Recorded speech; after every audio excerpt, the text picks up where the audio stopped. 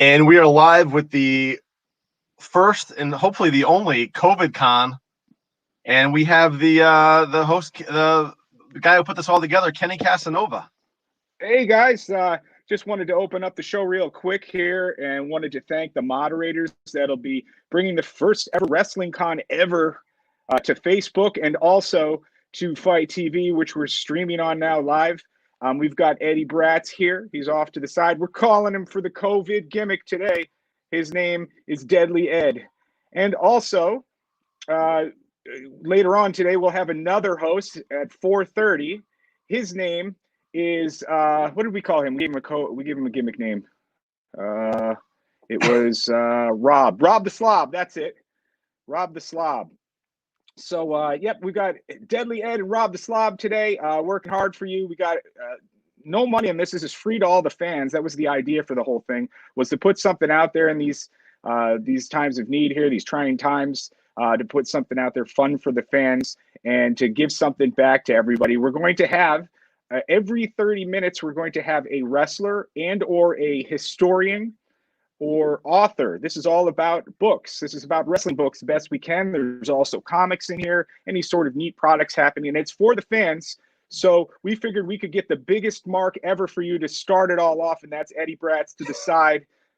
Look in the background. He's got LJNs. He's got it all. He looks like the fan. We got what we need. So good to go. And we're going to start things right off with Q&A. If you want to ask questions, go to the Facebook Wrestling Bookmarks page. That's facebook.com/groups/wrestling bookmarks.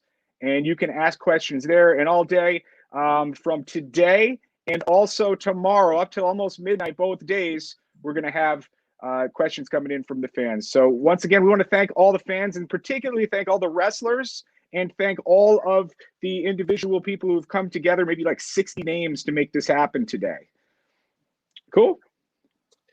All right, Kenny. All right. Well, thanks. I'm going to bring on our first guest. Okay, throw me out. All right. Well, first off, we have Keith Elliott Greenberg, who has written books on Ric Flair, Superstar Billy Graham, Classy Freddie Blassie, and of course, everyone's going to want to know about that Iron Sheik book. Keith, how are you today? I'm great, and we have to mention my upcoming book. Yep. It's called Too Sweet, Inside the Indie Wrestling Revolution. It's being published this fall by ECW Press, and I know my executive editor, Michael Holmes, is going to be on today at 6 p.m. I want everybody to pre-order. By the time Michael gets on, I want the book to already be in its second printing before it's even fully proofread. All right. Well, we'll be looking forward to that one. When is that going to be out? The official launch date is September 1st. The book is finished now. We're just putting in photos and, playing around with grammar. But it traces the current indie wrestling revolution, which would include, I'm defining indie in its widest sense. So that would include AEW, and that would include New Japan. Basically, it's anything outside of the WWE universe. It traces it back to the early days of Outlaw Territories. Okay, great. Well, that sounds like how long has this been in the making for? This has been in the making since I'd say 2018. What happened was after WrestleMania 34 in New Orleans, Michael Holmes, the executive editor, and I had a discussion because we noticed so many Bullet Club shirts. And we were saying to each other, wow, there's really a phenomenon going on, because we're walking through, we're walking around through the French Quarter in New Orleans, and we're sure there's Roman Reigns gimmicks and John Cena shirts, but there's a lot of people wearing Bullet Club shirts. And we're like, this is a WWE gathering of the tribes. And yet these folks seem to have some kind of affection for something outside. What is the phenomena here? Let's explore it in a book. Oh, interesting. We have a question. Greg wants to know, how is AEW to work with as far as media and access, and how does that compare to WWE? A very interesting question, Greg. And of course, Greg's a friend of mine, and I'm always happy to talk to him. When I was I was actually trying to pursue Tony Khan for the book and did not get Tony Khan. I did speak with the media department over at AEW, and I wanted to find out about Tony Khan's inner wrestling life when he was a kid. Now, he did do other interviews, and so those questions were answered, and I incorporated information from his other interviews into there. I guess they felt they felt that it wasn't their product. Maybe they didn't feel they could trust whatever I was going to put out. I did deal with AEW when I did a story for the Daily Beast on Nyla Rose. And they did bring me down to, I went down to their first show of the year in Jacksonville. And they were very nice to deal with. And just like WWE is nice to deal with when you are covering something that they want you to cover. So it's like dealing with any big wrestling company. Certainly when you're dealing with a smaller indie, the promoter calls you on the phone and says, hey, do you want somebody to pick you up? Is there anything you can do? Do you want to go into the dressing room? And that's not going to happen generally with a company of this size. Okay. Somebody else has a question. What promotions did you primarily focus on for your book, since there are so many? Well, I actually apologize in the second chapter about anybody who might be left out, because I knew it was inevitable that promotions would be left out. And I tried to make it as diverse as possible.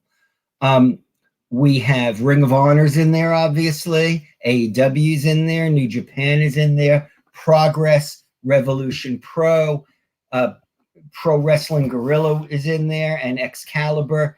And I sat down and he gave me some great insights into not just the history of PWF, but the PWG, but the Southern California indie scene historically, and the indie scene in general, since he brings talent in from all over the world. Game Changer Wrestling in Jersey is pretty prominent in there, the Joey Janela promotion. I spent a lot of time with those guys, and those guys were very open to me.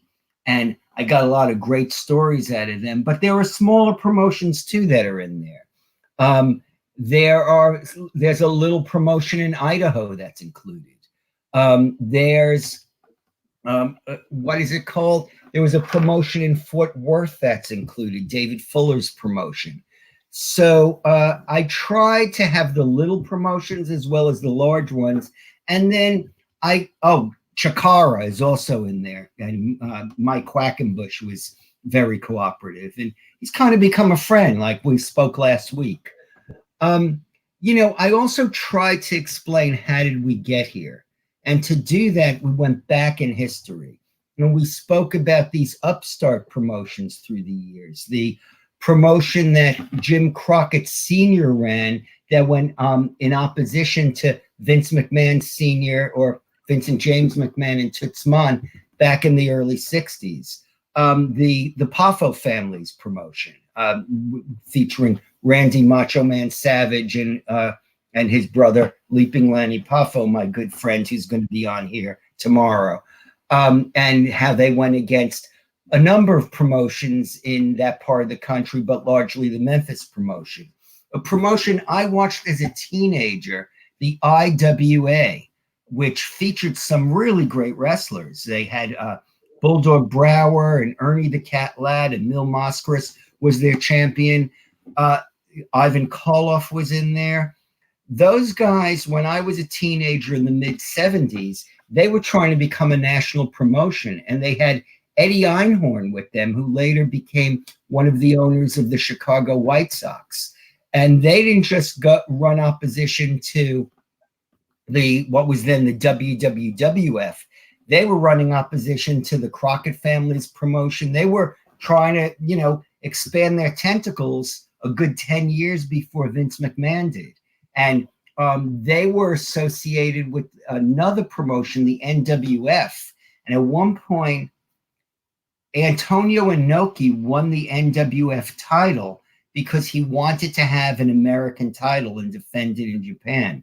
And that title was defended into this millennium. And I believe the last champion was Shinsuke Nakamura. So I tried as much as possible to look at the big picture. Okay.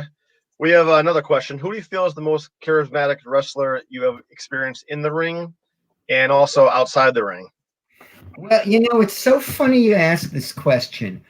A friend on Facebook, because everybody's bored, asked, name your 5 favorite wrestlers. And I'm like, well, I can't name 5. I can't narrow it down to 5. But who just grabs me in terms of a great eternal wrestler? I'd have to say Terry Funk, because Terry Funk, he was a young athletic NWA champion. He was a ornery old man. He was a hardcore wrestler. In terms of reinventing himself, I think even more so than Chris Jericho, who's been masterful at it, and certainly the most masterful wrestler reinventing himself in this era. But, Terry Funk, I believe, is the original. Outside the ring, I worked with superstar Billy Graham. It was a pleasure to hear his stories. I worked with classy Freddie Blassie. We worked on books together. I mean, wrestling is showmanship, and there's sure a lot of showmen in that industry. So I have a question. What was it like working with classy Freddie Blassie? Well, it was an interesting period. For one thing, we had the complete sanction of the McMahon family for this project. They loved Freddie Blassie. They loved him like a family member. And Freddie Blassie was old. He was 85 years old. And I think there was an awareness that Freddie wasn't long for this world. And he did die 3 weeks after the book came out. But he did manage to do a promo on Raw, nonetheless. It was great. It was like he was getting everything out of his system. It's like, this is my last chance to tell the story. And Freddie went back to the days of the carnivals. Freddie, I believe, started wrestling in the 1930s.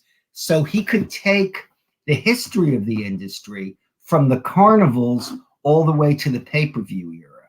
And what I did, I looked at that book as a bound documentary.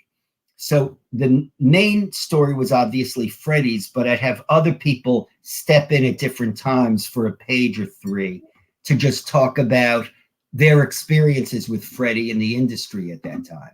So Arnold Skoland is in there. Killer Kowalski is in there. John Tolis is in there. Dick Steinborn, who just died, is in there. All these folks, Fabulous Moolah is in there. All those folks are gone now.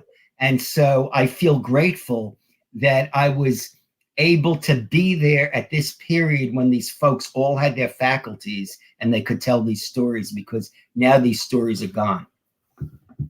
Well, obviously, we're getting a lot of questions about the Iron Sheik book. So Okay. Ben wants to know, what's the current status of the book? How was he to work with? And then I want to know, what was it that's ended up scrapping that whole publication?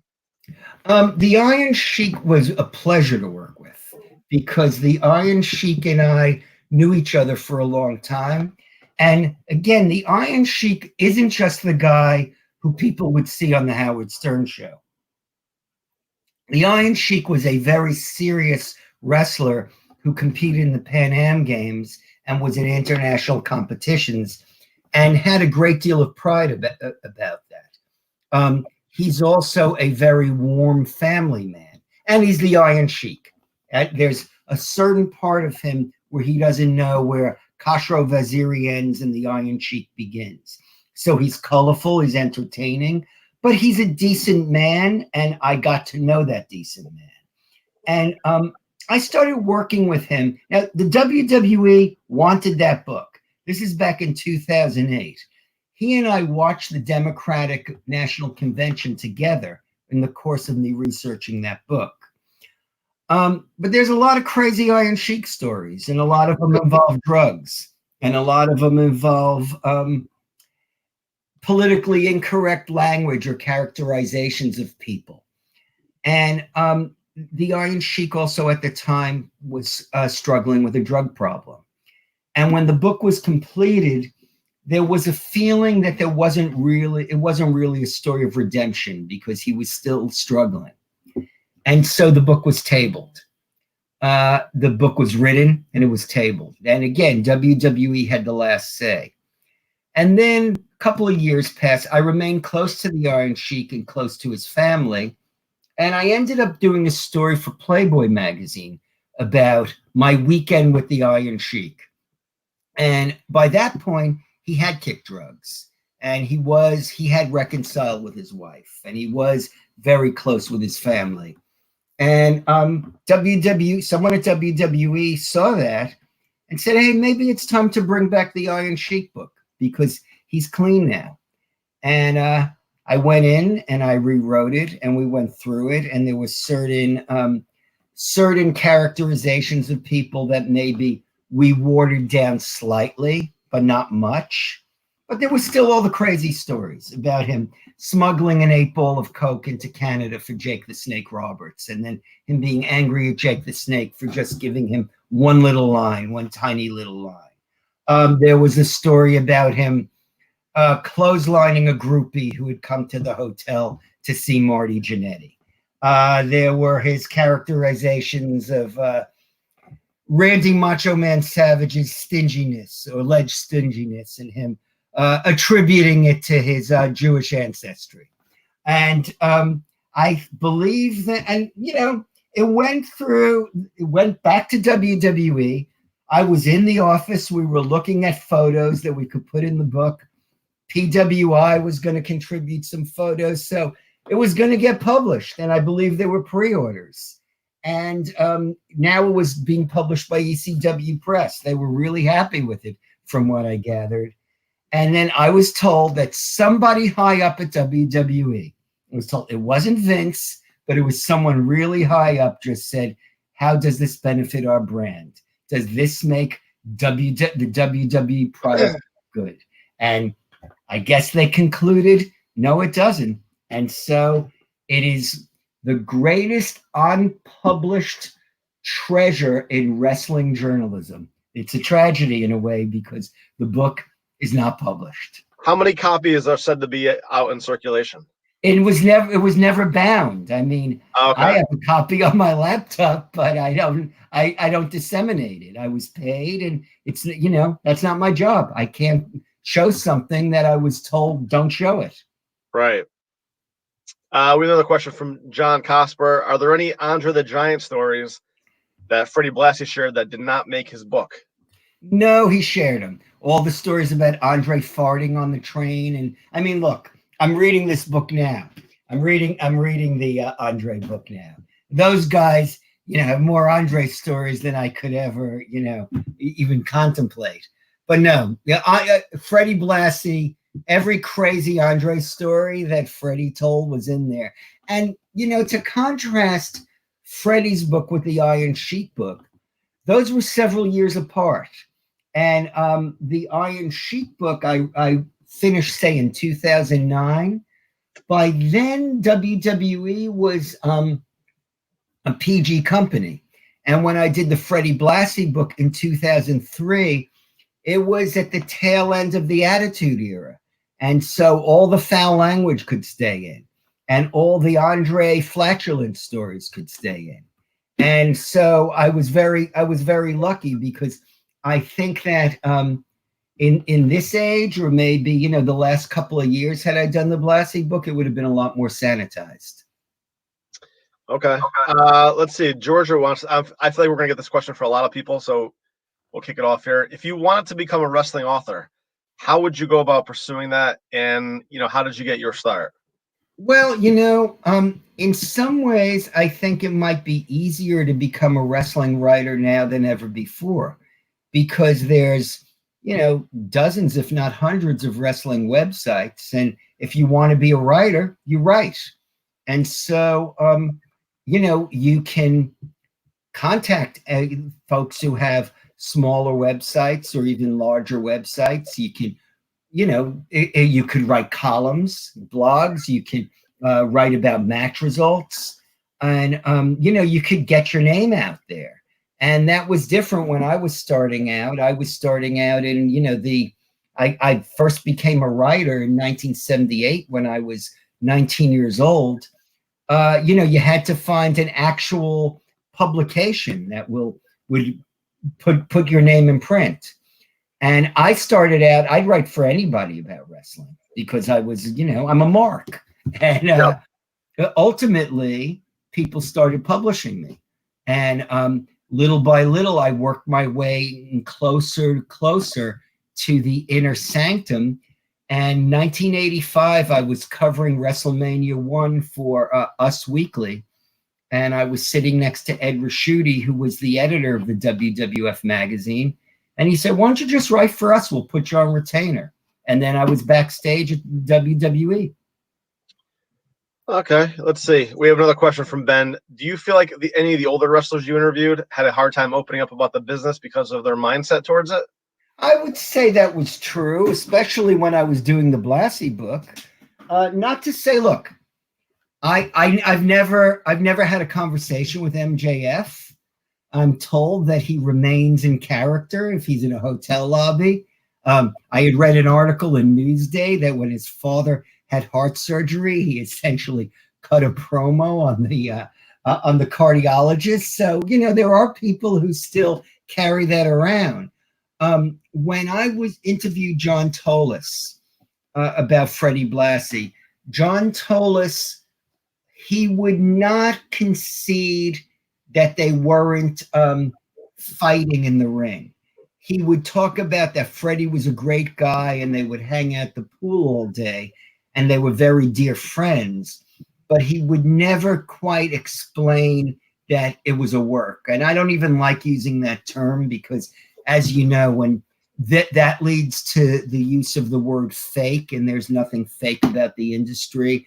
As we see from watching the dark side of the ring and the way these guys sacrifice their lives.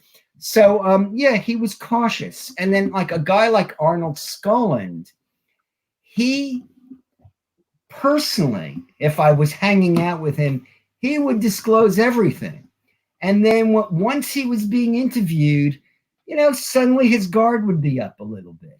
And he would talk about, well, I would try to pick out Bruno's opponents and, make it sound as if he really was Bruno's manager and trying to build him up. So you had to work around that. And these guys could still tell very colorful stories about just being around at that time. And that's what I worked with rather than challenge them.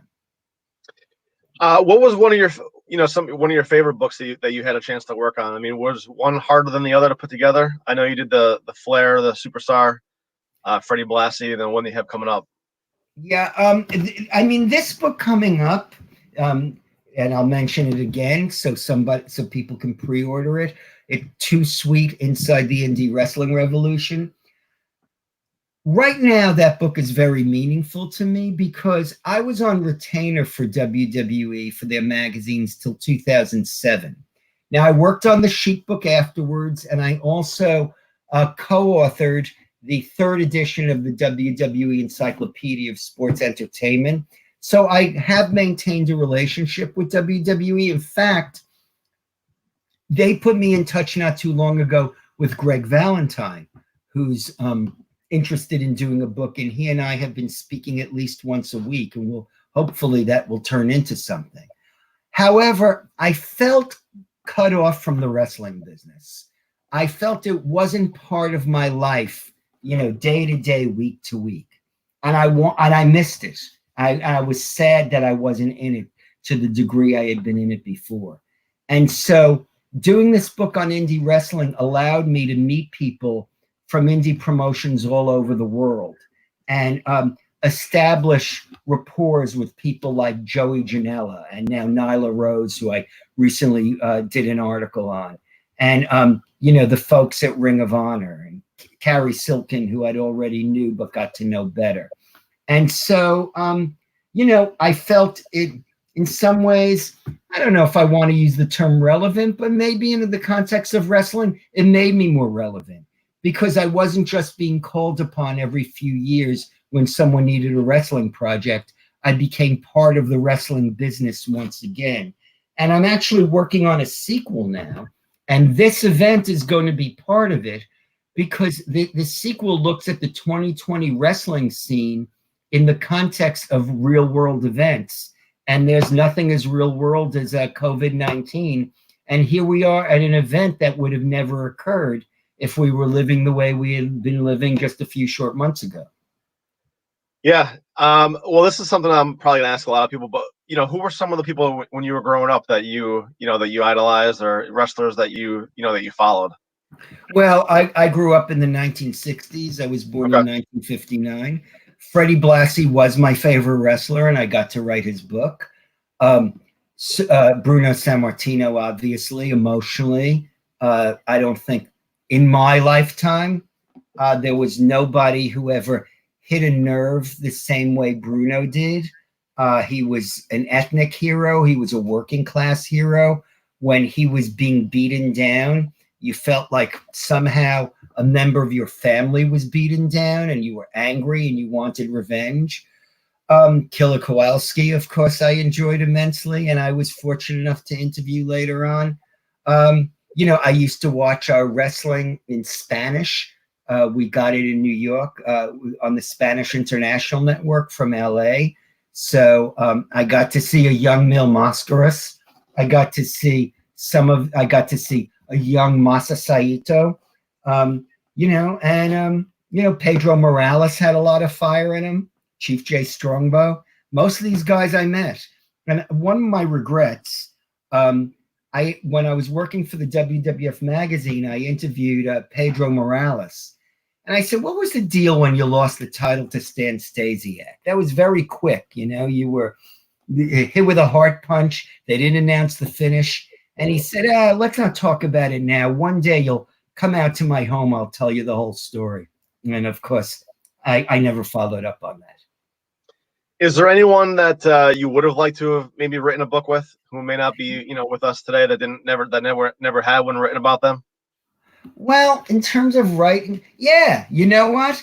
And there's going to be somebody on later on today to talk about the British wrestling scene. And he and I corresponded a couple of days ago. I didn't live in England at the time, but I am kind of fascinated by the world of sport era. Mick McManus, that would be a pretty fascinating guy to spend some time with, who was the biggest heel of the British wrestling scene during the world of sport era. Another guy, and I mentioned this to Greg Oliver one time when we were chatting. One guy I never met was Don Leo Jonathan. And, that's a shame because that's a guy I always admired. All right. Well, so where can people find your book right now? Is there what website? Okay. Everything I've done is on Amazon. Yep. But I would say, once again, I'm going to promote it. Yeah. Too Sweet, Inside the Indie Wrestling Revolution. It's about to be published by ECW Press.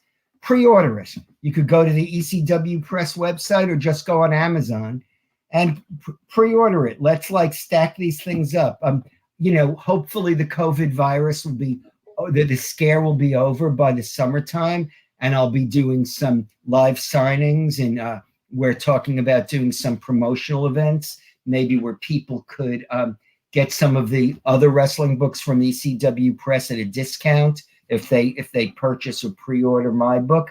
But go ahead, order it. I'm very proud of it, and I think everybody's going to like it. Yeah, I think I'm sure that this year is going to lead to a lot of books being written about what's There's happening. a lot of great books now. There's the Andre book, there's the JR book, the Young Bucks book is coming out. I'm in good company this year. All right, Keith. Well, listen, we really appreciate you stopping by. So you can grab Keith's book at ECW Press or Amazon. Or Amazon, and pre-order that. And we thank you for stopping by today. Thank you. It was a pleasure. All right, thanks, Keith. Okay. Take care. Bye. All right, so we're here at COVID Con, and feel free to come by the website, Wrestling Bookmarks COVID Con on Facebook. Pick up a T-shirt. A lot of these people are volunteering their time today. Buy a book, whatever you can to help everybody out during these trying times. And our next guest is Jason Presley, who has written a book called The Greatest Wrestling Venues on the Alabama Wrestling during the 1930s. Jason, how are you? Oh, I'm doing great. How are you doing? We're doing great. Pleasure to have you come aboard this morning. Well, thank you so much for having me, and thanks, John Cosper, for inviting me. So tell us a little bit about the book that you had, The Greatest Wrestling Venues. I was reading a little bit about it. Seems pretty interesting to go back to that time period during the Depression. Seems like wrestling was doing better than other industries during that time. Yeah, surprisingly, right in the 1930s, right after the 29 stock market crash and the market was tanking, the Great Depression's really kicking in. Surprisingly, that was one of the first big boom periods for wrestling. The territories were starting to develop. You were starting to have promoters stake their claims to areas and start running shows weekly in a series of towns. Granted, over the course of the 30s, you see the ticket prices start to drop. In, say, 1927, it would not have been uncommon for a major heavyweight show to have ringside seats of $3, which is probably on par with what you'll pay ringside today, 80, 90 bucks for a big show. But then as the Depression goes on in the 30s, you start seeing those ticket prices start to fall. $2, $1, 75 cents ringside. Kids get in free, women free with an escort. And it was just anything they could do to get people into the shows while continuing to run the shows, because the promoters very much didn't want to hang it up just because the money wasn't there. They wanted to do everything they could to find a way to both give people sort of a release after their horrible day of working whatever job they're working for pennies a day. Come in 25 cents, 35 cents, come in, enjoy an evening of wrestling. And that was probably the thing that surprised me the most researching through in the 30s, was just seeing that as the economy is collapsing, the business of wrestling is growing all across the country. Now, why was that? Were they catering to, just the people that had a little bit of money and just trying to provide a cheap form of entertainment? Or was it because people could relate to them, maybe? I have to assume it was a little of both, because they were popping up in towns all over the place. It wasn't just the major cities, it was smaller towns as well. I mean, in Alabama at the time, there were really only, I guess you could say, 3 major cities in Birmingham, Montgomery, and Mobile. But they were in basically every town. When I started trying to track down the newspapers to look in for the different results, I found that pretty much any town of 3,000 people or more almost had wrestling, or was a good candidate for a promoter to come in and start a show, if it was weekly or bi-weekly or once a month. And it didn't seem to matter what the core industry was, whether it was factory workers or, like in Birmingham, the steel industry was big. But even in Jasper, Alabama, I have to assume it was mostly just farm and lumber based. But they started there in 31, and they continued running Jasper for 20 years almost. And it was just give people something to do. About the only other entertainment they'd have at the time, the movie industry was still new, but typically a small town like Jasper would have one theater with one screen, showing the same movie most of the week. They might have some live theater. You might have a carnival come through every now and then, but there really weren't a lot of entertainment options. So wrestling was something that sort of filled a void that people may not have realized was even there at the time. So what was it about that time period, that drew you to that subject? Well, it came down to, I'm sort of for the longest time, I've been sort of an on again, off again wrestling fan. I'll get into it really intensely for a few years, and then life will interrupt me and I'll sort of drift away from it. And then I'll come back again later. In this particular instance, I'd recently gotten back into wrestling after changing jobs and reuniting with a former coworker who was a big wrestling fan. And he had some of Mark James' books about Memphis, and he was really, he grew up in the Louisville area on that stuff, watching wrestling every week, going to the Louisville Gardens. And so he got me interested in reading the books and learning about the history of Memphis and that part of Tennessee. And So it got me wondering, okay, I live in Huntsville, Alabama, and unfortunately, I moved here originally in about '86, right as wrestling stopped running weekly in Huntsville. So I completely missed the tail end of the Goulas era of wrestling in Huntsville and the Goulas Jarrett era. So I was kind of wondering, well, what was going on in Alabama? And I couldn't really find any really good information on it.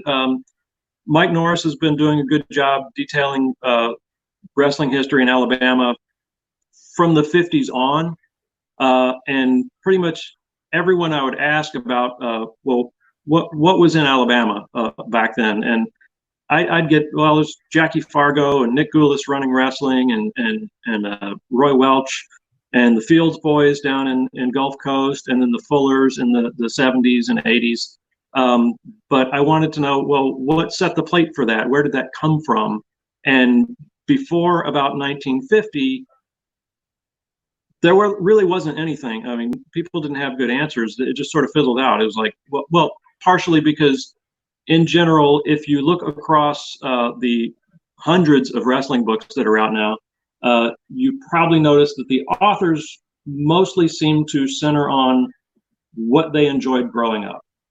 As was said last night by, I think, Nathan Hatton or someone, the best wrestling you remember is the wrestling you remember when you were like in your early teens. Yes. So for me, it was the WWF in the late 80s and the early 90s, and WCW around the same time, a little bit of USWA. And so that was sort of what I knew. And so generally people write what they know. And so a lot of the people writing them, they're 15, 20 years older than me, 30 years older than me. So their time period of wrestling that they remember focused around the late 50s, early 60s, 70s, early 80s. And so that's what everything was being written about, and that's where all the research was being done. It was a little more difficult to find anything going farther back. And so I asked around. I joined the Pro Wrestling Historical Society Facebook group and got onto WrestlingClassics.com, because both of those are great hubs of historians. And there's great discussions about a variety of both mainstream and obscure wrestling history. And I started asking basically the panel of experts all these questions about, well, who was running in Alabama? Where did it start? Where did it come from? And it's just crickets, because no one had really dug into that. So I found a hole in wrestling history where I had a question and I needed to answer it because no one else was going to. And so I'd been spending the last 15 years or so researching my family history. My family, all growing up, everyone's got stories about each other, but there were never any sort of family stories from the last 150 years or so. There's nothing about where we came from or the jobs they had or what they did, who they were. And so I started researching my family history just to get that sense of who we are and where we came from. And over 15 years of using all these websites and microfilm and researching all these records, I assembled sort of a set of skills for history research. And it also, researching your family sort of gives you a window into history that you don't get in school. When you're just in your history class in high school, it's all these very vague, okay, here's the years and names and places, and this war happened in France, and these people discovered America in the 1400s. But you can't relate to that because it's just these static antiseptic facts that are being presented to you. But when you start to sort of find your connection to the history of, okay, so during the Civil War, your family was living in this particular part of Alabama that was completely ravaged. And you can find now, increasingly, you can find the records. A lot of stuff's been digitized and online, which makes this so much easier now than what the historians had to deal with in the last few years. And so now I've got these skills, and I also have a better appreciation of history in general. And so as I start reading Mark James' books and get into Scott Teal's books from Crowbar Press, I see how much information is available, and I realize that I've already got access to some of the resources that some of these people have been using to assemble this research and write these books. I mean, I know how to use a microfilm machine and dig through newspapers and records. I've got subscriptions to newspapers.com. And I can just do the research myself. And so I started doing that to try to figure out, okay, so prior to 1950, what was in Alabama? And so step one, just go on to one of the newspaper sites and plug in, okay, Alabama wrestling 1930 to 1940, see what pops up. And so I started finding some of the free stuff. At one point, Google was making a push to have their own newspaper archive. And then within like a year, they abandoned it, but it's still available. This is not very searchable. You can go on, you can browse what papers they have. They're still there. And so Gadsden, Alabama was one of the papers that was on there. And it was like the only place that the Gadsden paper was available. So I started browsing through page by page, finding the advertisements and announcements that wrestling was coming. And I started figuring out the names. And then I found a couple, I think Anniston was another one that was available at the time. And I said, okay, well, it's a lot of the same names. And oh, there's the promoter's name. So I found that in early 1930s Alabama, there were really two promoters that sort of settled in the area and started promoting. There was Chris Jordan and Sam Siegel. Chris Jordan, as it turns out, was a former nationally known middleweight wrestler who came to America in 1906 from Turkey, of Greek descent, and he toured the country for 20 years wrestling, and somehow he ended up settling in Alabama. He'd been working with Al Haft up in the Midwest at the tail end of his career, started promoting up there, and he was at the end of his career looking for something to do, some way to make his mark, somewhere to settle. So he moved to Alabama with according to various reports, he moved to Alabama with a traveling carnival kind of deal. And then the carnival ran out of money before they even set up. And remember, this is 1931. So the economy's tanked. The carnival ends up around Jasper, Alabama. And so that's sort of where Chris Jordan ends up getting stuck. So he works out with a local promoter who had come down from Michigan, and they just start running weekly shows in Jasper. And then he ties into the wrestling that was just beginning in the Birmingham area. And over the next year, the promoter he was working with in Jasper has an emergency, has to go back home to Michigan. So Jordan takes over as promoter. And over the next year, in each newspaper in Birmingham, Montgomery, and Decatur, you start seeing the American Legion or the Disabled American Veterans or the VFW in association with the Alabama Wrestling Commission has now appointed Chris Jordan as the new promoter for the town. And so he starts developing a territory. And at the same time, as Chris Jordan was a middleweight, his focus was mostly lighter weight wrestlers. And this was something else fascinating that I didn't realize, because it's sort of gone today and has been for basically since the Second World War, is prior to the Second World War, wrestling was very much broken up into weight divisions. It was not uncommon to have middleweights as your main event in a smaller town, the middleweight limit being 158 pounds. So it's interesting, if you listen to a lot of podcasts today, like especially if you listen to Jim Cornette, he'll go off on AEW and Marco Stunt and how small he is, or when he was working with Ring of Honor, he'll complain about Grizzly Redwood. Yet both of those guys in the 30s potentially could have been main eventers because they were in shape and they were middleweights, effectively middleweights or light heavyweights, and there would have been no problem. But they wouldn't have been facing heavyweights. You wouldn't have had Marco Stunt versus Scott Hall. You'd have had Marco Stunt versus Rey Mysterio or Grizzly Redwood. You'd have the small guys working the small guys and the big guys working the big guys. And so what I found was there were really two independent circuits. There was the heavyweight circuit, which was all the historical names that you're probably familiar with, the Jim Londos, the Strangler Lewis, the Ray Steele, Jim Browning, those kind of guys. And they would tour basically just the major cities. So in the South, Memphis, Nashville, Knoxville, Birmingham, Atlanta, maybe Jackson, Mississippi, maybe New Orleans.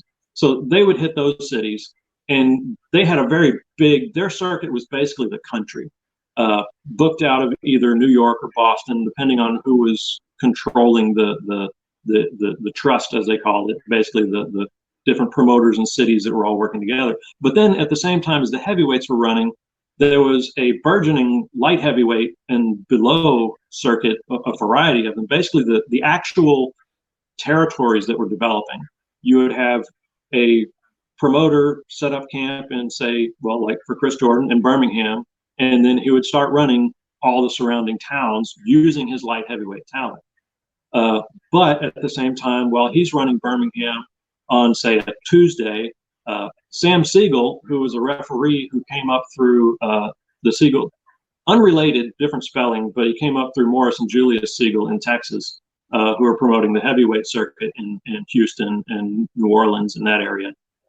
He came to Alabama and Tennessee. He was running the heavyweight circuit in Knoxville and then brought them to Birmingham. So in Birmingham, you had a heavyweight night on, say, Monday, and then on Tuesday, you'd have the light heavyweights. Two different promoters, two completely separate rosters of wrestling, both doing good business.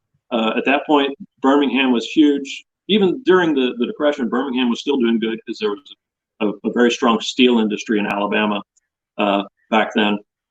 And so lots of steel workers and lots of the supporting industry. So there are some people with some money to be able to go see wrestling.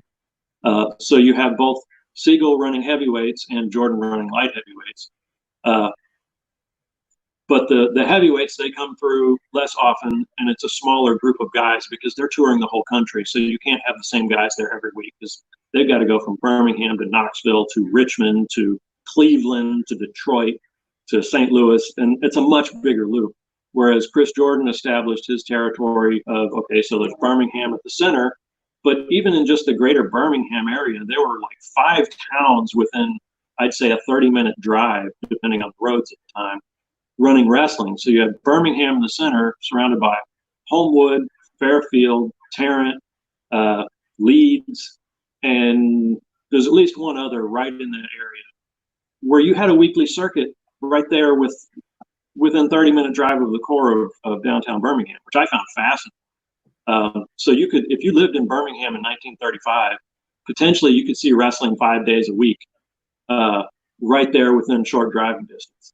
But then he also expanded out to North Alabama. He was in Muscle Shoals in Florence, expanded to Huntsville, and then going down the eastern Alabama, Gadsden and Anniston, and then Dothan, down to Mobile, Jasper, Selma, pretty much anywhere. Like I said earlier, if there was like at least 3,000 people in the town, that was big enough for Chris Jordan to at least take a shot at running the town and see if maybe he can add them to the loop. So he kept probably a roster of about 15 or 20 guys busy almost 6 nights a week at times, all through the 30s.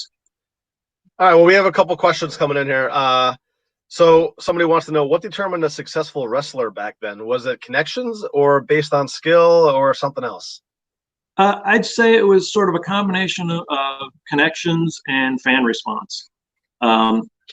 There were a couple of situations where, and this was interesting, there was at least one situation where a Finnish wrestler, I'm not entirely sure how to pronounce his name. It's something like Väinö Kettunen. He was a fairly big middleweight.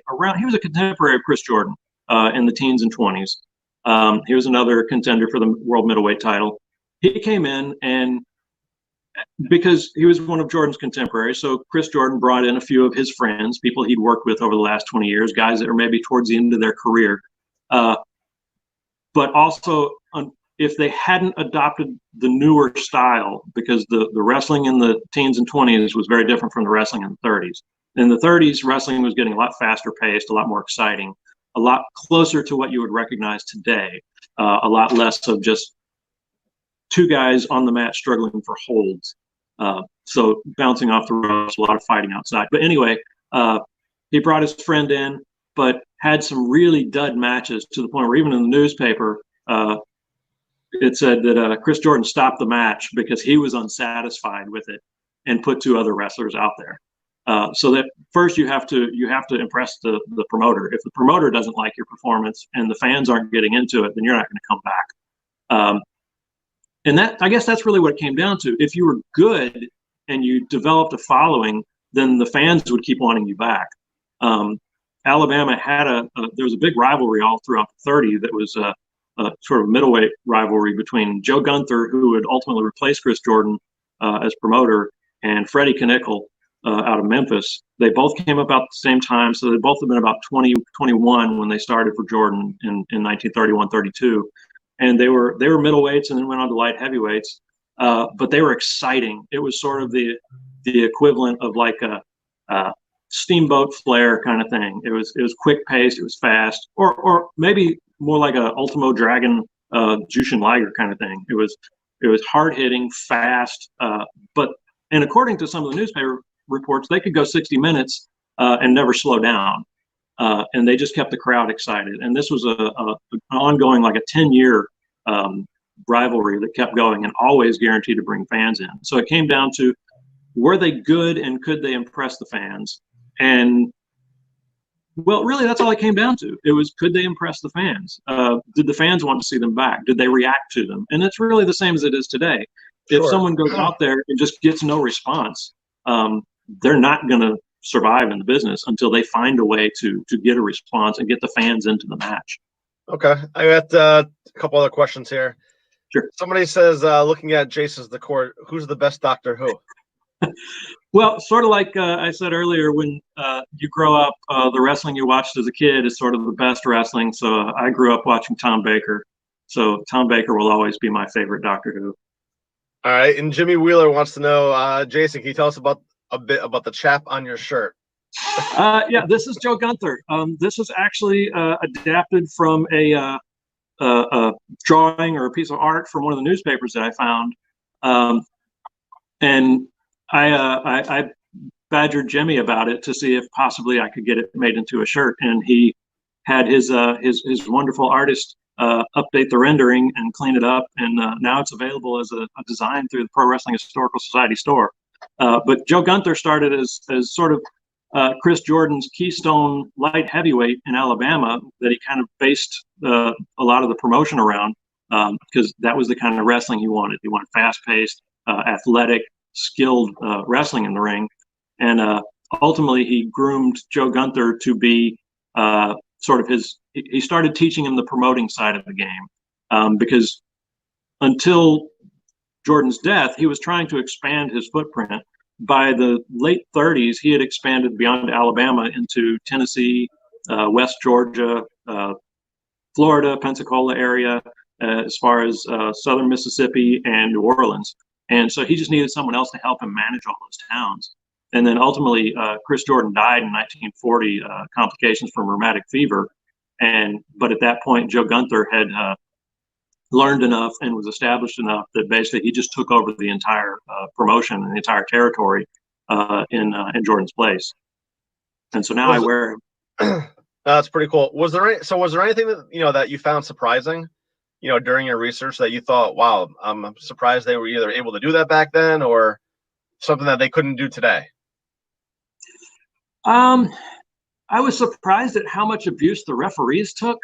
It was fascinating. You'll read, and it would sort of be an ebb and flow depending on how involved the state commission got. But it would go from the referee being the untouchable arbiter of the rules and keeping everything straight to, well, the referee got knocked out in the second fall, so and so got disqualified. And there was a lot of abuse of the referee, and I mean, not just making them the center of the heat and getting fans angry at them and whatnot, but actually bumping the referee and slugging them and knocking him out of the ring and throwing their opponent into him, and just more than you would see today. And you just kind of wondered, where does the credibility come from when you're constantly attacking the referee? And sometimes, I guess, because the way they book the finish, the guy would hit the referee in the second fall, gets disqualified, still come back and win the third fall. Sometimes the referee would get involved. Something you really don't have anymore, and you had a lot of heavyweight boxers or legendary boxers retired come in as guest referees back then. So you had like Jack Dempsey would come through and would pop the gate, but anytime you have a boxer in there as a referee, you know somebody's getting punched. And so it was always fun to see something like that happen. But in general, it wasn't all that different from today, really, other than matches went a lot longer. Almost every match was 2 out of 3 falls. A lot of the cards, and I guess something you couldn't get away with today is typically a wrestling card today is like probably 7 matches or more for 2.5 hours or so. Back then, it was 2 matches, both of them 2.5, 2 out of 3 falls, possibly each one going a time limit of 90 minutes. So you couldn't get away with that today.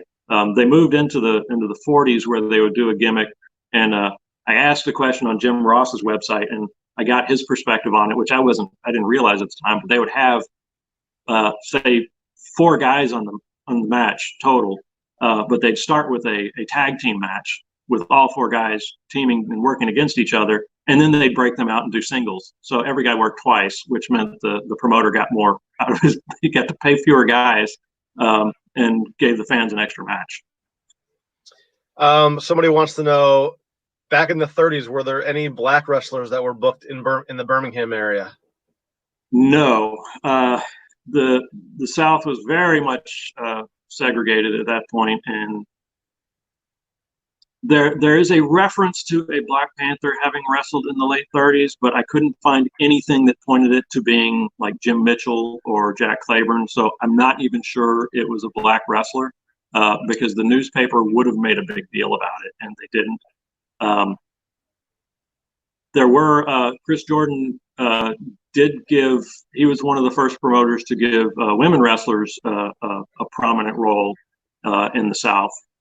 In late 36, early 37, Mildred Burke and Clara Mortensen came to Alabama, and he sold out a lot of houses. And the beginning of Mildred Burke's big run in the 30s and 40s kind of started there in Alabama. But yeah, I have not run across in the 30s any references to any named black wrestlers. They would often start matches with what they would call a Negro Battle Royal, but that was usually a boxing thing, or it was almost always just kids. It was mostly kids in their teens that they would go throw 4 kids in the ring and have them fight it out and see what happens. But it was always a thing just mentioned in passing. It was never really attraction to the show. So were you able to come across any memorabilia from that era? One thing I wanted to show, because this will come up in the next book, is I was able to find the families of a few of the wrestling promoters, and this is let's see, Clara Mortensen and Chris Jordan and Mildred Burke, and this is from 1936, late 36, early 37. There were 4 of these sets of pictures that were hanging in Chris Jordan's office back in the 30s, and the family loaned them to me so I could get good scans of them and include them in the next book. But generally, I've been disappointed at the complete lack of any programs or posters or anything like that. So it's strictly been whatever I can find from the people, families that I can track down, or newspaper clippings. I haven't found any other posters, which is disappointing because I've found stuff from other places. I got some posters from Kentucky and Michigan from the 30s, but nothing from Alabama. Interesting. Okay. Well, Jason, listen, we really appreciate you coming today. Where can people find the book? You can find the book at crowbarpress.com. It's really the only place you can get it right now. But it's great wrestling venues, Alabama, 1931, 1935. It's sort of a series that Scott Teal is doing, Crowbar Press, for a variety of venues and cities where it's just results, clippings, articles, write-ups, as much detail and as thorough as possible for the given location. And he's done similar ones for Nashville and Madison Square Garden and Japan. And I'm planning to do 36 through 40 to come next year. Great. Well, listen, thanks for stopping by. You guys heard where to find the book, crowbarpress.com. And Jason, thanks a lot. Thank you, Eddie. All right, take care. All right, so we're here at COVIDCon. Coming up next, we have Wes Maidman, and then after that, we're going to be having Dan Murphy, author of the PWI 500, as well as Body Slams in Buffalo. We're going to have Scott Teal from Crowbar Press, Richard Visick, who did the Bruiser biography, and then many more. And of course, feel free to purchase their books. Try to help out everyone who's volunteering their time this weekend. And let me welcome Wes to the stream. Hey, how's it going? Can you hear me? Hey, Wes, how are you? Can you hear me fine? We can hear you perfect. Awesome, that's great. Thank you very much for having me on. This is most exciting to be able to talk about what we love. And yeah, last night, some of the guys are awesome. And I'll tell you, I was doing some research on the upcoming. When is your book coming out? It's in the writing stage right now. Okay. It's a lifetime kind of thing that Kenny's helped me with to grow into actually what it's going to be. And it's going to be based on the Wildman poster, stories about every poster, and then some of his history and some of the people that he worked with. Because obviously this is new to most people, and it's going to be really exciting to put out that history and that share the knowledge. And we're talking about the Wild Man. Correct. Right? Correct. Dave McKigney? The Bear Man, the Canadian Wild Man, Dave Dubois, Gene Dubois. He went under tons and tons of names.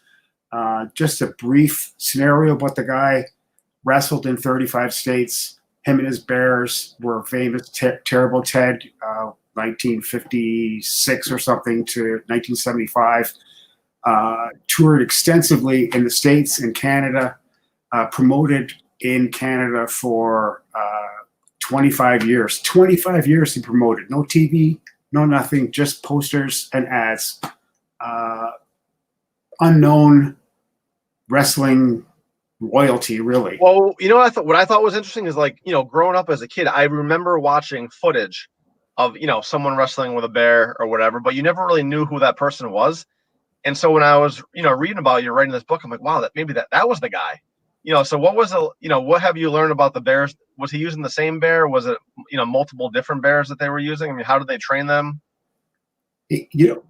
What I've learned is that he lucked into a situation, and because of his wrestling background, he did start wrestling in 1955, 54, along with Waldo Von Erich and Baron Cicluna, Gito Mongol.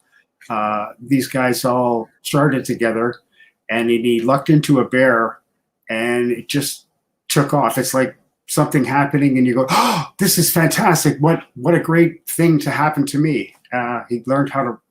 His kids learned how to wrestle with the bear, and he learned promoting, I guess, from somewhere, and promoted his ass all over the place.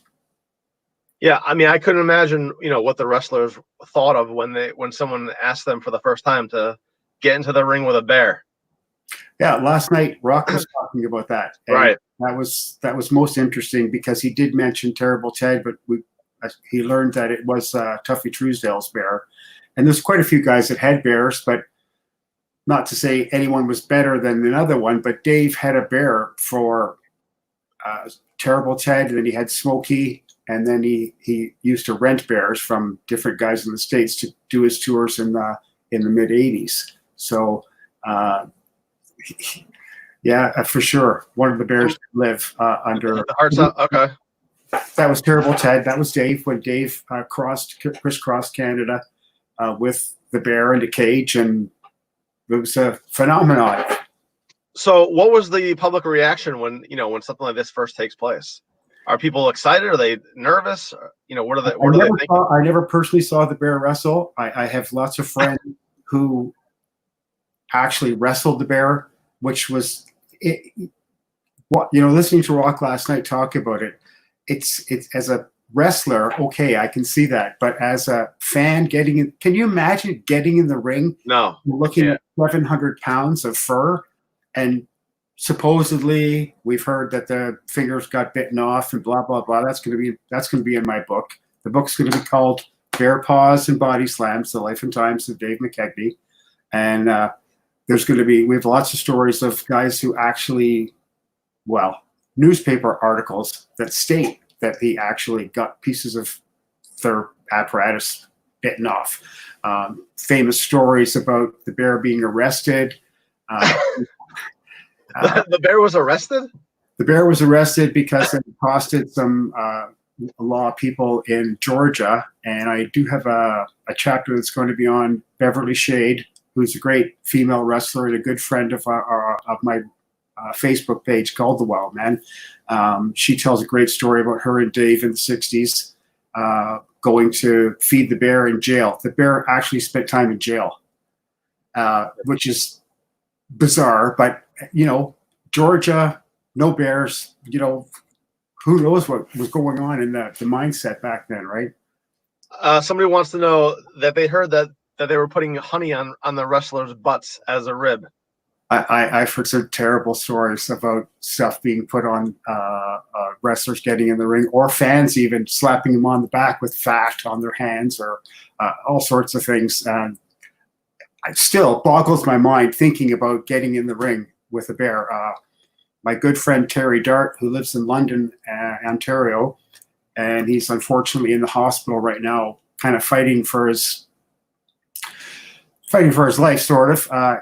He wrestled the bear, and the bear fell on him. It broke his ankle, and after the show, not like then, but after the wrestling show, he went to the hospital, had his ankle taped up, and then went to work the next day because it was a badge of honor. The wrestling bear fell on me and broke my ankle. So what kind of bears were they? I mean, were they using grizzly bears or like a regular, like a black bear? They were just, as far as I know, they were just black bears. Okay. Still big. I mean, yeah, absolutely. It just boggles my mind. It's crazy to think about that part of our sport. In some ways now, it seems absurd. It's like Stu Hart supposedly wrestled a tiger or something, and there's been all sorts of animals in the ring. Tuffy Truesdale had alligators, and he had a bear. And why would you get into the ring with an alligator? Like, what kind of entertainment could that be? But it was the 50s. People were starving for stuff. 50s and the 60s, and you look at an ad in the newspaper, and you're going, "Oh man, look! It says here that so-and-so is going to fight a bear, or so-and-so is going to fight an alligator," and everyone goes, "Oh man, that's crazy. Let's go down to the arena." So it's promotion. It's something different. Now, where were you able to source those ads? Like everybody else says, I've done my library thing. I love microfilm. It's bizarre. I enjoy going to libraries and sitting there, tape after tape after tape after tape after tape. I've hit about maybe 40 libraries in Ontario. I've chronicled the Wild Man's career from 55 right up till the end. I have thousands of ads and results on him. The book's going to be just fantastic because we're going to be sharing a part of wrestling history. It's not just Ontario history, because he wrestled everywhere. He had so many people that worked with him. Here we sat, I don't know if we can see this, but like Carlos Rocha, Angela Mosca, The Sheik, Walter Von Erich, Lord Athol Leighton, Vic Rossitani, Chris Colt. Chris Colt was a mainstay at Dave's circuit for years, because Chris Colt was kind of on the outer circle of pro wrestling superstardom, right? Great guy, but he wasn't. His lifestyle led him not to be booked in the major arenas. Let's put it that way. Now, where did his territory go from, for people that may not be aware? In Ontario, Canada, we had mostly Frank Tunney. Frank Tunney owned basically everything, or doled out pieces of his promotion to his friends or other guys, and there was a lot of guys who ran in Ontario. When the hockey arenas were empty in the summer, they were starving for business, and pro wrestling was the perfect fit. Dave took his tour all over Ontario. I had a map. We had a get together a few summers ago, had a map up on the wall, and I put highlighted marks around all the cities he promoted in. And it was hundreds of cities, like not just 10 or 20. It was hundreds of cities. He promoted in places that had 500 people, but they had an empty hockey arena. So right from Windsor to Ottawa, all the way up northern Ontario. He competed with Larry Kazaboski for a little bit in the Ottawa Valley with Northland Promotion. He competed a bit with Tunney. He competed a bit with Cannon. He competed a bit with the Love Brothers, who promoted in the 70s, and a bunch of other, Phil Watson Jr. promoted in the 70s. But they seem to all kind of just travel around. And we looked at, in our research, we looked at, I think, in the summer of 1957, for example, from June to September, there was over 250 cards in Ontario. Cards. There was a big market here. Wow. So aside from obviously the bear stuff, which is, I'm sure, obviously that's exciting. What else was he doing that was, maybe new age back then that, other people may not be doing, that were getting so many people to attend the shows?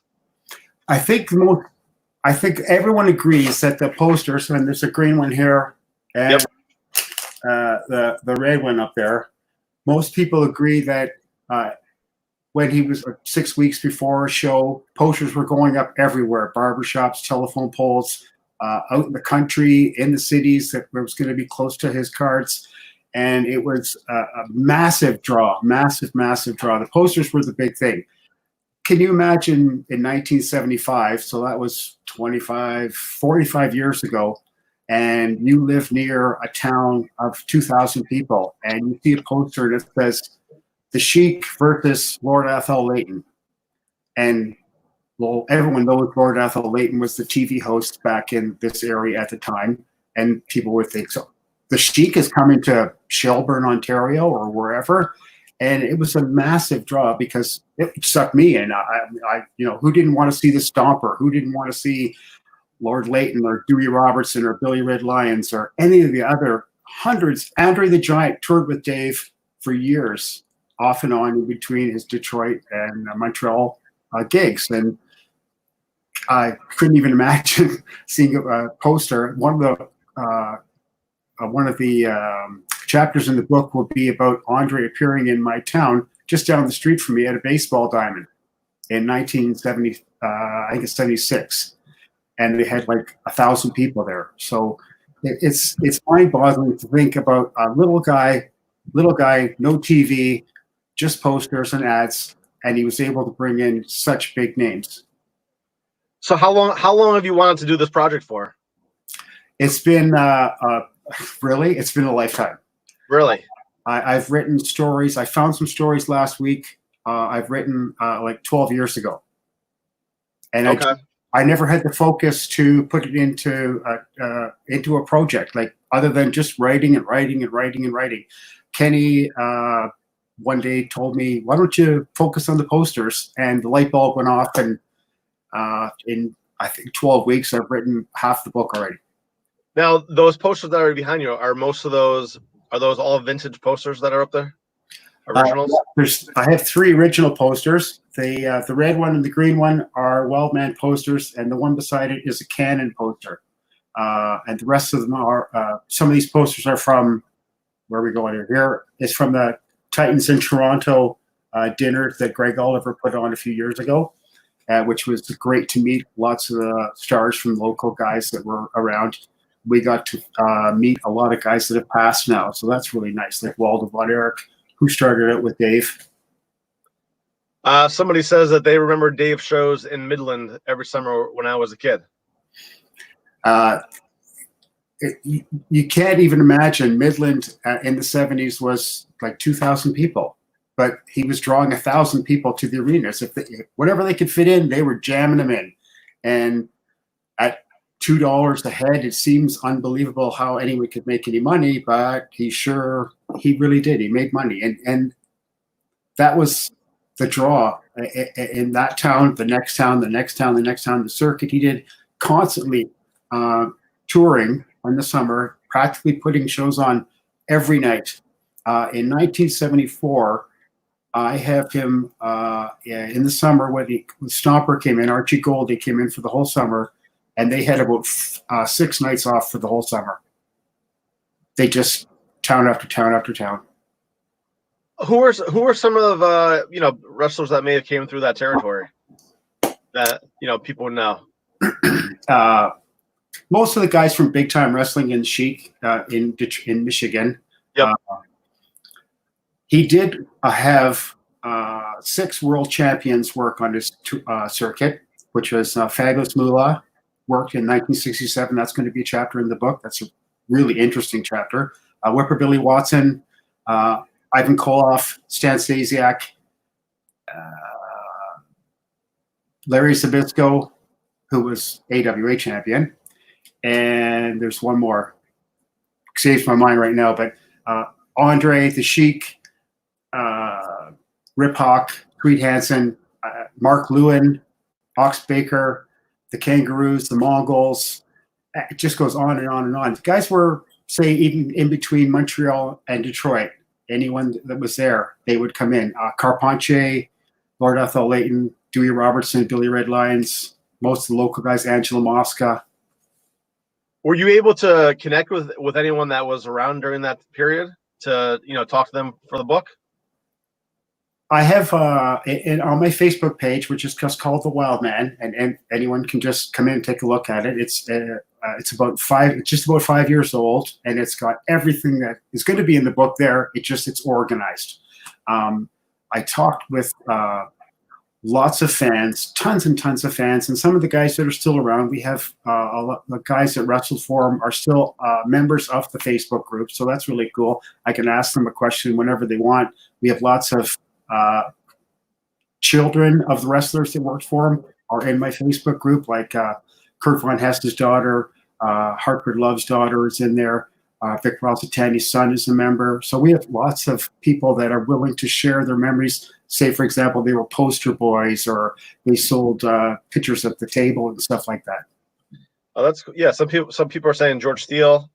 Yeah, George Steele worked for off and on for an early time in the in the midgets, midget wrestling. Practically every card had midgets. They had a couple of Ontario midgets that were popular in the 80s, but he had a lot of the guys from.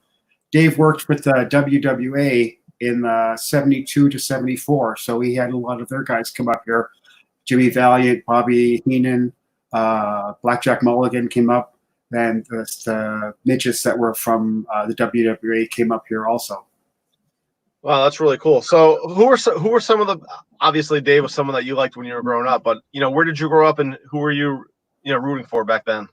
Well, like a lot of people said last night, you do favor your where you're growing up. I can remember I think about 10 and I found wrestling and I thought it was the most unbelievable thing in the world.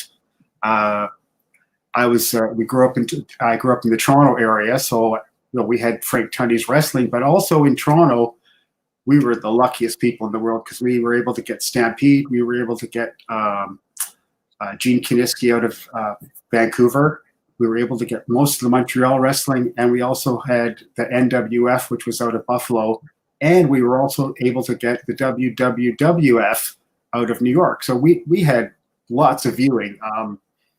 When you have that much viewing and you're getting slapped in the head by your parents. Get outside, get outside. No. I want to watch wrestling from 12 o'clock to 4 o'clock in the afternoon. So I've been a huge fan. I think I started really getting excited when I started clipping ads. I clipped ads when I was a kid. And luckily I about the only thing I saved. I didn't save my hockey cards or anything, but that's what the only thing I saved. And I have literally thousands of ads of originals and that I've researched from. Online papers have helped so much with research on this because I've been able to track Dave's travels across Canada and then right down from Washington to California, right across the bottom of the states, and then back up the eastern seaboard. Wow. Yeah. Now, what years did he span from? I'm sorry. What years did he span the territory? He started promoting in Ontario in about 64, 65, and then they Okay. continued right up until his death in Newfoundland in 1988. Wow. But he toured. He worked in the WWF a lot in the early 70s, and he also worked in Pittsburgh for Bruno a lot. He would take a bunch of guys down for the TV tapings and stuff like that. So that was kind of his mode of making money in the winter, and then starting April or May, he hit Ontario. Crusher Kowalski worked for him, Tony Marino, Tony Parisi, Eric the Red. He had a lot of really talented and popular and famous guys. Well, that's pretty great.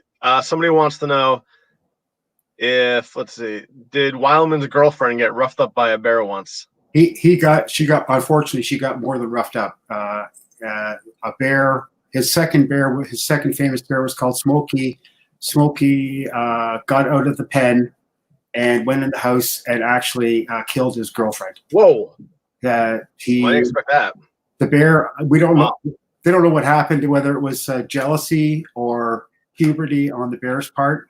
And the bear hugged her, crushed her. Dave smashed a couch over the bear's head, and the cops, of course, arrested Dave because, the bears got taken away, and they died because they weren't looked after.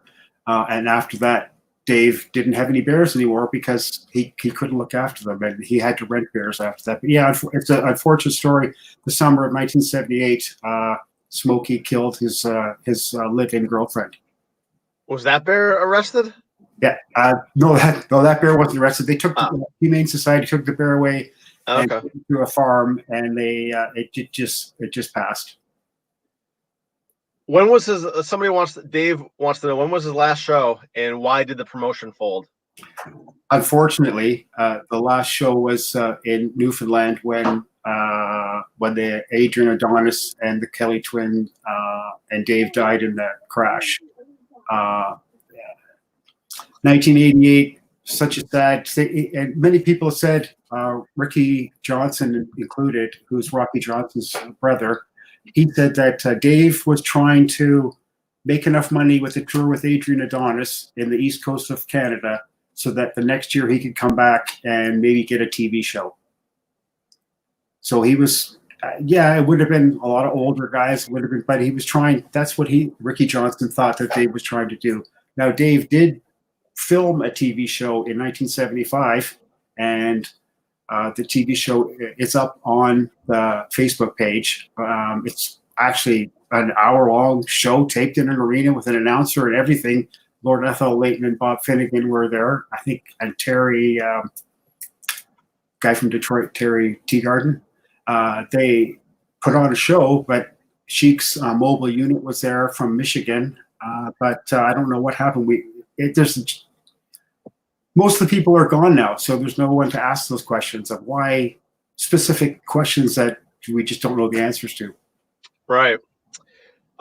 Somebody says that he was a true promoter, used the bear and hit local radio stations and drove through towns with the bear in the backseat of his convertible. I've seen pictures of the car that Dave had, one convertible with the top completely destroyed. Dave probably went in to get a pop or a beer or something and leave the bear sitting in the back seat of a convertible, and who knows what happened. They would do. He did anything he could for the promotion. He absolutely did anything it took to get people in the seats to pay for the show.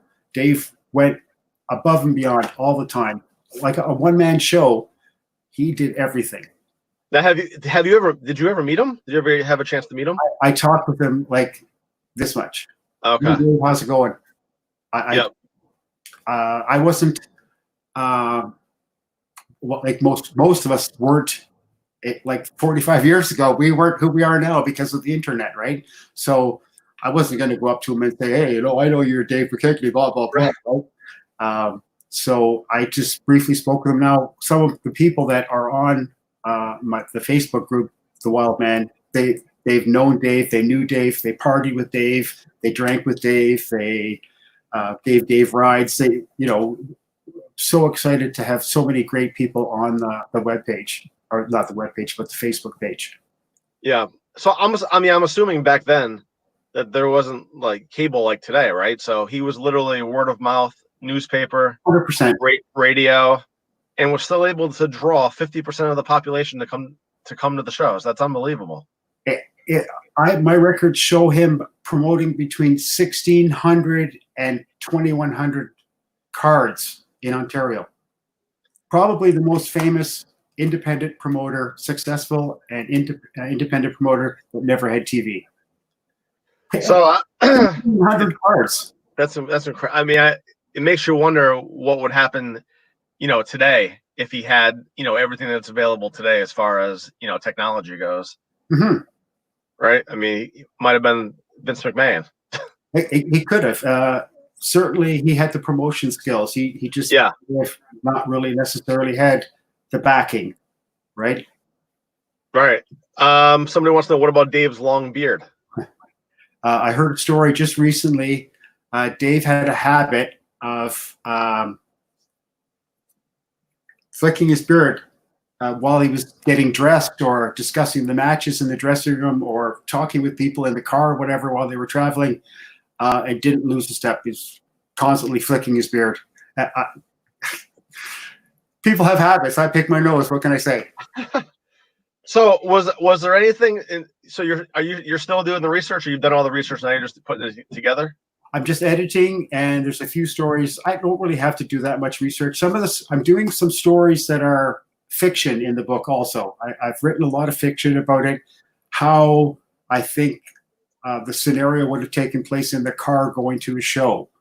Or I've written a story about Bobby Heenan, Blackjack Mulligan, and Dave heading towards an arena to get ready for the show, and they're discussing what they're going to do that night. And because of all the people that have talked to Dave, that knew Dave, have talked to me, and the books that have been written about him, basically Drawing Heat, which Scott Thiel has put the second copy out, which is a fantastic book, and everyone should read it. Crowbar Press, Drawing Heat, it's called. You can really get the feeling of what Dave was like, and everyone says he was a very fair guy, paid what he said he was going to pay, and dealt with everybody really fairly. Well, can you leave and not be successful and be a good guy? Yeah. Can you leave us with what's one story that you were able to uncover that you may not have known before that we'll be able to read about? I think there was a match in '76 in a town in Ontario with a boxer slash wrestler, Joe Christie, and I got the poster by accident. And I don't have the poster, but I saw the poster by accident. And to think that happened in 1976 in a tiny little town of 2,000 people, it's most interesting because he did everything. There was nothing that he wouldn't try. Let's put it that way. Nothing that he wouldn't try in the wrestling ring. I don't think he ever did like a Jello match or anything, but being a little more realistic. Yeah, I think that's probably what I've learned in the last couple of months about some of the different things that he did do that I didn't know about. Okay. Boxing, Joe Christie versus the Sheik, which is a really old name and then a famous name. Right. So when can we expect the book to be finalized so that we can pick up a copy? Can we pre-order it? What can we do to support you, Wes? We're just not ready even to do a pre-order yet. Okay. I'm working with Kenny, and it's going to be so exciting to get it out. I'm writing furiously just about every day, and this COVID thing has helped out with time, especially. But I'm still working full time, as is my wife, and our household is still going on crazy. So I really can't say. I don't know enough about that part of doing a book to say, oh, it's going to be 6 months. I wish. I think you're in good hands with Kenny Casanova, so yeah. I'm sure he'll be able to get that book out promptly for you.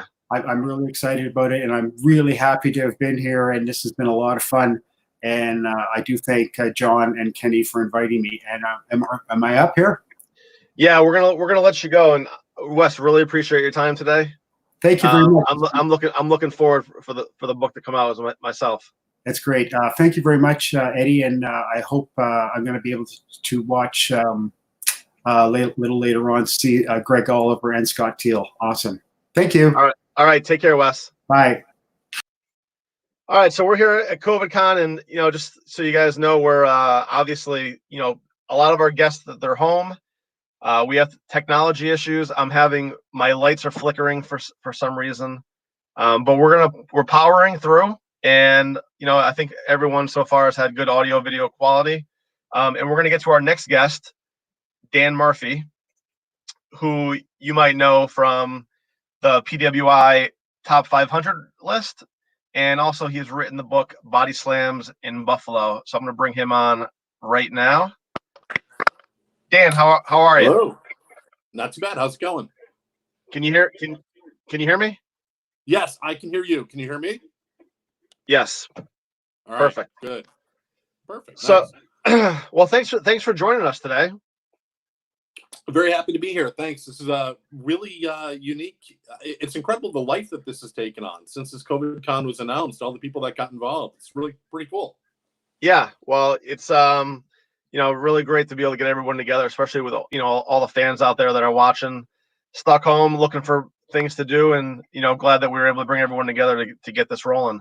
So, do you have any? What would you like to tell us about? I know I was infatuated with the Body Slams in Buffalo. Really? I have a lot of friends that are from that area, and I thought that was pretty cool. Learning about the history from that time. Yeah. I've done Body Slams in Buffalo. I did back in 2002 or so. It's a thin book, and basically I was working with a publisher in Western New York who I'd worked with. I've done some books on Buffalo area history, and the first book I did when I was about 22, 23 was on the history of the Erie Canal, of all things, and it sold really well. It's still selling well. So the publisher says, "Hey, do you have any other ideas?" I was a wrestling fan since childhood. I'd like to tell the story of Buffalo's wrestling history. It was kind of in recent days, there's a lot of books about the histories of the territories that are out there. Right. There weren't around the time that I did Body Slams, at least that I had seen. So I tried to really compress maybe 70 years of history into about a 100-page book. So it was quick and an easy read.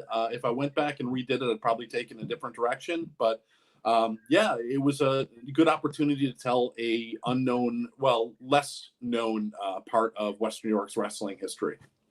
Okay. And you also published the PWI Top 500? Yes. I was with Pro Wrestling Illustrated from 1997 up until last year.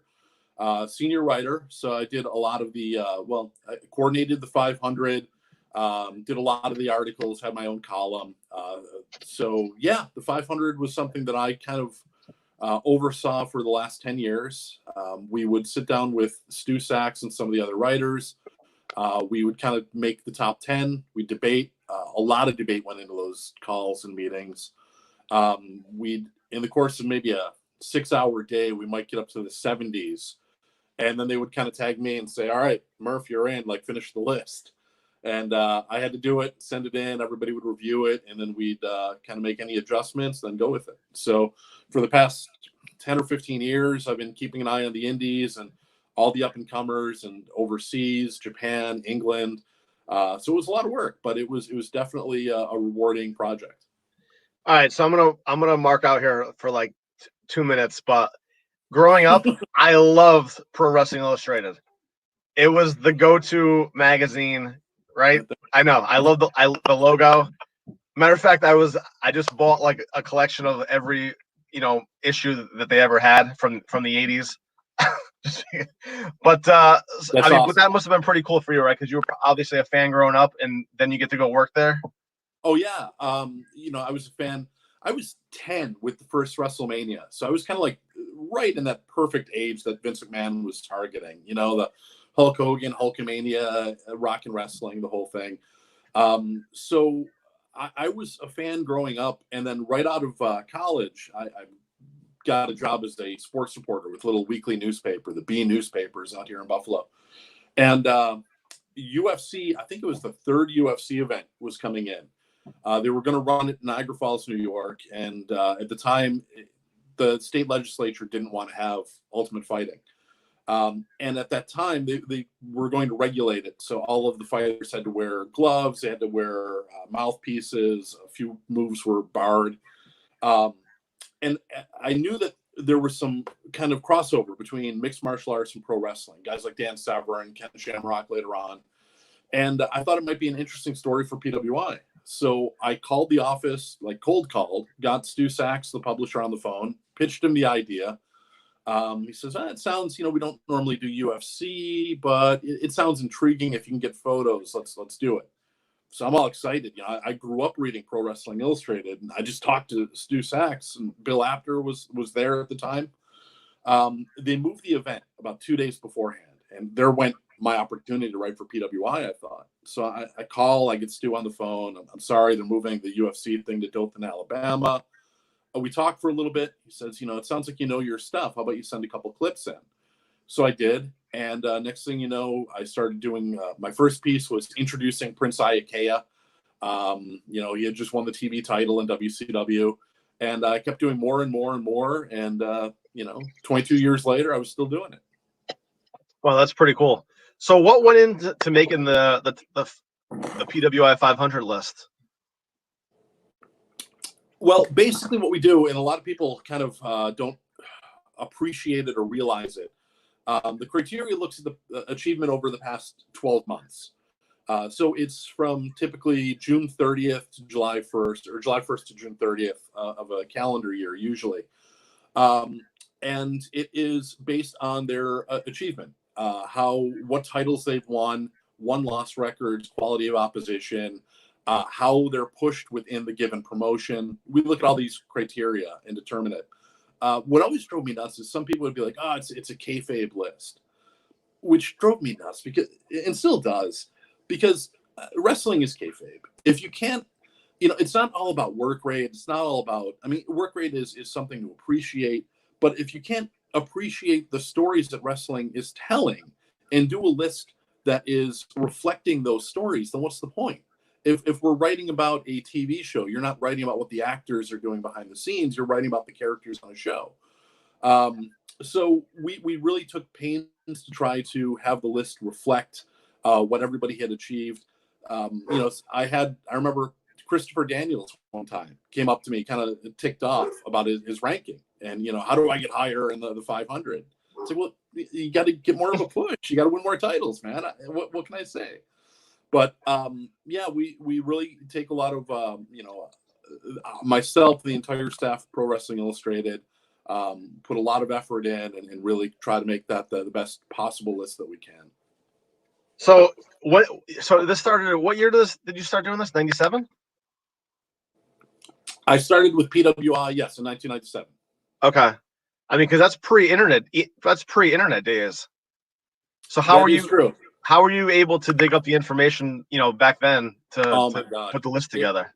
They used to mail in submissions. Wrestlers we'd have a big stack of submissions, photos, Polaroids, handwritten resumes. Some people would send us VHS tapes. So I would get all these and go through them. But what I would also do is whenever I'd go on an independent show, I would bring a notebook and I'd write notes so that, when I would compile the 500 that year, I would think, okay, who impressed me at this show? Who impressed me at this show? And I would also call all the promoters that I got to know. Jim Kettner used to run the ECWA. They would do the Super 8 tournament out there in Delaware and Philadelphia. So I'd call Jim and say, hey, who's good in your area? Who's up and coming? And I had, Bill Behrens and maybe a dozen promoters that I would call. And they'd give me some names. I'd look into it, and then I'd put the list together that way. And then once the internet kind of took off, you began to get things like MySpace. So I was going through people's MySpace pages. And back in the 90s and early 2000s, you had all these backyarders who were creating pages and everything that looked legit. It looked like they were legit wrestlers who were just doing the backyards. They had to wade through all of this kind of crap to find out who was really out there. But it was a challenge. Somebody wants to know, how did the PWI Female 50 finally come about? That was my baby, actually, the Female 50. I've been kind of really pushing for it for a while. We had the 500 list, and as women's wrestling began to get bigger, I thought, that we really should do something to recognize that and do a ranking of the women. And it was really, I'm not sure, it was right around the same time, so I'm not sure which came first, but I pushed for it, and Shimmer had started. And it was, I'm not sure if the first 500 came out right before Shimmer or vice versa, but Shimmer was all of a sudden, Dave Prazak was running shows out in Chicago that were not eye candy. They were athletic matches with very, very talented women, with Allison Danger and Beth Phoenix and Natty Neidhart were there. And they were really kind of presenting women's wrestling in a different way. And you could see that there was an underswell of movement in the wrestling industry where women were being taken more seriously, even though WWE and TNA to a lesser extent were still doing, it was slightly past the bra and panties stage, but they were still doing the catfight matches and the 3-minute bathroom breaks and everything. But Stu Sachs finally greenlighted it. We did a list of 50, and by like the 40s, you had people who were, they made the list, like Kelly Couture, I think, made the list. People who were semi-active, just to kind of fill it out. But it kept increasing. Women's wrestling, obviously, the women's revolution and everything. And the subject of my book that came out a couple of years ago, Sisterhood of the Squared Circle, that I co-wrote with Pat LaPrade, The History of Women's Wrestling. The Female 50 eventually grew into the Women's 100, and that was another project of mine that I kept track of, compiled all the listings, and put that all together. So how did that book come about, The Sisterhood of the Squared Circle? Sisterhood of the Squared Circle actually came about when I was in Chicago with seeing a Shimmer show. I was writing, I was paying attention to Shimmer for the Female 50. And I got to know Pat LaPrade very well. Pat, I know he's taking part in this, I think this afternoon. He did Mad Dogs, Midgets, and Screw Jobs with Bertrand de Bear. He did the Andre book.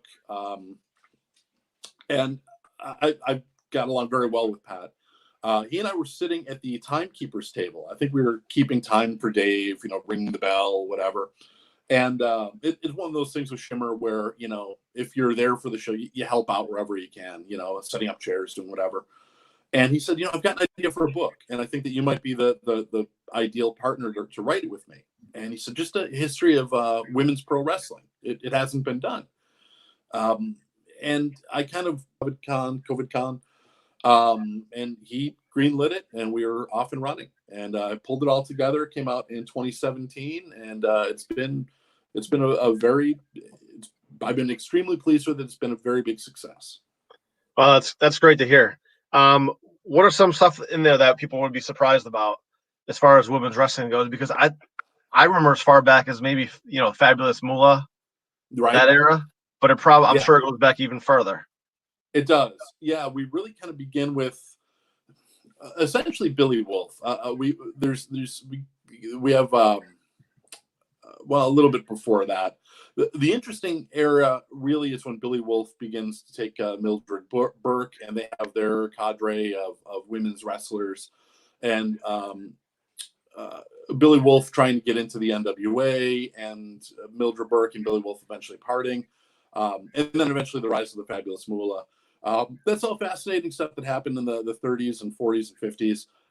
And then you end up having basically you go into the 70s era with all of Moolah's girls, and then the rock and wrestling era in the 80s, the independents, and everything happening in Japan at the same time. So there's a lot of really fascinating things between the individual bios of the women, because a lot of these women, especially like Gladys Gillum or June Byers, and the women who got involved with women's wrestling when it was still in its infancy, they were women who they may not have had schooling, they may not have had a lot of job opportunities.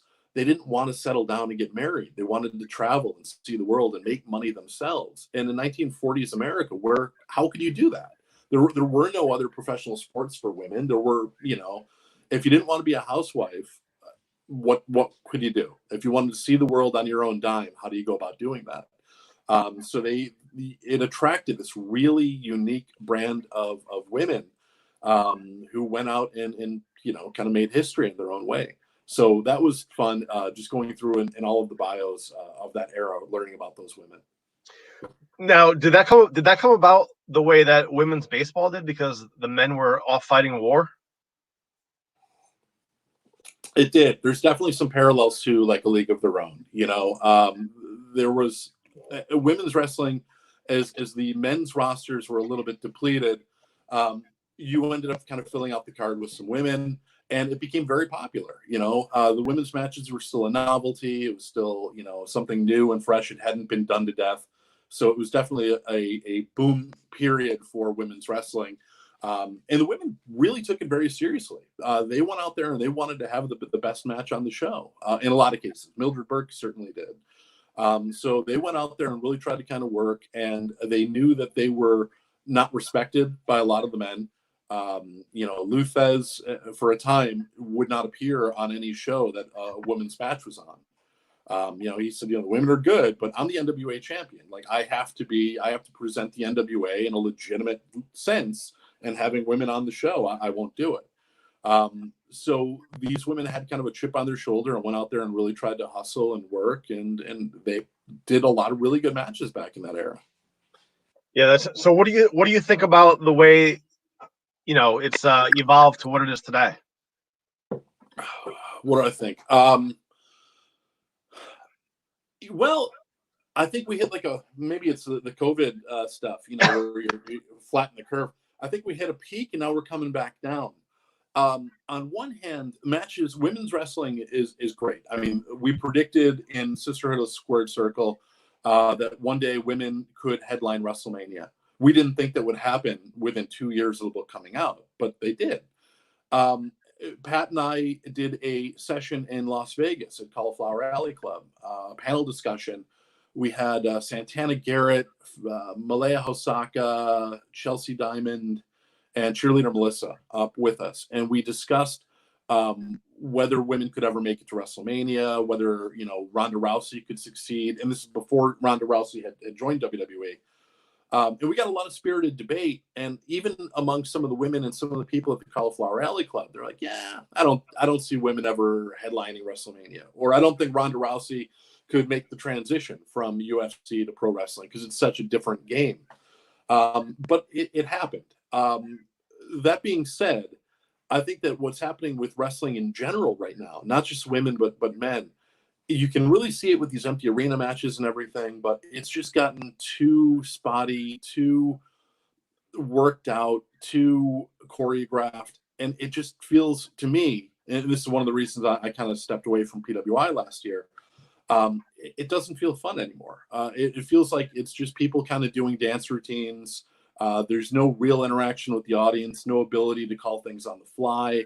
And I think that a lot of women now getting into wrestling, and I see this on the independents and definitely in WWE and developmental, they are looking at the women from 10 years ago, and they're just basically mimicking. I have to have an entrance. I have to do this. I have to do this. I have to have 3 signature moves, and that's it. And they're not really kind of learning the craft of pro wrestling that people like Allison Danger and the early people in Shimmer, let alone the Mildred Burks and everybody that preceded that, had to go through. So again, I think it's kind of peaked in going down a little bit. I think that women can definitely headline pay-per-views. We've seen that has worked. They can be a draw. But I think the entire wrestling industry right now kind of needs a little bit of a shot in the arm. Okay, fair enough. We have a couple questions coming in here. Okay. Somebody wants to know, what was the general feedback that you would get from the current stars of the WWE as a whole on the top 500 list? You know what? We actually got pretty positive feedback. You know, there were always some people. I remember last year, Pete Dunne kind of tweeted about it, like, "Oh, it's a work list. Nobody cares, blah blah blah." And you know, I always want to bite my tongue, you know, and it's, well, nobody cares about you, Pete Dunne. You know, it's who I actually like his work, but it's like, I get sensitive because, you know, I work on the 500 list when I was doing it. That was 3.5 months of work for me. Like every day going through those lists, not only compiling the list, but going through bios, writing all the bios, trying to find the pictures, trying to get everything laid out, doing it on deadline. You'd have somebody and all of a sudden they'd be injured, or, you know, something would happen. There were times where we were doing the list and a wrestler died. Oh my God, now we have to change everything and whatever. And that happened more than once in the course of my time with the magazine. So I put a lot of effort and work into it. And when some people like Pete Dunne kind of crapped on it, it bugged me. But for the most part, I think a lot of the wrestlers in WWE and elsewhere really appreciate what the magazine is. It is the last newsstand publication that's out there in pro wrestling. And wrestling magazines throughout the history of wrestling were out there playing a role in introducing the sport to new people and supporting the business and giving publicity to wrestlers, helping make them stars. And we're still doing that with Pro Wrestling Illustrated today. So PWI has got a great relationship with WWE. I mean, guys like John Cena and Roman Reigns and AJ Styles and The Undertaker and the top guys, they've always been extremely supportive of PWI. And, you know, so we do have a good relationship with them. Well, Paul Edward Clark says the PWI 500 coming out each year was like the old Sears catalog. You rush to get it, then you look up the local and regional wrestlers that you watch live in your area.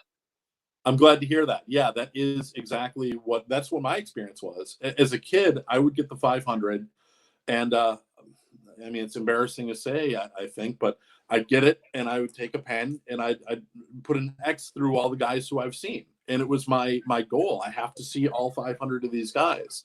So these obscure guys in Japan and England and things like that before the internet, how do you find them? You just have to keep your eyes open and see where they're going to be. Somebody wants you to rank all 500 wrestlers in order right now.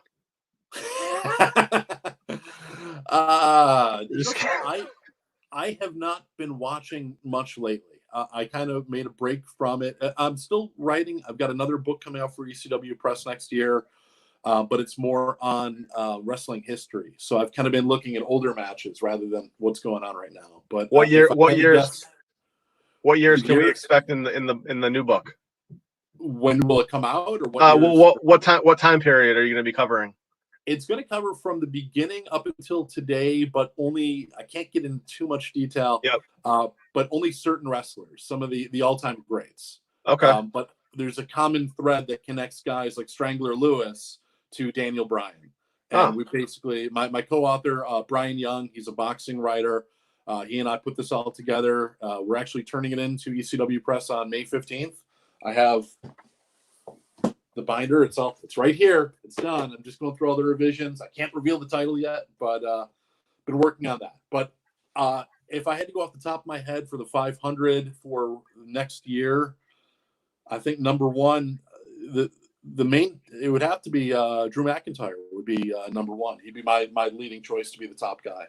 Interesting. Now, have they done a collective top 500 of all time? Yeah. At one time we did, but it was only, it would have been like the mid 90s, and it was like I think it was only a few years into the 500, and I think that they did a list, but they didn't do the full bios. So they haven't done an all-time one like in the past 10, 20 years that I can remember. Okay. I don't think we've done that at all. We have a question. Somebody wants to know, how did you ensure that the WWE stars didn't overpower other promotions? And they want to know how you since they're higher ranking. I always look at it, and this, I would argue this with some of the other writers. To this day, and it's a little bit different now with All Elite Wrestling existing, but being in WWE means that you're on the top. So in most cases, being a mid-card WWE guy gives you a leg up over being a headliner outside of WWE, is the way I approached it. I always looked at it like, would you rather be competing would you rather be Andrade Almas in WWE, or would you rather be whoever? I don't want to say Zack Sabre, somebody on the independents. I would look at, would this guy rather trade places with the guy in WWE or not? Because making it in WWE is an accomplishment in and of itself. So I always kind of weighted WWE guys a little bit higher the way I would do it. That's not to say that being in WWE automatically gets you a higher rating. It just means that the guys on the independent really have to stand out if they're going to try to get a higher rating than a mid-card WWE guy. All right, John Cosper has a question. Corey Storm has been a favorite here in Southern Indiana for years. What did PWI see in him that they chose him to be Mr. 500? Basically, he was a up and coming guy. He had a lot of talent. Sometimes the 500 spot, it's sometimes a gimmick spot. Shockwave the Robot. Who are some other 500s that we've had? There's been a lot of kind of odd ones, because it's a cool spot to put in somebody who's got a cool gimmick or whatever, but you can't put anyone behind him. It's like, oh my God, like, Shockwave the Robot deserves a spot, but man, I don't want to be the guy right behind the wrestling robot. Like I'm not as good as the wrestling robot, that kind of thing. That wasn't the case with Corey Storm. That was just a year where everybody was very solid, and he was a guy that of maybe 10 or 12 other people were, in my mind, competing for that final spot. And I just thought that he had the athletic ability, the work rate, and the upside where he deserved it more than the other guys. So he wasn't one of those cases where we went with the gimmick guy. It's just that it used to be when the 500 first started, finding 500 wrestlers was a challenge. Now, I mean, I easily find 1,200, 1,300 guys and have to whittle it down to the 500. All right, let's see. Ben Ledoux has a question. Did you ever do any tape trading in order to fill out the PWI 500 list? I received tapes early on. I didn't trade them. They were sent to the office. They were sent to PWI, and Stu would send them all to me. I never tape traded myself.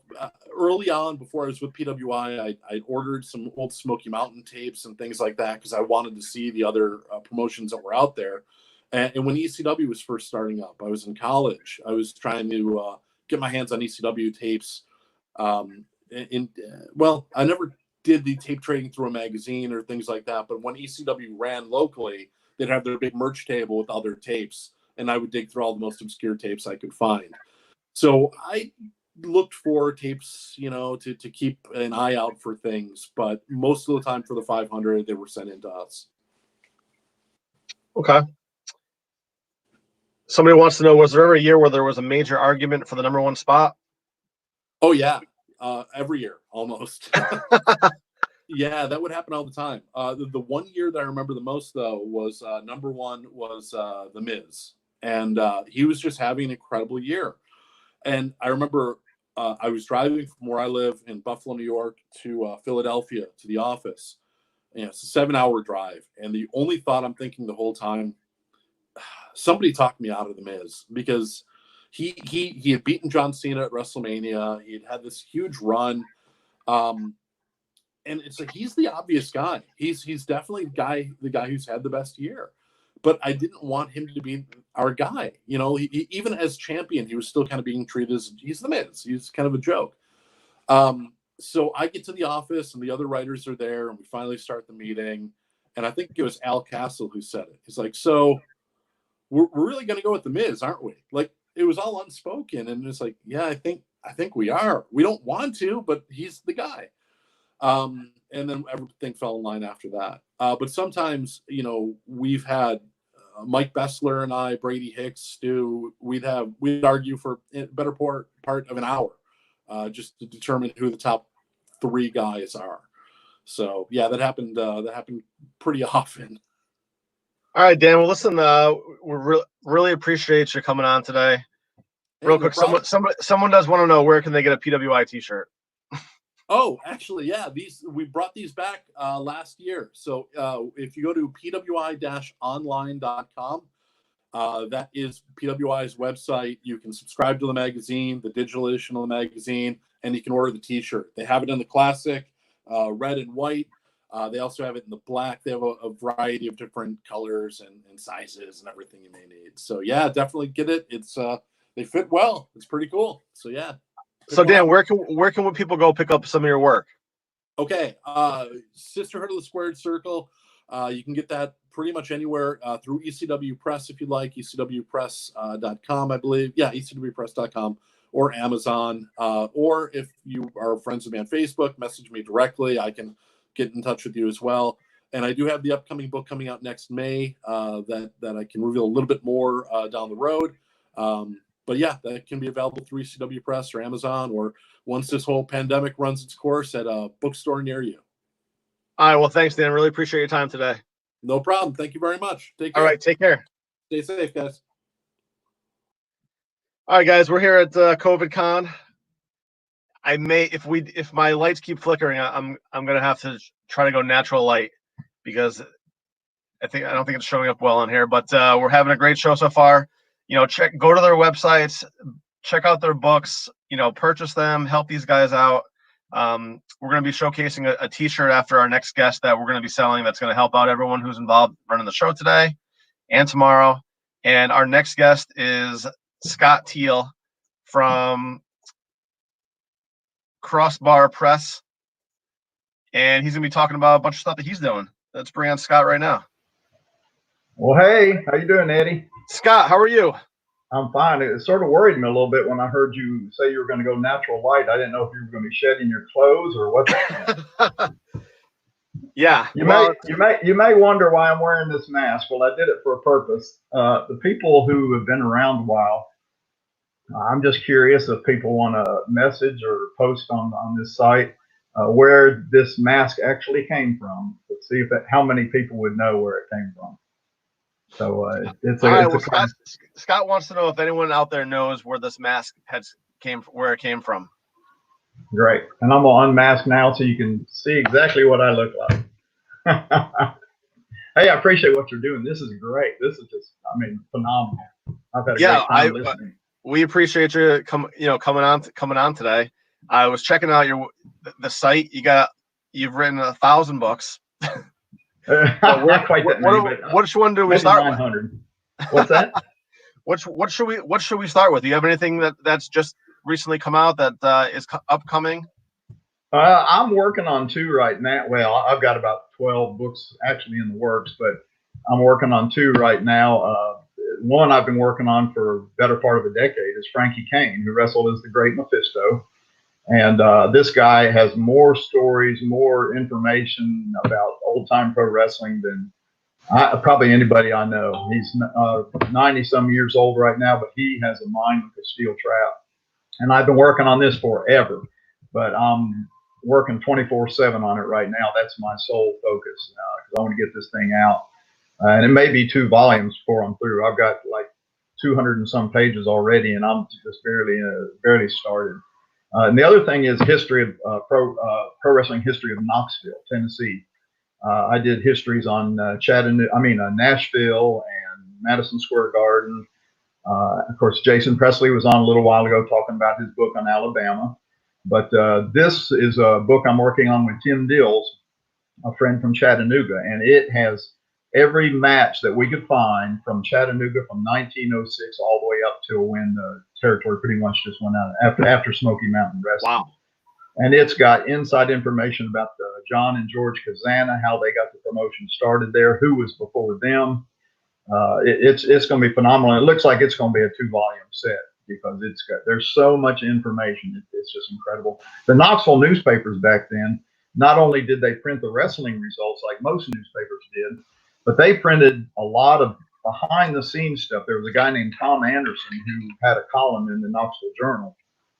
And I don't know if he talked to George Kazana fairly regularly or if he had wrestlers talking to him, but about every week he'd have something in his article about something going on behind the scenes in the wrestling business. And it wasn't a big expose, but it was little things that if you knew anything about the business, you go, man, I can't believe they actually brought that kind of thing up back in the 40s and the 50s and the 60s, because it was stuff that if you weren't an actual wrestler and weren't smart to the business, you really didn't know what they were talking about. But it's pretty incredible the amount of information we're finding. Yeah. Well, I'll tell you, when I was looking, the one that 100% buying when this is over is the let me say what it is. It's called How Corporate America Destroyed Professional Wrestling. That was my first. That was go ahead. I'm sorry. That seems like it sums up exactly what happened. Yes. So how did that one come about? Well, I had published a magazine newsletter type thing, 52 issues of a magazine called Whatever Happened To. And It was a tape-bound deal, regular typewriter size pages, and I did interviews with wrestlers, the old-time wrestlers, and it got started because so many fans were wondering what happened to the old-time guys. So I thought this would be a great way to talk to these wrestlers, find out what happened to them after they got out of wrestling, after wrestling left them. And then I've been going to the Gulf Coast Wrestlers Reunion in Mobile, Alabama since 96. And one year, Ole Anderson came, and we had become good friends in Las Vegas at the Cauliflower Alley reunion. And we had been sitting in the room with 5 or 6 other guys in the motel room and talking. And as we walked out into the parking lot, Ole went out or we both walked out, and he was walking out towards his car, and he got halfway across the parking lot, and he stopped and turned around. And he says, "We ought to write a book." And I thought, now this is Ole Anderson telling me this. I don't believe this in a second, because Ole Anderson would beat you to death if you said anything negative about pro wrestling or exposed the business. And so I just sort of shrugged it off. I said, "Sure." I said, "That sounds like a great idea." And we didn't say, I don't think we brought it up again for 5 or 6 months. And one day on the phone, when we were talking, he says, "What are we going to do about that book?" And I said, "Are you serious about that?" And he says, "Yeah." And I said, "Well, let's get started." So I did some research and started calling him. We did phone interviews, and I interviewed him between 40 and 50 hours, asked him everything I could think of. And of all the people, like I said, that I thought would open up about the pro wrestling business, Ole Anderson opened up, told me everything. And that's really where the Crowbar Press got started. I can't remember if I came up with a name when I was doing Whatever Happened To, but the name Crowbar Press, but that's where I got started. And after Ole's book came out, I went to Charlotte to the Fan Fest, and Ole and I sat at a table signing his book from Thursday through Sunday, and we had a line at that table, people waiting to buy that book, and it never stopped. That line was 9-10 people the whole time, and as soon as one person would get it signed, somebody else would come up. It was the most incredible thing I ever saw. And during that time, Ivan Koloff and J.J. Dillon came up and asked me if I'd be interested in writing their books. Now, of course, I said no. I had no interest. No, I'm just kidding. Of course, I jumped right on it, Man, to have people like J.J. Dillon or Ivan Koloff to come up and say, "Hey, I'd like you to write my book." I mean, what a great feeling that was. I've been around the business since 1968. I was in the business since 1976 or 75. But as much as I knew about the business and the fact that I worked in the business, even then and even today, I'm still a fan of pro wrestling. I still get a kick out when one of the guys from the old timers I used to watch on Championship Wrestling from Florida, one of them calls and says, "Hey, Scott, just wondering how you're doing. Just want to touch base with you." I mean, Nick Kozak, here's a guy that was the Florida heavyweight champion in 1968, which is when I first started watching pro wrestling. Nick and I have become good friends because he was coming to our reunion here at our house for several years. And he calls every once in a while, asks me how I'm doing. Well, you can't imagine a guy that was one of your idols, one of your heroes. All of a sudden, he calls you, and he says, "I'm just wanting to be sure you're okay." Man, what a great feeling that is. And what other sport can you find? Baseball, football, basketball, I don't care what it is. What other sport do you find people like these guys that you can become friends with that used to be your heroes? I mean, it's just incredible. I've been blessed, absolutely blessed. Yeah, that's awesome. People are wondering, is there any chance for a reprint or some other way to buy the Rocky Johnson book? That's as good a question as anybody could ask, but I don't have an answer. ECW. That's the only book I didn't publish myself. ECW Press published it. Rocky Johnson gave them so much trouble, so much grief. He gave me a lot of grief too. That story will be coming out soon. But Rocky gave them so much trouble that they pulled the book from the shelves. I can't find out exactly what it is he did, but I know a lot of the things he did when I was involved in the writing process. I don't know if it'll be out again. I'd like to talk to the senior editor there, and I probably will soon, because I'm in the dark just like everybody else. There's no other way to buy it. I will tell people, if you go to bookstores or call bookstores, there's a chance you could still find a copy, because somebody emailed me last week and said the bookstore told them they had a copy or two. So he got a copy. So that's the only way right now that I know of you can get it. I wish they'd republish it, because I worked for 5 months on that book, and it's a shame. You know, it's a good read. It's an interesting story, but it's just, you know, because whatever Rocky did, you know, like I said, I know some of the things he did before I left, before I was out of the picture, but it's just it's the strangest thing, and it's really a shame. Mark James wants to know who you worked with that you were thinking would be a pain but wasn't, and then also vice versa. Phew, boy. I have thought about writing a book with Mark James, but I knew he would be a pain, so but maybe. No, I'm just kidding. Mark's a great guy. You know, I can't think of anybody that was a pain that wasn't. As far as somebody being a pain that I didn't think would be, I don't think I have an answer for that either. I will tell you, there's been a couple people. One I can mention in particular was Doug Gilbert, who wrestled as the professional. I'm not talking about Eddie Gilbert's brother, but the old-time professional Doug Gilbert. Doug, I got him on the phone. I asked him, I have a 18-page questionnaire that I use for these guys, and I bet I asked him 40 of those questions. It doesn't matter what I asked him, he would say, his answer would be, yes, that's yes, no, yeah, that could probably be, you know, I probably did. I mean, I got nothing out of him, and it was like, he was so hard to talk to, and I wound up I finally said, well, I appreciate your time, and I hung up. I said, I'll see you later, and hung up, and I never pursued it any farther. And there's been 2 or 3 guys like that had stellar careers. I mean, main event caliber careers. A good one example is Archie Goldie. I went to Archie's place. He was all excited. He wanted to do the shoot interview on video.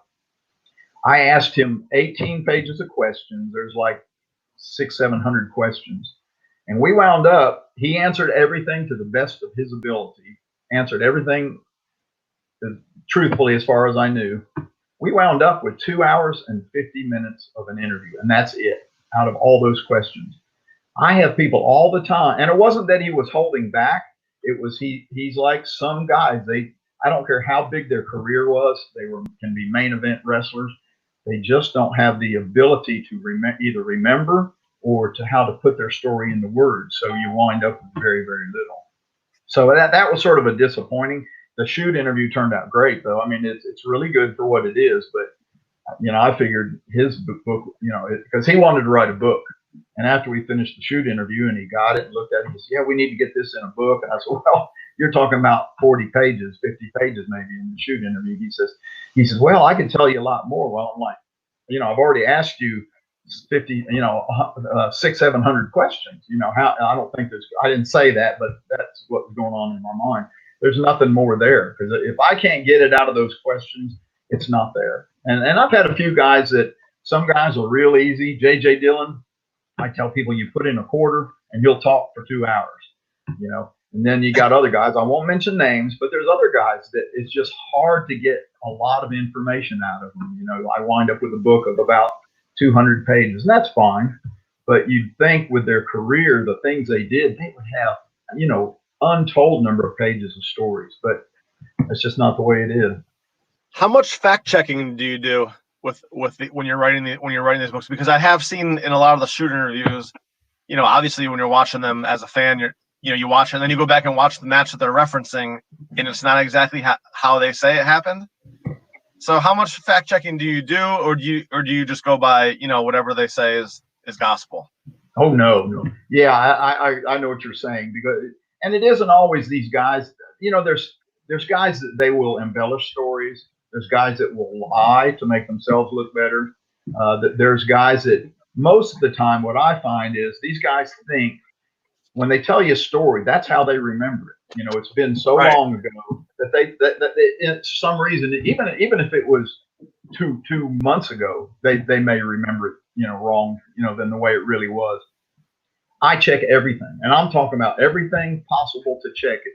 I check it. Like working on Frankie Kane's book yesterday, he said something about a couple of the wrestlers that he was with these wrestlers in so and so territory. Well, I go looking for it.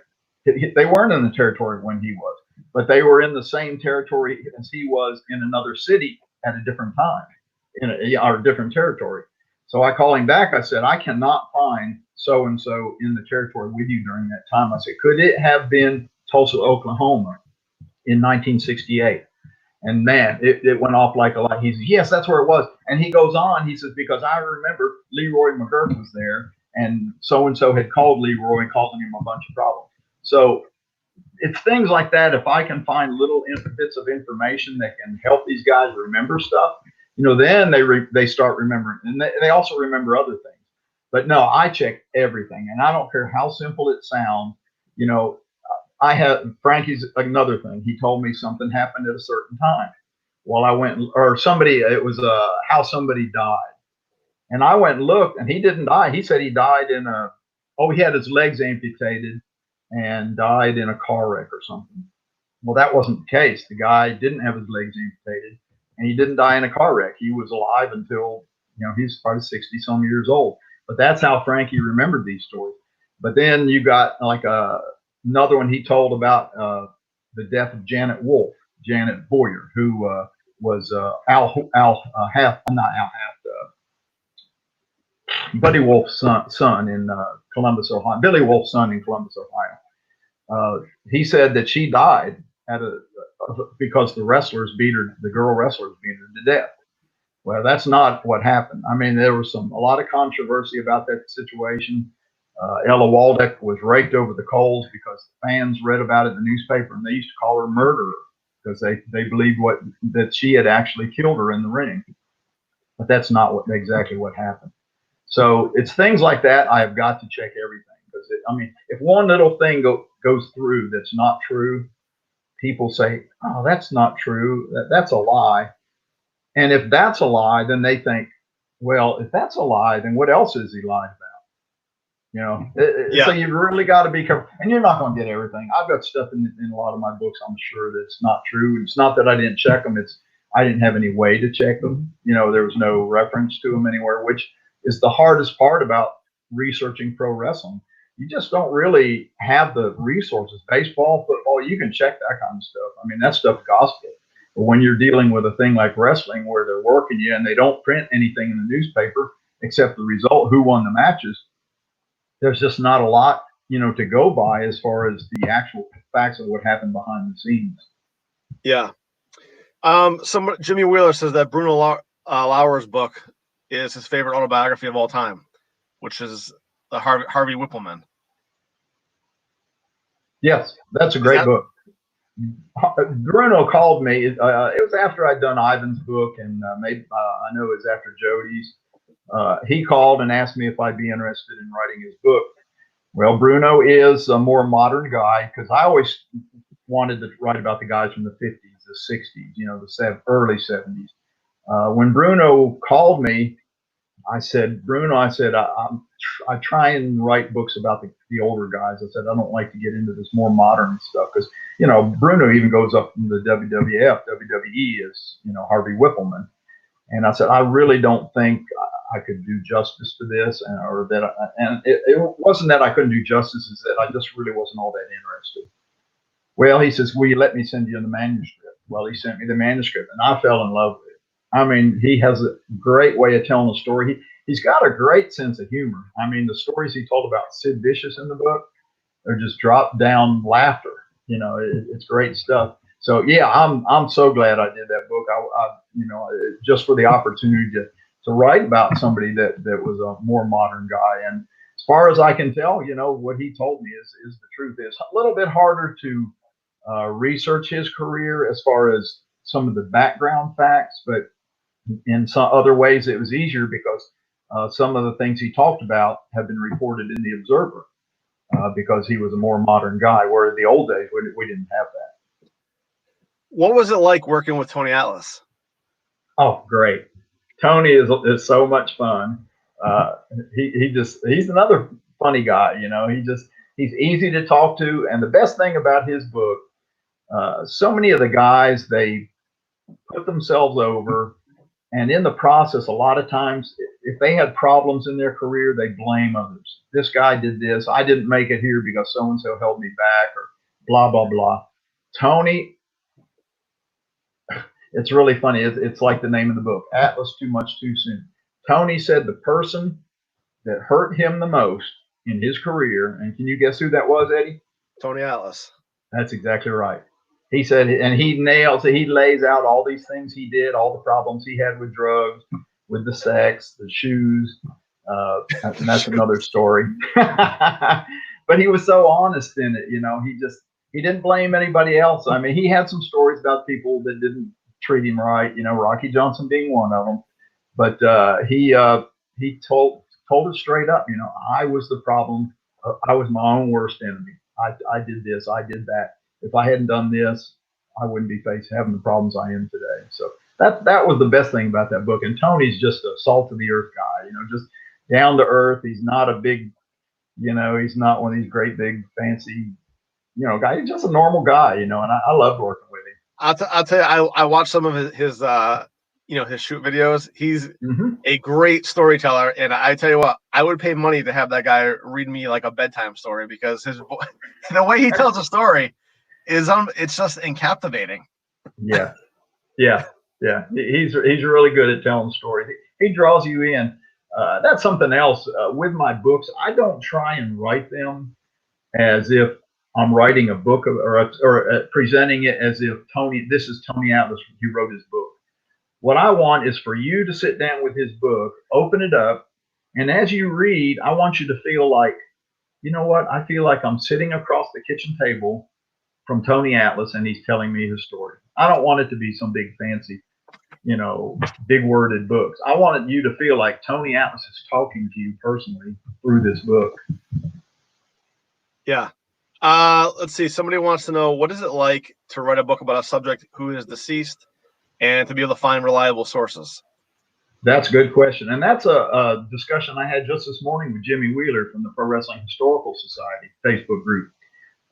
He's working on a story about a wrestler way back, and it's so hard to find information on this guy. And I told Jimmy, I said, that's why I don't write books about dead people. My focus right now, the best source of material and stories and information is from the wrestlers themselves. And as long as these wrestlers are alive, I want to get to them.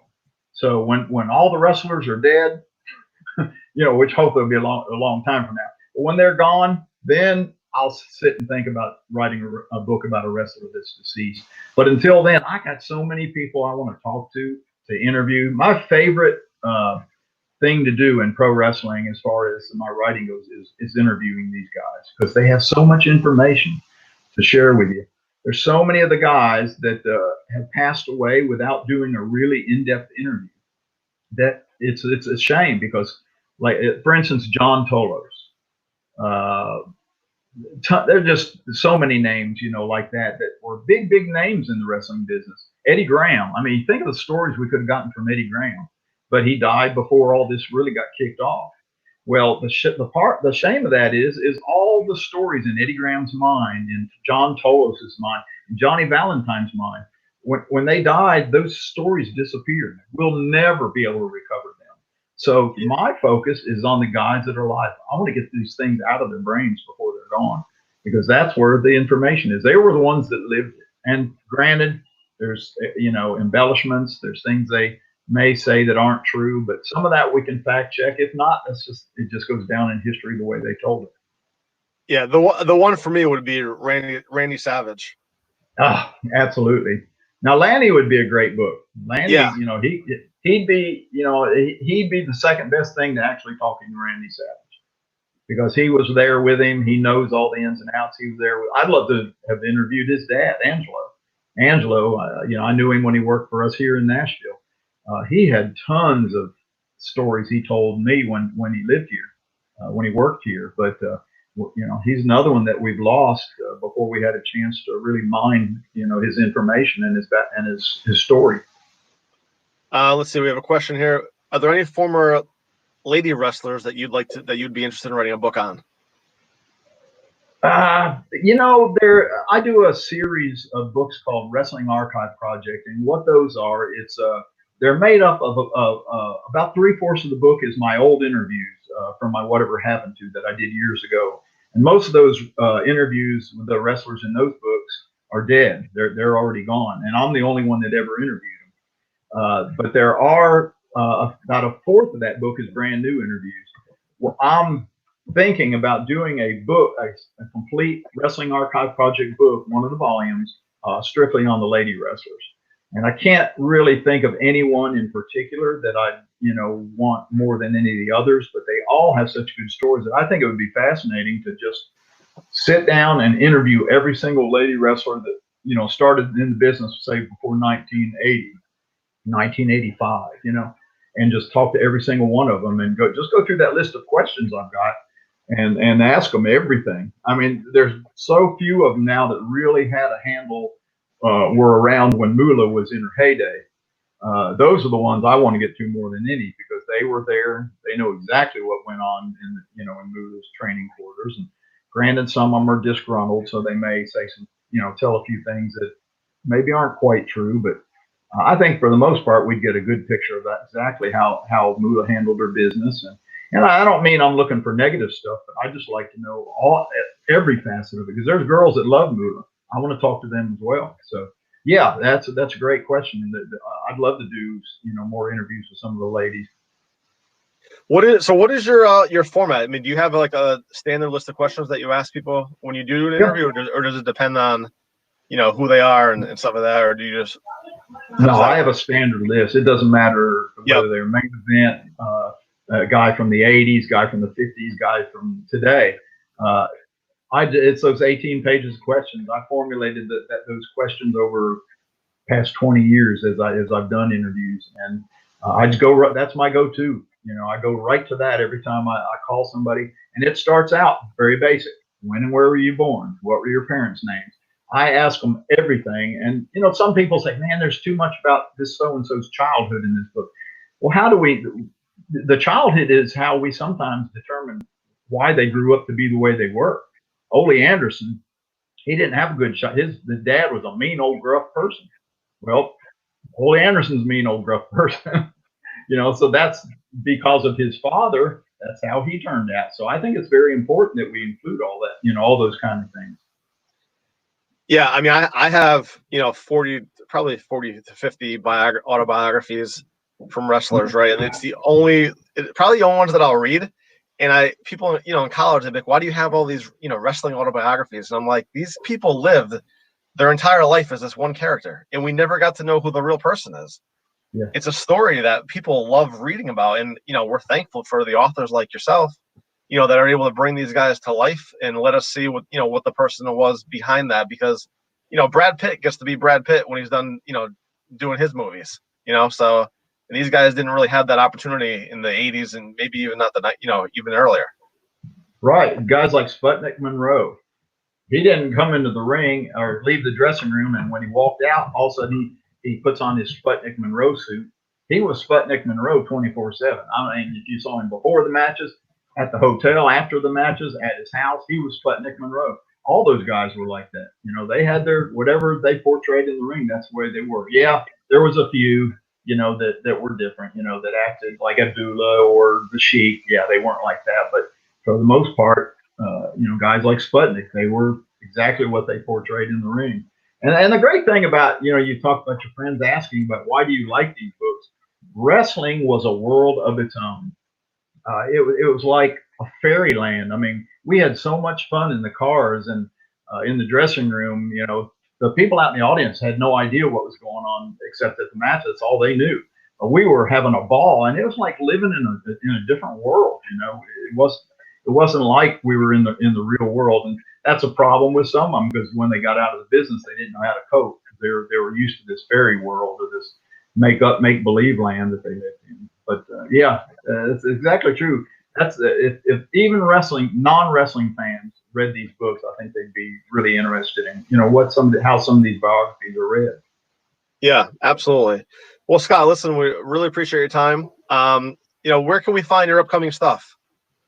Just go to crowbarpress.com, and I've got a ton of stuff there. And anybody has any questions, they can reach me at the easiest is Scott@crowbarpress.com.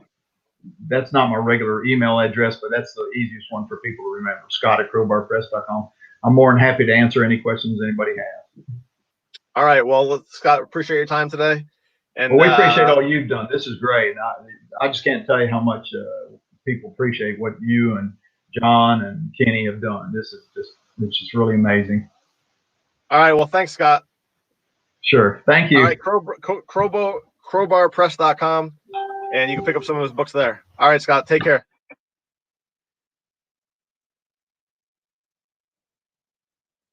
All right. So we're here at COVIDCon. Let me, like I said, go to these guys, check out their websites, pick up some books. I mean, you're definitely going to enjoy reading about, a lot of the superstars that you grew up watching. We're going to bring Richard Visick on pretty soon to talk about Dick the Bruiser. But before we do that, let me showcase the T-shirt that we have up here. If I can figure out how to do this. Let me just share my. Wait, I'm not doing that. Hold on here. Let me figure this out.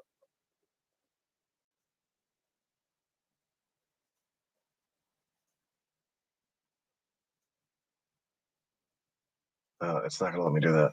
Okay, we'll figure out how to do that in 5 minutes, and then we'll get back to the T-shirt here.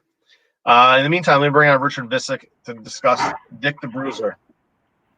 Richard, how are you? Very good, and it's great what you guys are doing, and I appreciate being able to visit your COVIDCon program. Well, we appreciate you coming on today to talk about your book. Well, thank you, and I want to also thank John and Kenny. This has been a wonderful experience so far. All right, so tell us a little bit about Dick the Bruiser, and what drew you to picking him as a subject. Back in 1965, I was 9 years old. I turned on the television, and there's a black and white wrestling program, and this wrestler comes out for an interview with a gravelly voice, and I'm going to murder this bum. And I was just riveted on this wrestler. And then I watched the program some more, and they say wrestling coming up, whatever the date is, at the International Amphitheater in Chicago. And I begged my parents to take me. Well, Dick the Bruiser was on the main event, and that left a big impression on me when I was 9 years old. So let's go forward to the early 2000s when wrestling books started to be published. I thought, well, wait a minute. Most of these books are written about the current wrestlers, by the current wrestlers. What about the historical side of things? Because Dick the Bruiser died in 1991. So I thought I should apply my research and writing skills to developing the story of Dick the Bruiser. And starting in 2009, I started doing the research, traveled from libraries from New York to LA, all the big Midwest cities where Bruiser wrestled: St. Louis, Detroit, Chicago, Indianapolis, Milwaukee. So just kept, and by the time it was a 7-year labor of love. So if you get Bruiser, the world's most dangerous wrestler, you're going to get a cradle to grave story full of details, detailing the rise and fall. And of course, your previous guest was Scott Teal. 4 years before publication, he was talking to me and giving me advice and guidance. During that process, I interviewed over 250 people. Wow. Yes, so That's incredible. And so he was also played for the Green Bay Packers as well. yes, in 1951, he was picked in the NFL draft. He played 4 seasons with the Green Bay Packers in a time when NFL players weren't making big bucks. They had to have other jobs a lot of times. But by the time of the end of the 1954 season, he had been introduced to professional wrestling by Hall of Famer and San Francisco 49er Leo Namolini.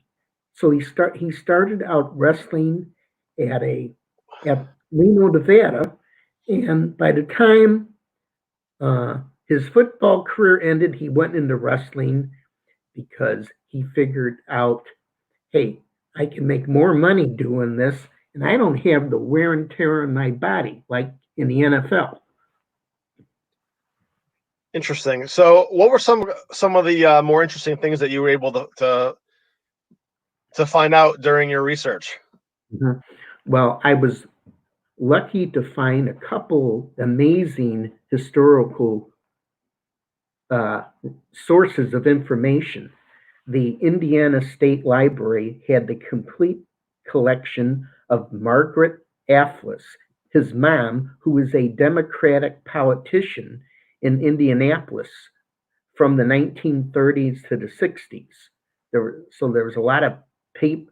There was like an insurance policy she took out on her son when he was playing high school football. That would pay X amount of thousands of dollars. If he was injured, there were baby pictures. So, and then of course the Jack Pfeffer collection at the University of Notre Dame, which had bits and bits of Bruiser, plus a library treasury of wrestling magazines across all brands going back to the 1940s. So that was a neat thing, finding that these reference places existed. For Dick the Bruiser, even though he had a rough bully type image and everything, I was surprised to learn how frequently there was a story about him donating his time to a charity organization. He did telethons in the 1950s for the March of Dimes. His whole life did visits at veteran homes. He appeared on muscular dystrophy telethons and donated proceeds of his T-shirt and license plate sales to the Paraplegic Foundation. So, Whoa. and I remember I had one of these license plates. It had a snarling picture of Dick the Bruiser on it, and with my Bruiser Buddy was the printing, and that went to the. I wish I still had that, but it was outside on the car, and salt and dirt just ate off all the display. But that's the thing that really stood out. All the praise he got from charitable organizations when he passed away in 1991. So that is incredible. But did you ever get a chance to meet him? No, nothing more than waving to him, walking down an aisle in an arena. No, I didn't. In fact, his family was not willing to grant a compensated interview.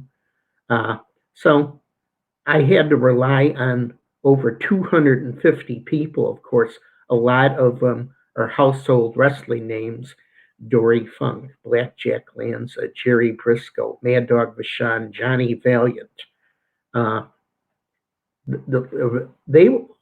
all shared things, and I was able to put it all together like a jigsaw puzzle with the guidance from Scott Teal. Were you able to, somebody wants to know, were you able to get an idea on how Dick was in his personal life, or was that hard to find out because of kayfabe? I had some great sources on to get personal glimpses. Two of his three son-in-laws, Scott Romer, also known as, who was a photographer, and Saul Weingroff, and Tim Rapogel, who wrestled as the Golden Lion and Dick the Bruiser Jr., both shared a lot of insider information, I thought, on him that really helped out, to peel back the onion, so to speak. And both of those guys are acknowledged in my acknowledgments page. Saul Creechman, by the way, is Scott Romer's ring name. I wanted to get that correct. So that's, yes. Now, I wish I never thought about this. I didn't think about doing this until at least 10 years after Bruiser passed away. So I had to rely on all the people he worked with. And, I had another great source was the son of his partner. His partner was Wilbur Snyder, who died the same year as Bruiser. The son, Mike Snyder, was a great source, because he lived through all this, because his father was Bruiser's partner throughout the 60s and the 1980s in Chicago and in Indianapolis. Okay. Somebody wants to know, any chance of doing a companion book on the Crusher? There is a Crusher record book just completed and available on Amazon from George Lentz of Wisconsin. So there's no way I could compete with George, who has covered the Crusher probably since the 1960s. So look for the Crusher record book. Okay. But I'll give a little about another book. Another book would be deserving would be on Wilbur Snyder, who was Dick the Bruiser's promotion partner for a lot of years. But here's the thing, Eddie. I interviewed 250 people for the Bruiser book. 1/3 of them passed away since the interview. Whoa. These are the same people who I would interview for a Wilbur Snyder book. So, maybe I should have started that 15 years ago. But Wilbur would really deserve it. But, it's when so many wrestlers from that era, Mad Dog Vachon, Johnny Valiant, Rene Goulet, Ivan Koloff, Ox Baker, Dr. Rex, Larry Hennig, they're all, no longer with us. So I don't know. I have to be glad I did what I did for Dick the Bruiser. No, that's really great to be able to bring that to life. And then somebody else wants to know, but I think you probably already answered this. What type of feedback did you get from Bruiser's family? Were they supportive of you, putting the book together? No feedback. They declined. The widow declined a compensated interview, and she spoke for her daughter and her son-in-law also. So I just dropped it after that. I have no idea if they if they saw it at all.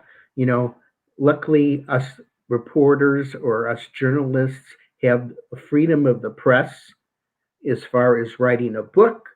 Now, I couldn't go start selling T-shirts with Dick the Bruiser's picture on it or posters or other stuff, but I'm within, I contacted 2 attorneys to find out what my legal grounds were for writing it, So, like I said, I can't sell T-shirts, posters, that kind of stuff. But a book, that's fair game. Else, journalists couldn't cover dead people. Somebody wants to know: did Bobby Heenan help at all? Were you able to talk to him at all? Declined a compensated interview where I sent a letter and saying, "How's this? I will send you a list of questions. For any question that you answered, I will pay you X amount of dollars."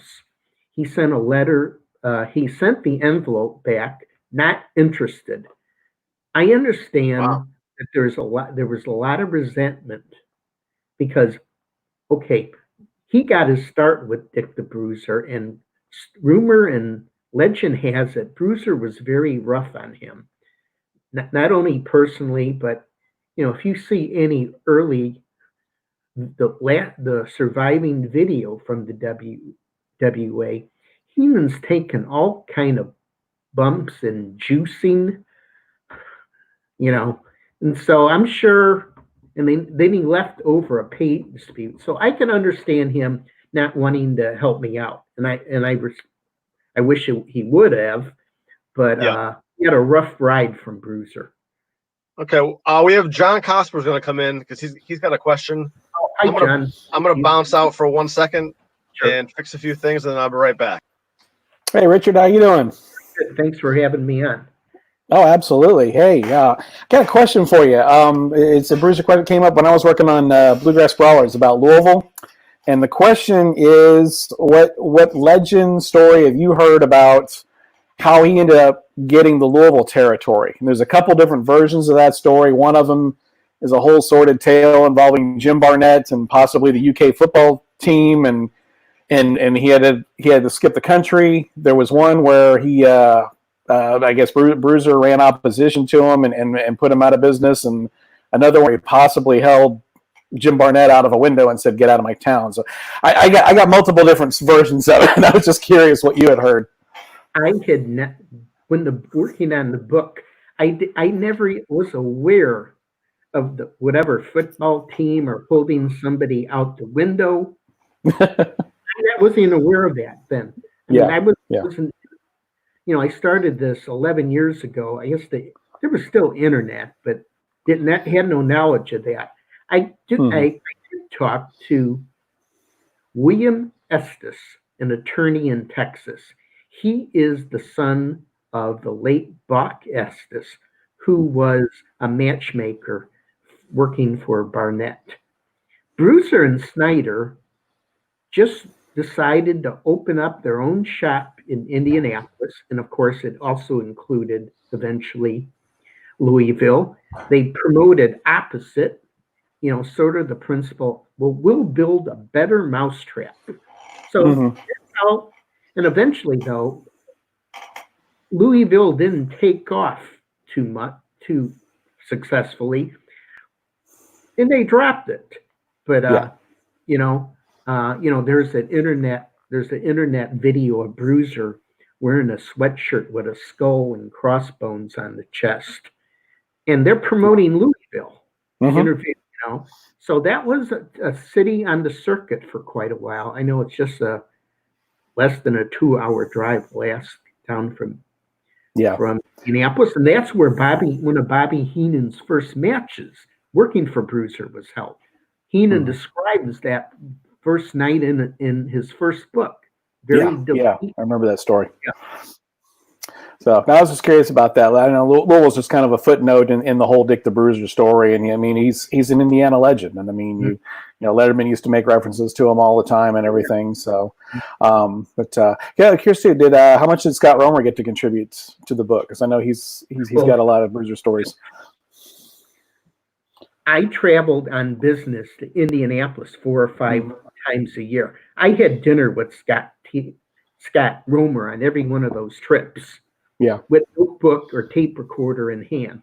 Scott also, on his own, is also and still is an outstanding photographer. Oh yeah. So there's easy 15 photographs in the Bruiser book taken by Scott Romer. And he was, I mean, he was so nice about the thing. He would give me a CD-ROM with 300 pictures. Go through these and see if you like any. Yeah, so I was able to go through a very extensive collection, and of course there are a lot of other photographers, William Andecco, the family of the late Chicago promoter Bob Lutz, and Minnesota wrestling historian George Shire. I hope I don't leave anybody out, but with over 200 pictures, that made a big difference. Absolutely, yeah. So I know Chris Parsons had done. He used to have a website about exclusively Indianapolis wrestling and had a lot of great Bruiser Chris stuff. owns the rights to the Bill Andecco photos, and I went, good. I could credit Chris for giving permission. Yeah. Okay, somebody's asking a question. Can you comment on the bar nightclub that Dick the Bruiser owned? Oh yes, it was 2108 North Meridian in Indianapolis. It was called the Harem. It had go-go girls up on pedestals. It was a bar. Wrestlers hung out there. That probably didn't survive past the 1960s. The last I drove by Indianapolis, it was a submarine shop, sandwich shop. But yeah, it was called the Harem Club, and he had a local garage bands there in the day. I guess they weren't called garage bands there, but like local up and coming groups. There are frequent old wrestling magazines where the photographers went to the Harem and shot pictures. But yes, 2108 North Meridian. There we go. Welcome back, sir. Hi, Eddie. quick bathroom break. Had to fix the lighting in my house too, so I'm going natural light. I need to fix the lighting down here. I look like I'm in a cave. I am in a cave. More lights. But thanks, John. I appreciate you jumping in. Absolutely. We'll see you guys later. See you, John. So, Richard, you answered the question about the Dick the Bruiser, the nightclub. Yes. Anything else that you think that you'd want to do in the future as far as tackling a project? There is, because so many of my sources for the Bruiser book have passed away. Yep. It would be really tough. 1/3 of them. And it would be really tough doing a book on someone in Dick the Bruiser's peer group. So, I don't have anything I'm working on right now, and I wish there was, but I started too late. I'm not going to blame anything else, but I got into this too late in the game. So I'm just going to have to rely on the Bruiser book. Yep. Somebody wants to know if you ever had to work with the Bushwhackers. No, but I was aware of them from my tape trading collection. Oh, okay. When they were the sheep herders in Memphis.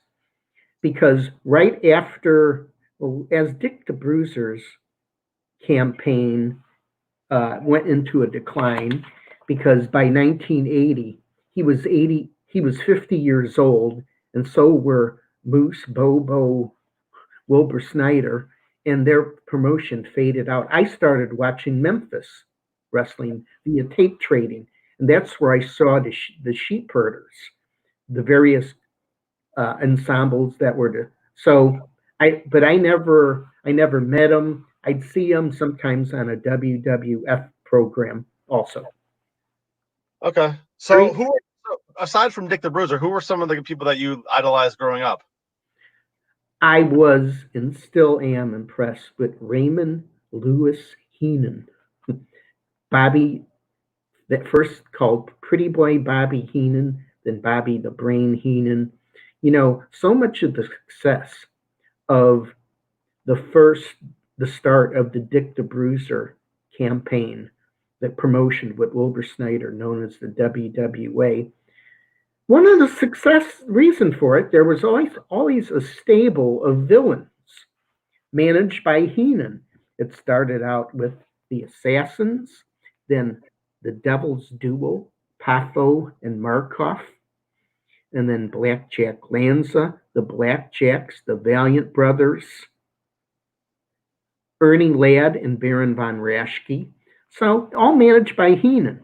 So without that antagonist and having a television program with somebody you love to hate, hey, the Bruiser promotion was never the same, in my opinion, once Heenan left and went to the AWA. And of course, Heenan in the WWF achieved way more than Bruiser ever did on a national stage. Right. I always, if I would have one fantasy wish, I would like to ask Bruiser, hey, were you aware that Heenan was in the main event of WrestleMania? What did you think of how this guy took off and how he became a legend? I would, but I'll never have that opportunity. But hey, Heenan was the one that really made a big difference. Right. So where can people find your book? It's on Crowbar Press at Crowbar Press. You just had Scott Teal on. Right. So you can get a paperback of Bruiser, the world's most dangerous wrestler, on Crowbar Press. Also on Amazon. If you are somebody that uses the Kindle platform, it's you read the book on your computer or on your smartphone. That's on Amazon in Kindle form. So that's the two places. And I just want to, can I comment a minute or two about the legacy of Dick the Bruiser? Yeah, absolutely. Since we're getting, Bruiser was one of the best NFL players who then turned to wrestling. When you think of he's in the category of like Wahoo, McDaniel, Ernie Ladd. Bruiser was one of the most believable brawlers of all time. He was a quick study that learned real quick, and by January of his second year, he was in the main event at Madison Square Garden against Argentina Rocca, the second year. And of course, Bruiser became an extremely successful promoter, part in Indianapolis with Wilbur Snyder going up to around 1983. And then he was partners in Chicago with Vern Gagne and Wilbur Snyder. Under Bruiser's watch, the teams of the Blackjacks and the Valiant Brothers were created. And Bruiser had the foresight to hire Bobby Heenan and David McLean. That was, each one of them had their first wrestling job for Bruiser, and look where each of their careers took up to. And of course, one of the big legacies was teaming with Reggie the Crusher Lasowski. They teamed up over 4 decades and became one of the most explosive tag teams in professional wrestling history. So those are some of the main legacies of Dick the Bruiser. Wow. Well, that's really great to hear, and people are gonna definitely try to pick up your book. Richard, thanks so much for coming today. Thank you, Eddie. Appreciate it. Yeah, it was a lot of fun. Thank you. All right, guys, you heard at crowbarpress.com. You can pick up the Dick the Bruiser book, and we're gonna bring on Mark James in just a second, and I'm going to attempt this to showcase the t-shirt one time here, if I can figure this out. Let me see. I'm sharing my screen, and then I'm going to here we go. All right, so this is our t-shirt that we have on prowrestlingtees.com, and all the money that's donated, that's used for the t-shirts, is going to go to everyone who's participated in COVIDCon over these next 2 days. So there you have it. You can check it out at prowrestlingtees.com. Okay, we should be back. And let me bring on Mark James. Memphis Hey, Eddie. wrestling historian. Mark, how are you? Doing good this morning. How are you doing? Thanks so much for coming on today and participating in COVIDCon. Thanks for having me on. I really appreciate it being included. And I'm loving the beard. I'm wondering how long it's going to take me to get my beard like that. I think I'm at about 15 months now. 15 months. Wow. All right. Good for you. That's some dedication right there. Laziness. So, Mark, you primarily focus on Memphis wrestling, correct? Yeah, I've done about half my books on Memphis, and then the rest of them I've done a lot of results books for probably around a dozen different territories. Okay. So I'm assuming that you grew up in the territory. Yeah, I grew up in the Memphis area. Okay. So what is it about Memphis? Because it feels like Memphis is like like the feeder system for all the big territories, right? Because it's like almost everyone came from Memphis. When you're watching footage. Yeah, a lot of people did. One of the main things is Jerry Jarrett purposely raised new talent.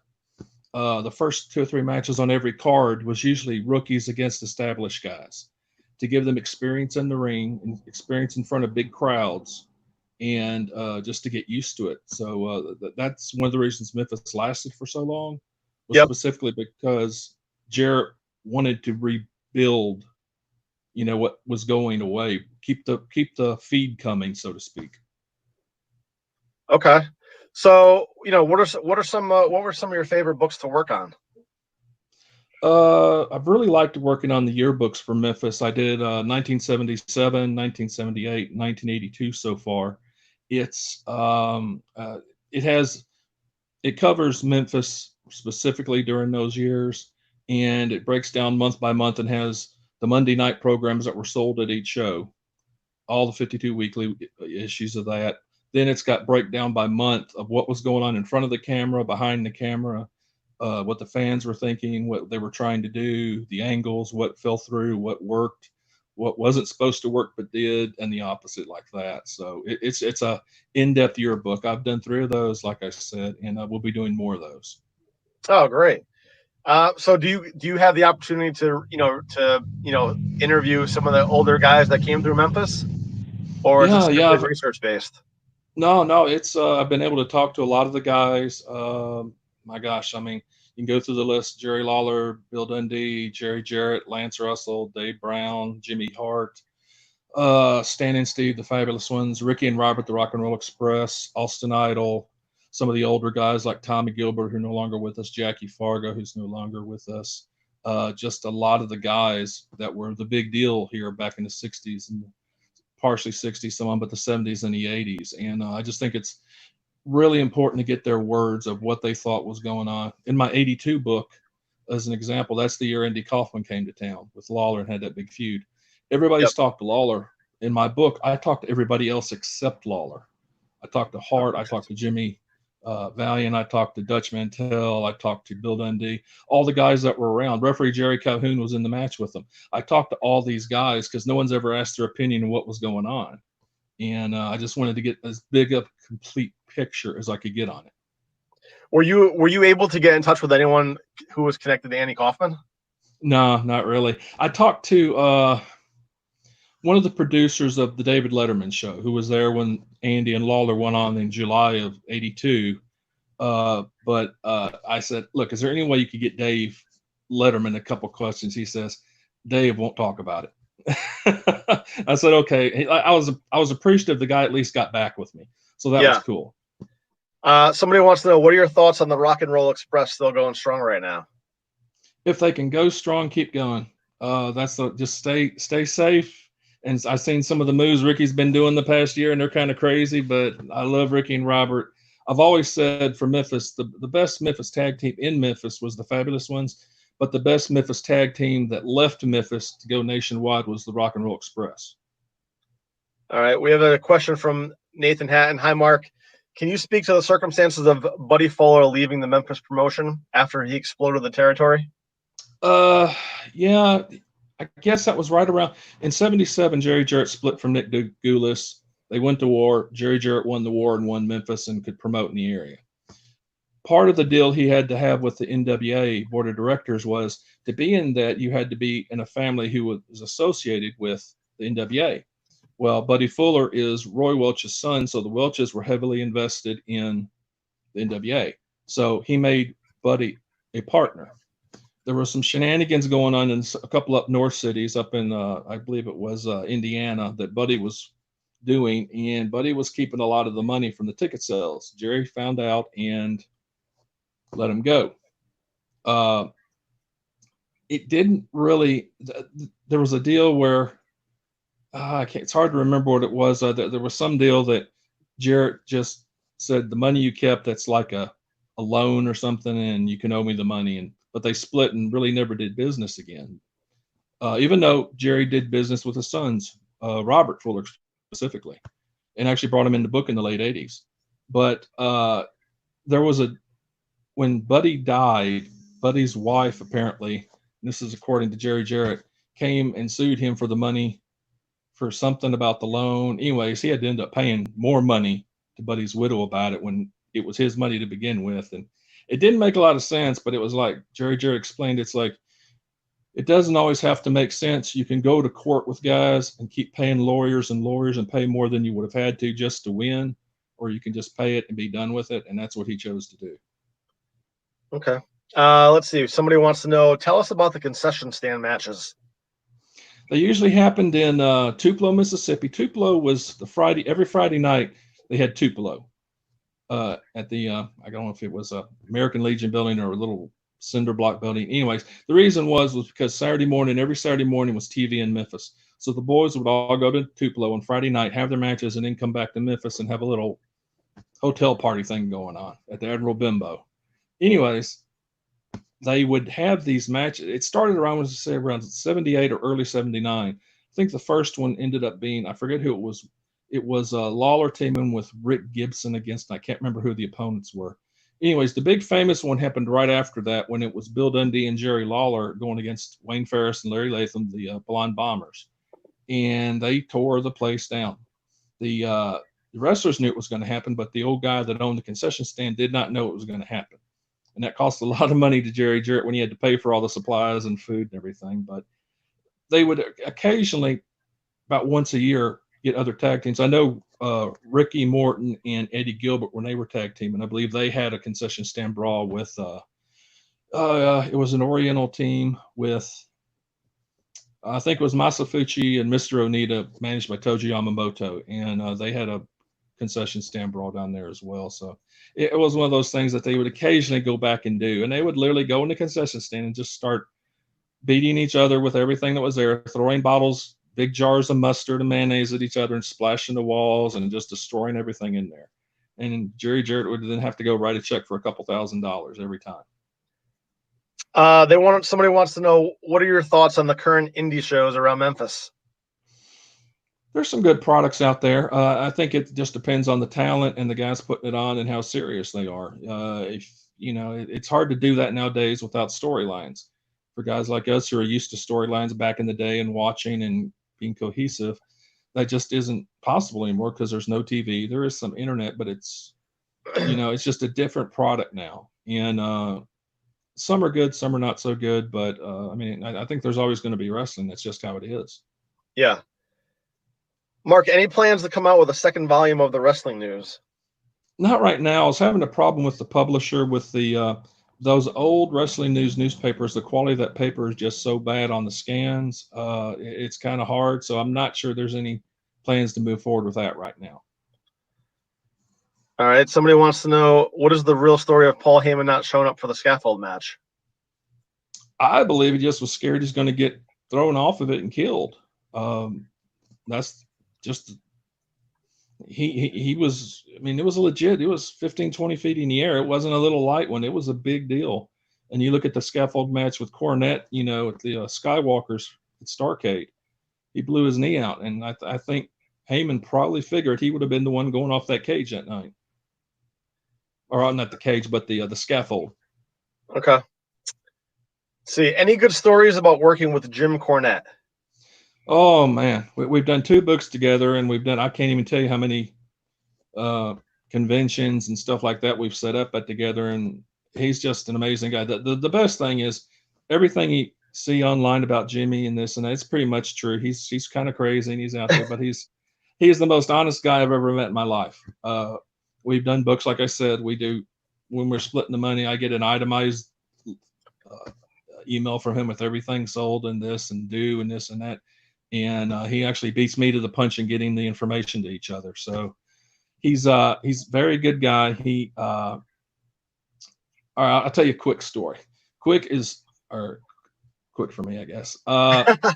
Jimmy is ultra liberal, ultra Democrat, ultra just, but he's a good guy. I could care less. I mean, he's Jimmy. And we were at, this is probably 2016.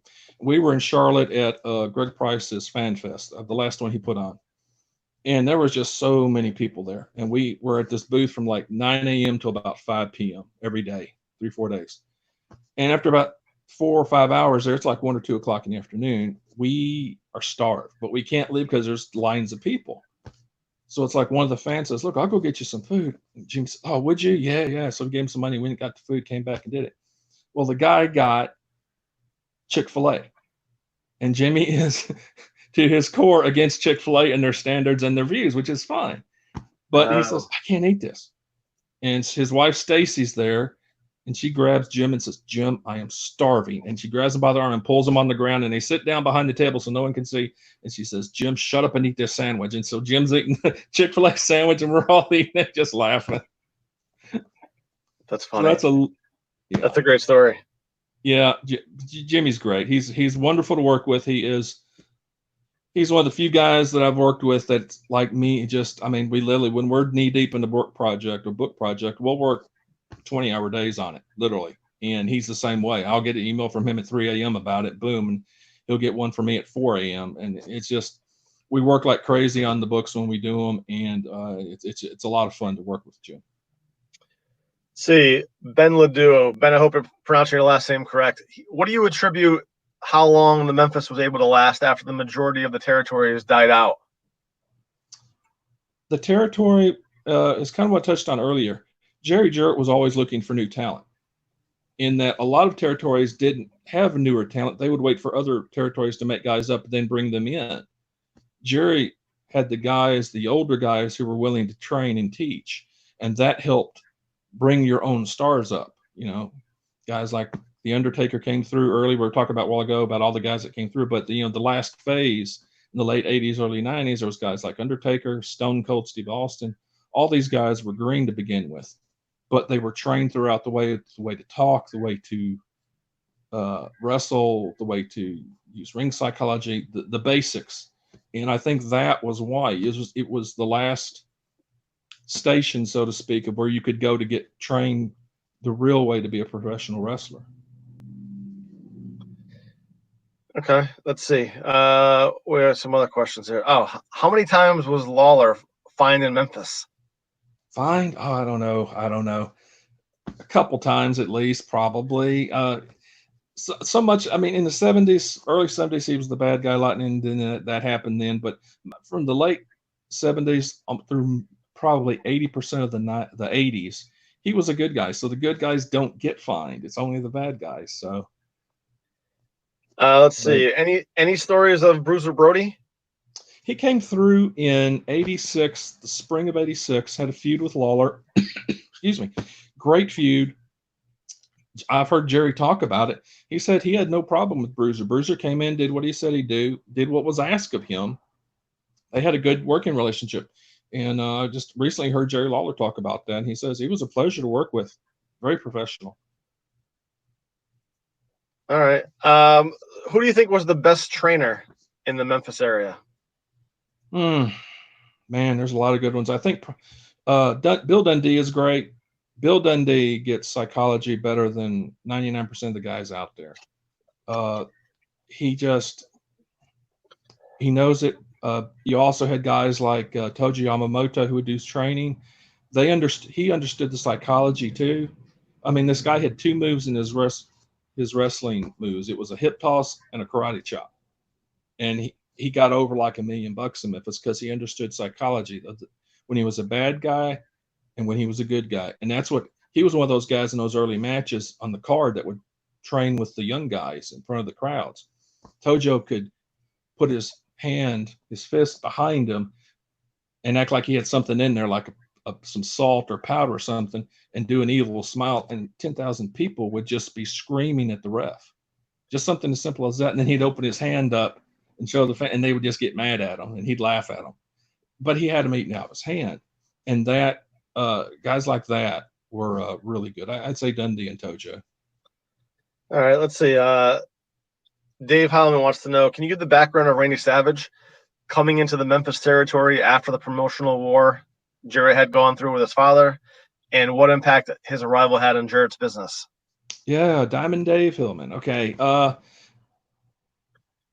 Savage was just crazed. I can remember in Memphis, we would get the syndicated ICW show, and Randy Savage would go on there challenging Lawler, Tojo, Dundee, Jerry Jarrett, just to show up at an arena and give him $10,000. And he would spend 15 to 20 minutes of every episode of his own show talking about the Memphis guys. It was insane. And he did it every week. Jerry Jarrett did the best thing, ignored it. Didn't talk about him on the show. No one was supposed to talk about him. They just let it go. And eventually, in 83, excuse me, Randy and ICW did go belly up, and they closed. A month or two later, Jerry Jarrett calls Randy and says, hey, why don't you come work for me? And he says, what are you talking about? He says, look, you're closed, right? Yeah. Come on in. Let's do an invasion angle. And that's what they did. Lanny, Randy, and his dad, Angelo Poffo, showed up on a Saturday morning Memphis show, rated this, just came in off the streets. It looked like it was planned, and it was staged that way. But it was the biggest thing you'd ever seen. I mean, everybody knew Savage was crazy and Savage was after Memphis and all this, and boom, here's this Poffos and Savage on Saturday morning TV. It was an excellent angle. I mean, you think of NWO 15 years later. Here it is in late 1983, and here they are doing it then. So it was very good. Randy stayed around about 2 years till about 85 when he went to Vince, but he ended up, flip-flopping back and forth, good guy, bad guy some. Later, he ended up teaming with Lawler. It was a great feud with Lawler teaming with Randy against Rick Rude and King Kong Bundy. It was wonderful. It was really good matches because Randy was just amazing. Seeing Randy work back then, even though his WWF work is amazing, I mean, his Memphis work was outstanding.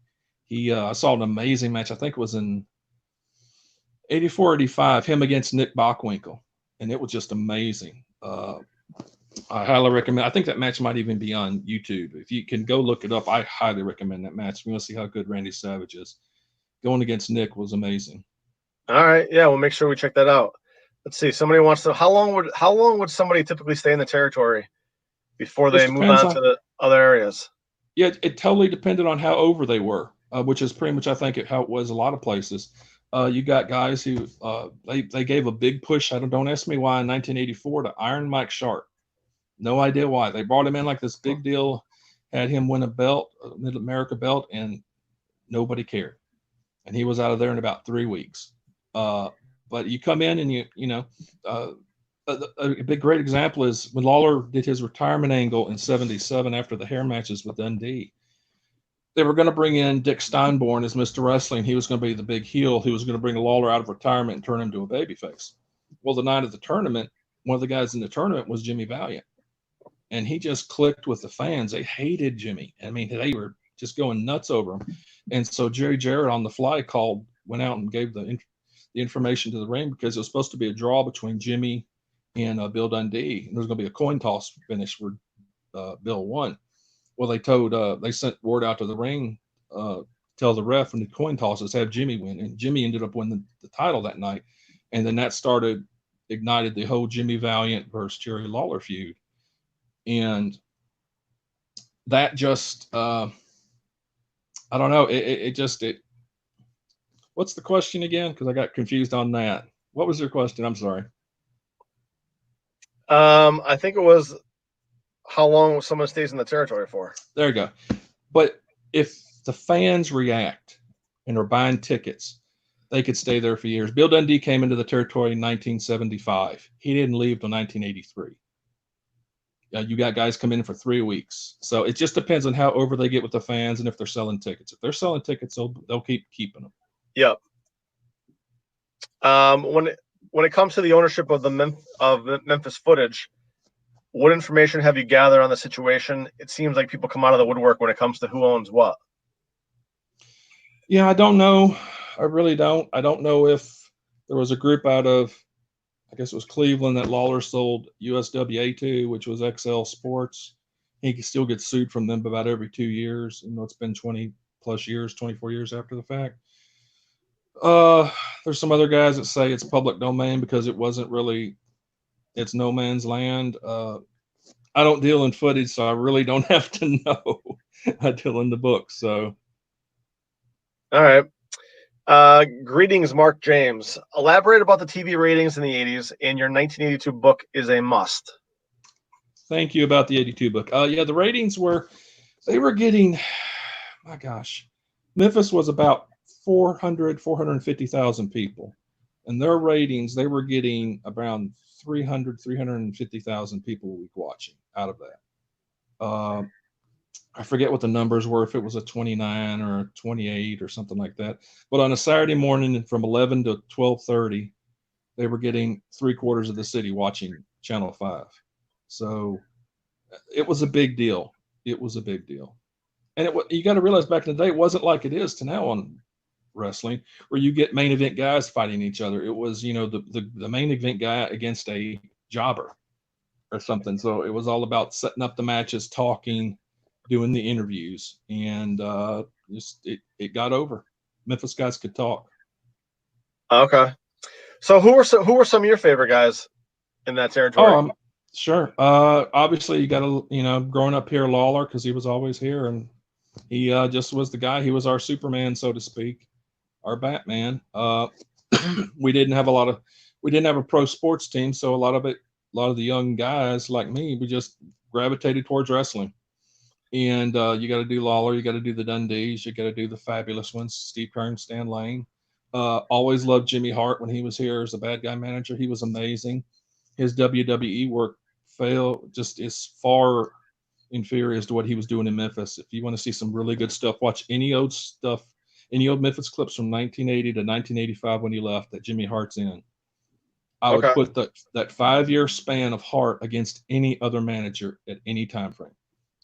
He is just, I've always made the comparison. If you've got to have like your Batman, then you've got to have the equal Joker. And Lawler was the Batman and Jimmy Hart was the Joker. So did you follow them to WWF when they had left, or did you the show was syndicated. We watched, we saw, they just didn't use managers the same way as they used in Memphis. Okay. It was, you got to realize on Saturday morning shows, because of who they were managing, Lawler might come out and do a 5-10 minute segment. The other guys do 5-10 minute segment. Well, Jimmy Hart's got a stable of 6-7 guys. He's literally on the microphone 30 minutes every show out of an hour-and-a-half show. So as a bad guy, he was getting more airtime than anybody other than the announcers, Lance and Dave. Yeah, it's so interesting listening to people that grew up somewhere else, because I grew up in New York, where we only had, the New York territory. Yep. I never really only heard of Memphis through the magazines. Yep. So. We had in the 70s, all we had was Memphis, period. And we had the magazines, Bill Apter magazines. And then around the early 80s, we started getting some cable, and we could get Atlanta TBS, and then you could get WOR out of New York and get some of the WWF feeds. And then after that, I want to say around 82 or so, we ended up getting the ICW show out of Kentucky on one of the other channels, and then we started getting worldwide show from Crockett. We started getting Texas World Class, and then after that we started to get. You could literally get about 6 hours of wrestling every Saturday morning by the time, by 84, 85, just from Watts Mid-South, both NWA shows out of Charlotte, World Class. There was one of the WWE shows on here, or WWF shows by that point, and then Memphis hour and a half. So you could get a lot. And then on cable, Saturday afternoon at 5:05, 2 hours from Atlanta. Okay. Let's see. We got a couple questions here from Mark Bujan. Can you talk about the Detroit book? Yeah, I did. I grew up. I was born in Flint, Michigan, which is just not that far from Detroit, and and we moved away when I was a tiny kid, and I'd always wondered about it and wanted to know more. So I got with several guys and got some picture collections and did a results book from the Sheik the entire time the Sheik owned Detroit from the mid 60s up until around 1980 when he shuttered Detroit. And we did a results book for all those shows. And it's one of my favorite books just because it was one of those things I always wanted to know about. And when I was hardcore into wrestling, by then in 80, Sheik had shut it down. So it was just like gone. And kind of like I wanted the Memphis stuff to not be forgotten about. I didn't want the Detroit, I wanted the Detroit results to be out there for people to look up, see who was there. Is it true Jim White lost a spot in the big box office tag with Lawler because of his marriage to Lily Thomas? Yeah, actually it was. And I don't even think they were married at the time. I think they were still dating. And it was totally because she was black. Back in Memphis, 1972, 73 maybe. You got to realize that's 6 years after Martin Luther King was assassinated in Memphis. So it's not that far away. And they let White go because of it. See, Rod wants to know, are managers ever going to make a comeback? I don't think so. The reason they don't think so is, here's my reasoning. They work off scripts now. If you got a script, a guy can read the script. The reason they use managers is guys couldn't talk on the fly back in the day. Like that's why you had a Jimmy Hart, you had a Bobby Heenan, whatever, and Jim Cornette for that matter. And you would have to talk back then. I've heard Jerry Lauder describe it. He said about when he was booking for Memphis 6 months out of the year, he'd go to the guys on Saturday morning TV about 15, 20 minutes before they were going to go out on TV. He says, okay, you're fighting this guy and this is what's going on. I need you to get this point across. And they'd say, well, how do I do it? They say, that's up to you. Just get it done. And if you can't figure out how to get it done enough, they're going to give you a manager if you're drawing. So that's why it's all scripted, so much of it. And because of that, there's no need for the manager to do the talking now. All right, let's see. Tom Burke wants to know, did Henry Rogers of Malden, Missouri supply talent for TV? That I don't know. I seriously doubt it because the Memphis TV were a bunch of Memphis guys that lived in Memphis. So I would expect, the Ken Rapers, the Jim Jamesons, guys, a lot of the guys knew Lawler, knew the other boys.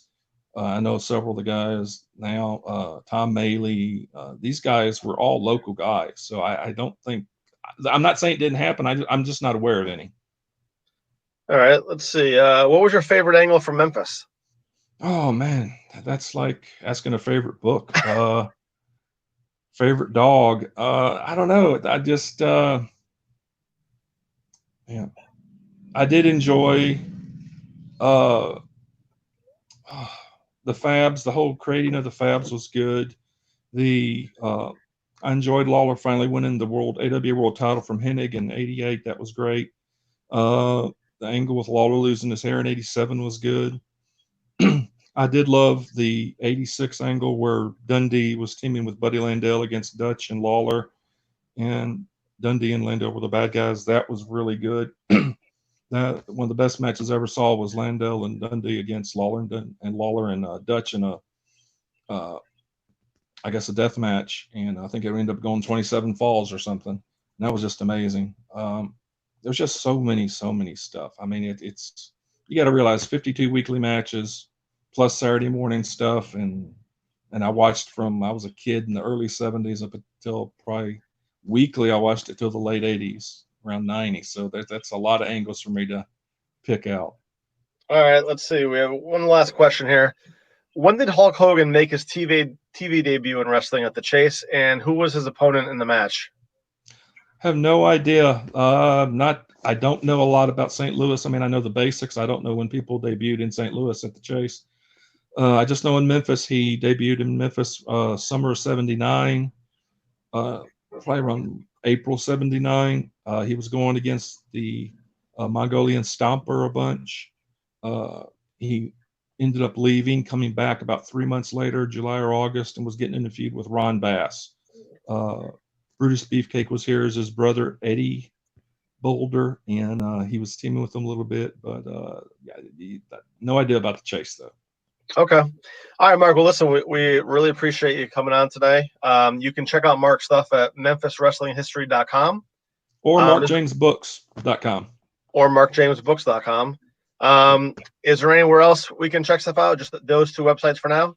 Just those two. If you go to the book page on there, everything's on Amazon. All right, Mark. Well, listen, we really appreciate it. Thank you so much for participating in COVID-Con, and be safe. Thanks. Bye-bye. All right. Take care. All right. So we're here at COVID-Con. If you want to have your question answered, please go to Wrestling Bookmarks /COVID-Con on Facebook and, type in the comment, and we'll try to get your question answered on the air. And please, visit their websites, check out their books, and do everything we can to support everyone during this time. And up next, we're going to bring on Brennan Martin. Just in 1 second here. Brennan, how are you? I'm doing great, Eddie. How are you? I'm doing great. So we appreciate you joining today. And great to be here. And your book is called Teeny. Is that the name of it, I believe? Yeah, it's called Teeny, Professional Wrestling's Grand Dame. Okay. So it's about a biographical novel about my grandmother, Christine Jarrett, and her 50 years behind the scenes of professional wrestling, starting in 1946 in Tennessee and Kentucky. Wow, that's incredible. And so being close, being that it's your grandmother, obviously was it easier to write the book, or does that make it harder?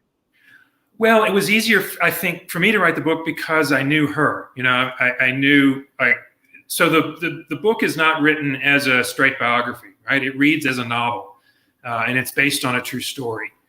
And what I did was to collect stories from other members of the family, from people that Teeny worked with in wrestling, a bunch of names that you would know, like Lawler and Dundee, and of course my Uncle Jerry.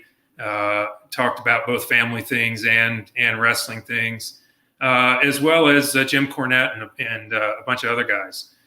And so I took those stories and I kind of wove them into a novel format, which involved creating dialogue and kind of imagining how these things unfolded into a consistent narrative. And so the fact that I knew Teeny and I knew many of the personalities that are in the book personally, creating that dialogue and doing it that way was a lot easier. I think it reads pretty true to form in terms of what kind of folks these people are and sometimes were. Okay. So what were some of the surprises? Were there anything that was surprising that you were finding out, or was this stuff that growing up you already knew? Well, there were all kinds of stories that I had not heard before. So I included this family tree in the background. This is an illustration done by Jerry Lawler in about 1972, I think is the timeline based upon the ages of the people in here. But I'm the son of Teeny's daughter, Carolyn. And one of the things the book talks about is that my mother, she hated wrestling because wrestling is what took her mother away from her. Teeny was a single mom who took a second job selling tickets and ended up just absolutely falling in love with the business. And she was a bit of a workaholic. And my mother, she was never fooled. Like from the time she was 5 years old, she figured out without being told that wrestling was a work. And so it was just this matter of her mother was always gone. So then when I came along, and this is me up in the corner here, my mother really tried to keep me away from the business as much as possible. And of course, I was around it some. I spent a summer at the Nashville Wrestling office when Teeny was still working for Nick Goulas and Roy Welch. And I, would go to the matches sometimes, but a lot of Teeny's professional life happened kind of outside my view. And so there were all kinds of stories that I learned along the way that I had not heard before. for instance, Jerry Lawler talks about a time when they were wrestling in Lexington before they started working Rupp Arena every month. They were the event was always held at this Catholic school. I think it was a girls' Catholic school, or it might have been co-ed. I don't remember for sure. But he tells this story about a lewd drawing that he left on the door of the girls' locker room, which is what the boys were using as their own locker room when they were there for a show. And he wasn't thinking about what he was doing and where he was. He was just being the entertaining guy that he always is. And he drew this picture full size on the back of this door of this naked woman with a huge erect penis. And he tells a story in the book, and I relay it in the book about he left that night, never thought about it. Teenie got a call then, of course, from the headmaster of the school the next day, telling her, that basically asking, so are any of your wrestlers artists? And she said, well, yes, actually, Jerry Lawler is a fantastic artist. You should see some of his work sometime. And the headmaster said, well, I think I have. And I'm going to save it for you till you get back up here next month. And anyway, Jerry goes on to tell the story of how Teenie reacted to him when she saw what he had done and then saw him again that next month. And it's a really funny story because I think it shows how much she thought of Jerry and how much Jerry thought of her as well. They were very close. When you were doing some research, were there anyone that you were trying to get in touch with that just wouldn't talk to you for any reason, or? I had a list of people to talk to, and because I was really trying to tell a story. This was not trying to be an exhaustive biography. I stopped when I felt like I had enough material to tell the story I wanted to tell. So there were a few folks that I think that probably the one person that I wish I had talked to that I didn't is Jimmy Hart. And I wasn't able to get in touch with him at the time. I don't recall, quite frankly. I'd have to look at my list. I don't know if I had his information and just wasn't able to connect or what. But really, most everybody that I talked to, that I reached out to, that I wanted to talk to, were happy to talk to me about Teenie. There were a few people who she didn't get along with, and didn't have a lot of warm fuzzy stories to tell about her. But everybody was happy to talk. So I think, given the fact that I was in the family, even though some of those guys didn't know me that well, it opened doors, and so it was really a pretty easy process of collecting the information that I needed to. Okay. So were there any, who were you excited to talk to that you were, actually able to? Well, Lawler, of course, was high on the list. Yep. I knew how close they were. And there were really two wrestlers that I always thought of as Teenie being very close with. And this opinion comes from, I can remember as a child, she would show me every year the Christmas cards that she got from Jerry Lawler and Jimmy Hart. And she just thought the world of the both of those guys. And she was always very proud of, they would always remember her birthday. They'd always think of her at Christmas. So Jerry was one was somebody that I absolutely wanted to talk to. Coco Ware was somebody that I got to talk to that was, he really offered fantastic insight into Teenie. And I opened the book and closed the book with basically his interview. In the opening chapter of the book, I relay a story that he told me almost word for word, using his dialogue and what he had to say about this situation when she sat him down the first time she met him I think it was in Louisville, if I remember correctly, and sort of laid out her rules for how she expected the boys to behave when they were working her towns. And then I also closed the book with a quote from Coco talking about how she was really just focused on the business. She had her rules. And they were not rules that all the boys really appreciated very much. There were some of them, in fact, who really chafed against kind of her stern approach to managing her towns. But as Coco said, it was all about the business. And when you were in her town, it was her business and it was never personal.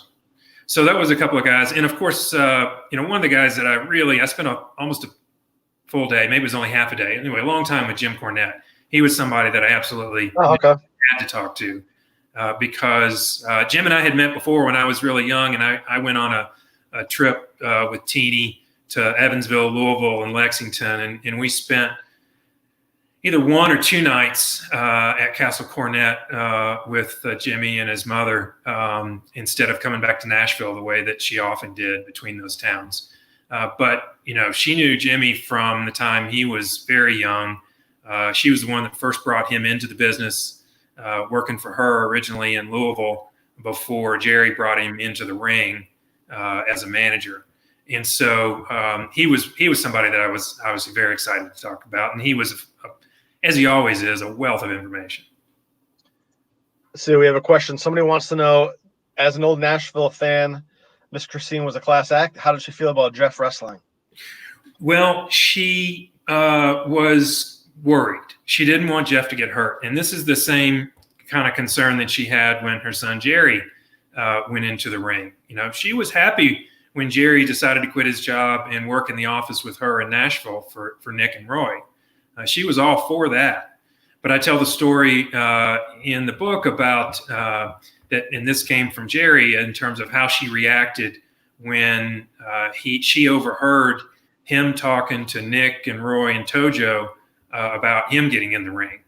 And she knows, she obviously knew everything about wrestling, but she also knew that that there was a possibility of getting hurt in the ring, and she didn't want her family to suffer that. And so when Jeff came along, she knew she didn't have the same control over Jeff that she did over Jerry. And obviously, she made a deal with Jerry that, about what it would take for him to be able to, for her to agree to let him in the ring, because Roy and Nick made it very clear that without her blessing, they wouldn't put Jerry in the ring. But she knew that she didn't have that kind of authority over whether Jerry was going to let Jeff in the ring. And so Jeff started out, refereeing, and then eventually got into the ring. And Jeff told me that when he first saw Teeny at one of her towns after he had started wrestling, she took him aside and said, "Jeff," she said, "I can't do anything about this, but I hope you stay safe, and I hope you manage to, avoid getting hurt."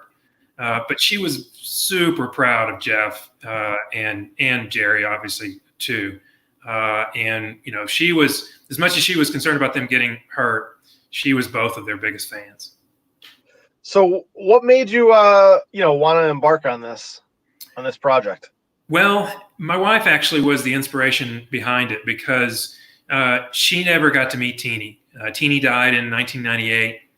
And my wife and I sort of got together in 1999, and she just heard these stories about Teeny, and she knew that Teeny was a single mom, and she went from taking a second job part-time to this great success. Really, she was the most successful female promoter in the United States professional wrestling. I think Mrs. Baba in Japan is really the only female promoter that could be said to be more successful than Teeny was. And she said, my wife just said, the world needs to know Teeny's story. I think there's going to be people that are out there that, whether they like wrestling or not, they're going to be interested in this story of this woman who took, it was a real rags to riches story.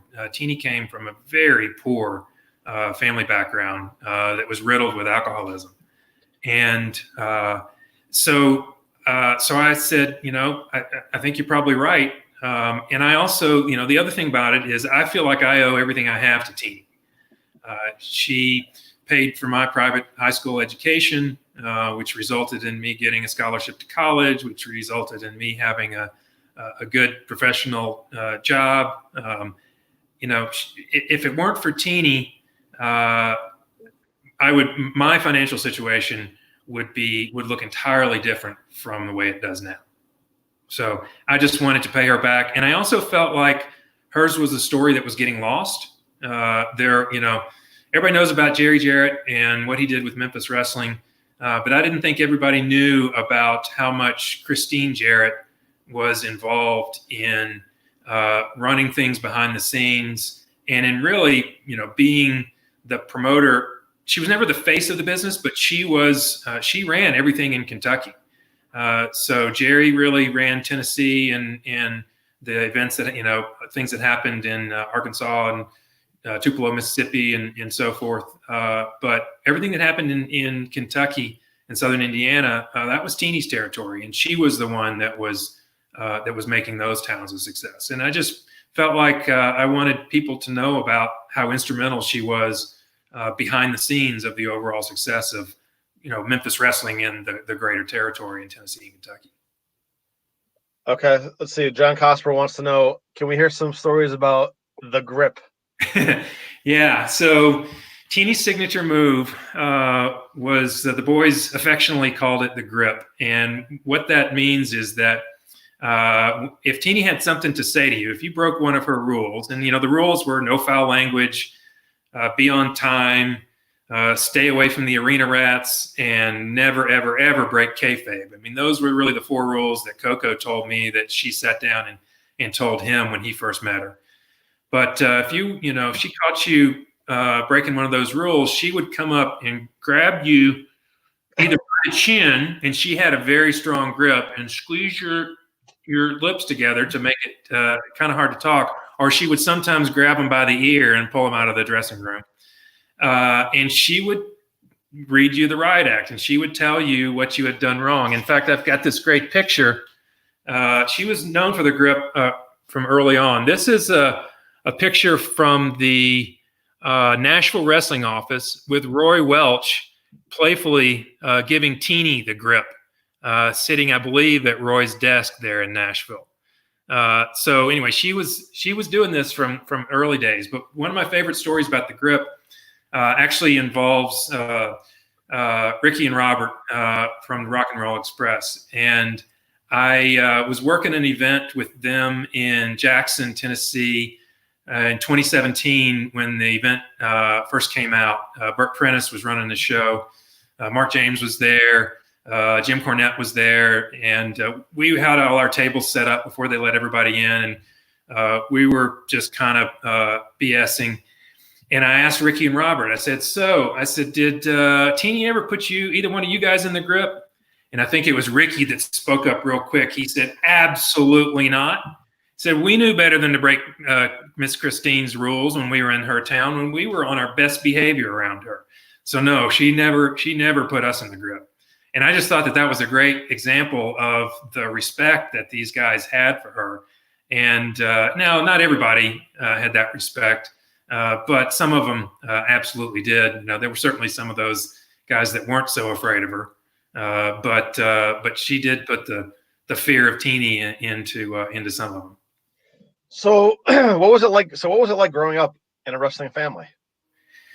Well, again, I was kept separate from it a lot. And so, but for me, my Uncle Jerry was like a rock star. Because I did go to the matches and on occasion, and I saw how the crowd reacted to him. And he also had this, he started out with this big house out on Old Hickory Lake that, downstairs he had a pool table, and, there was like the whole kind of entertainment center, and he had one of those giant widescreen TVs. And, that's not what my household was like at all. We lived a very had a very modest upbringing. But Jerry just was, he was this larger than life character, and somebody that I always, looked at with great respect, and somebody that I wanted to be around as much as possible. And my cousins, Jeff and Jerry, Jerry Jr. and Jeff are here in this photo. I had a younger sister about 6 years younger than me, but they were I looked at them like, man, it'd be really cool to have older brothers. And so I I enjoyed the time that I got to spend with them, but it wasn't very often. There was this as one summer. So my parents divorced when I was 6, and so my mother was working, and I think she was spending. There was one summer where she did some work at the wrestling office in Nashville. In any case, I don't remember exact circumstances of it, but I spent much of one summer at that wrestling office. This is the Goulas Welch Wrestling Office on 8th Avenue, I guess, across from the Kentucky Fried Chicken in Nashville. And the Kentucky Fried Chicken that sticks out in my mind because one of my only duties when I was there, because I was 7 years old, 6.5 years old, something like that at the time, was to walk across the street or down the block, just a couple buildings down to Captain D's and pick up lunch for me and Teeny and maybe my cousin Donna, rather, who also worked there. And so, that was a time when I can remember being exposed to lots of different wrestlers. I can remember, for instance, I got to know George Goulas at that time and developed some impressions about him because he was always hanging around the office. Lawler and Dundee would show up, and they would give me little gifts from time to time. For the longest time, I had this little stuffed baby alligator that Dundee gave me, and I had some golf balls with smiley faces on them that Lawler gave me, and so it was just a time when I was seeing these guys, outside the ring, but I was never smartened up by any of them. Right? I went my entire childhood not being smart to wrestling. I was a mark. I'm embarrassed to say until Vince came out with his sports entertainment thing on 2020 or whatever it was when they started talking about wrestling not being exactly what it would appear or how it's presented, and that has everything to do with sort of the family's, especially Teeny and my Uncle Jerry's, views on it and the importance of maintaining kayfabe. So, although I grew up in a wrestling family, I was kind of an idiot to the whole thing. All right. What is your relationship with Jarrett today? Quite frankly, it's non-existent. I sent last contact I had with him was when I called him right after the book was published to get his address so I could send him a copy in thanks for the stories that he provided. And I don't think he's a big fan of the book. I haven't heard from him since. I did exchange a quick text or two with him late last year when somebody contacted me wanting to get him on a podcast, and I just got in touch to find out if it was okay if I gave his number to this person. So, yeah, we don't have a relationship. I'm sorry to say. Okay, so who were some of the some of your favorites growing up? Where you grew up? Lawler has always been my favorite. Yep. Again, because he was just, as far as I was concerned, he's, just to call him part of the family is a stretch. But he was, in the sense that he was someone who was part of the territory from the earliest days, the earliest I can remember until the territory went away. And he was always very loyal. And he was also very kind to me every time I saw him. He did things like he painted a big mural with spray paint of Kermit the Frog and a rainbow with a pot of gold at the end that was on my sister's bedroom wall growing up. My father had spent a little bit of time in the ring in the early 70s and always had a very positive view of Lawler. So he was one of my favorites. And of course, I love showing this picture. But Andre, how can that not be a favorite? But that's me and Andre in Nashville. I think we figured out this is about 1974. So I was about 5.5 years old. That's incredible. When this one was taken. So, big fan of his. Only ever got to see him wrestle that one time, only live. And then the other guy that I became a fan of in the 80s, and still am to this day, I just think he's a wonderful human being, is Handsome Jimmy Valiant. Really loved the work that he did with Lawler. They were in the midst of their feud when I made my one road trip with Teeny, hitting Evansville, Louisville, and Lexington. And I think it was 1982. But I didn't really get to know him at that time. I just thought he was a great character and a great performer, and really became a fan. And then I've gotten to meet him more recently as part of this book effort. He and I have been at several events together, and he's a great guy. So are you still a fan of wrestling, or do you still follow it? I don't follow it much. I mean, to be honest, I follow it enough to sort of be able to promote the book. And I, on Facebook, I follow old school wrestling pages, and it's particularly Memphis wrestling pages, or at least the ones that haven't banned me. And there've been a few that have uninvited me to their particular parties for reasons that I'm not 100% clear on. But in any case, I follow it in that regard, and I'm have kind of a passing awareness of what's going on with WWE and AEW, but I'm not a regular viewer of those events by any means. All right, somebody wants to know if any road stories that you can share. Road stories from the Memphis days. So I'm not sure that this is what you're looking for, but this is one of my road stories, and this is coming from that one road trip and when I got to meet Jim Cornette for the first time. So as you may know, Jim has talked about this a lot on his podcast, but Teeny and Jim's mother, Thelma, were very good friends. And that came about through the fact that Jimmy and Thelma were in Louisville every week from when Jimmy was a child.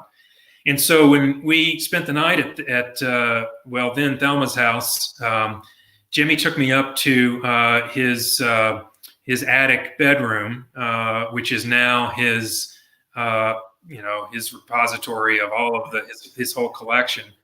And it was a huge collection then. I mean, I was stunned, but at this point, so I was 12 years old, but him at like 17, and he's showing me all of these different magazines he's got. And that was the first time that I became aware of Jimmy's Superfly Snuka. He had these videos of Jimmy's work that I'd never seen before, and showing him jumping off the top rope and just showing me all this stuff. And one of the things that he showed me were some photographs that he had taken, and they were clearly in like a school gymnasium. Tojo was in a referee's outfit, and there were some of those like gymnastics mats spread on the floor. And there was different photos, and I was looking at them, and I was like puzzled. And I said, what? I said, Jimmy, what's going on here? It looks like they're practicing. Is that it? And looking back on it, I can remember the look of shock on Jimmy's face, realizing that I was still not smart to the business, and that he was showing me some of these behind the scenes photos that he had taken of, exactly that, some of the work that was going on to prepare for different matches. And he quickly gathered up all the photos, put them away, wouldn't answer any of my questions, and changed the subject to move on. So I don't know if he remembers that story, but it's very vivid in my mind. And I look back on it as, again, how stupid I was, and how I should have figured things out by then. Because on that same trip was when I had seen that match, the main event match between Lawler and Jimmy Valiant 3 times, all end in exactly the same way, and still didn't manage to ask the question or in the right way for Teeny to admit anything to me about anything being scripted. We have one last question here. How did the Honky Tonk Man get his nickname in WWF? Not a clue. Okay. I didn't think that you would know, but I appreciate the question. All right, Brendan. So listen, where can they find your book? My book is only available on Amazon. Okay. If you want to go to teenyjarrett.com, you can read the first chapter for free to get a sense of what the format is and what this biographical novel is all about. Because I know it's very different from what other wrestling books are done. But on Amazon, it's available in paperback, and I've got it on sale during this lockdown for $9.99 paperback. You can also get the ebook, or it's available in an Audible audiobook format. Great. Well, we appreciate you coming on today, and hope you're being safe. Absolutely, staying locked up. Thanks for All right, Brendan. having me. Thanks so much. All right, guys. So we're here at COVID Con. We're about to bring on Bertrand Hebert. He's the author of The Eighth Wonder of the World, Andre the Giant. I'm going to bring him on in 1 minute. Just want to remind everybody, go to the websites and, purchase books, read about your favorite wrestlers, favorite stories growing up, and do everything we can to support these guys. And let me bring on Bertrand Hebert here. Hello. Bertrand, how are you? Thank you for having me. I hope I pronounced your last name Very happy correctly. to be here. Yeah, it's pretty good. It's pretty good. Don't worry about it. Okay, so you have the Andre the Giant book that everyone seems to have. I think we might have some feedback coming from you. Yeah, I mean, the feedback has been very awesome. I mean, we've worked on this for the better part of the last 2 years.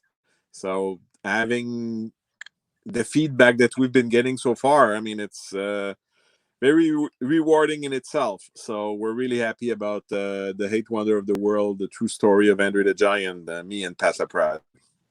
How long did you work on the book for?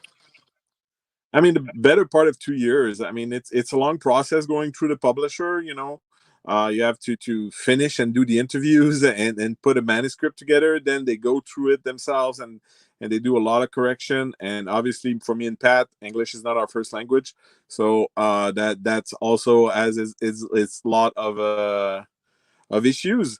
But it's a very rewarding experience. So we hope that people will be able to find a copy in those times, and and because the French version has been delayed here in Quebec, so there's a French version sitting in a warehouse somewhere waiting to be released. So where can people find a copy currently? At the moment, it seems that barnesandnobles.com in the US is the best place to go, as Amazon has availability issues, and books are not a priority for Amazon. In Canada, indigo.ca, and through the ECW Press website directly, they can get a copy, a hard copy, and they will get the free ebook at the same time as well with buying it through the ECW website. So that seems to be the way to go. It's available also on audiobooks since I think yesterday. So that's also something people can check. And of course, the Kindle version is available everywhere as well. So what went into writing this book? Were you able to get in touch with any family members, or who were you able to get in touch with? Yeah, Pat LaPrade went to France and speak again with the family, which he had met when he was working on the HBO documentary. So we were able to speak to his brothers, sisters-in-law, nephews, and really get a feeling of what his life was in France before coming to North America. We spoke with Bradley Craig from England and the UK about his stay in the UK, which to us was all new material as far as the time that Andre spent over there. And we're lucky enough to speak to a lot of his friends from the business and that knew him very well. Was lucky enough to speak with Mean Gene Okerlund before his untimely passing, and Gino Brito here locally. Rick Martel gave us an interview, and so we were really able to, with everything that Andre left behind and everything that has been written and said about Andre, we had a lot of materials. I mean, I think there's like 8 pages of research material at the end.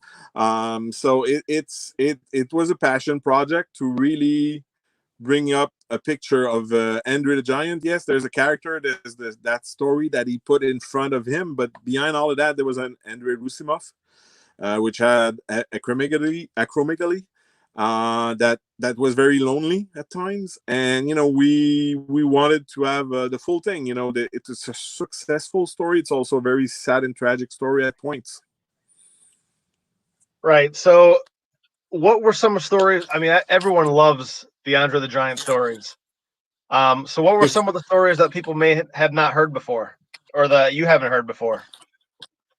Well, I mean, I'm more of the feeling and the story and the emotion of a story. So for me, I mean, we were able to learn exactly a little bit more about how Andre may have left the Montreal territory, as not a lot of people know that Andre was part owner of the Montreal territory in the early 80s. And apparently he and Dino Bravo had some issues at some point. And Andre was the type of person that would say, well, I'm not going to fight. I'm not going to have confrontation or big arguments or anything like that.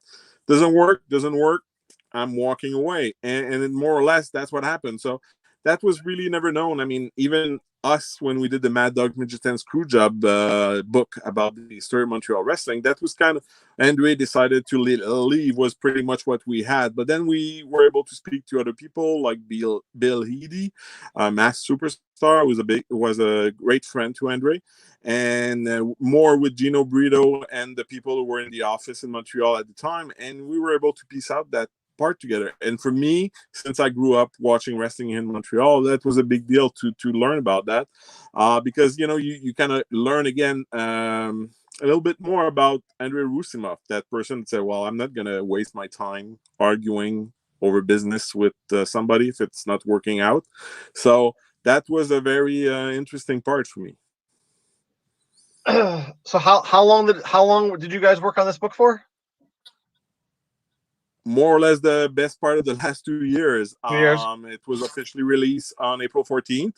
And we had been, almost right after Pat was done with the documentary. That's a project we had on mind. We had on our list that we had pitched before.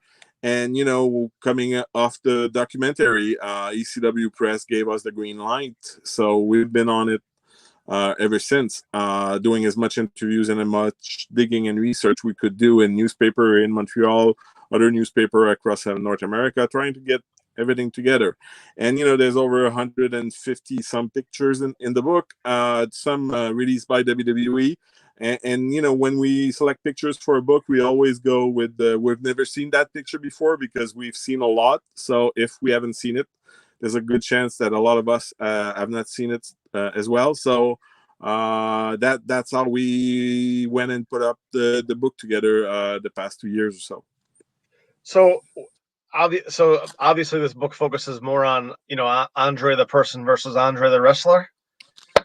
No, I mean it's trying to find a balance. It's just, because he put Andre the Giant in front as a big smoke screen in front of him. Yep. And since back then there was no way for Andre the Giant to put a baseball cap and sunglasses and go out and be himself. He was on. As soon as he was out of the door, he was Andre the Giant, and he had to play that role, and he had to sell that role all the time.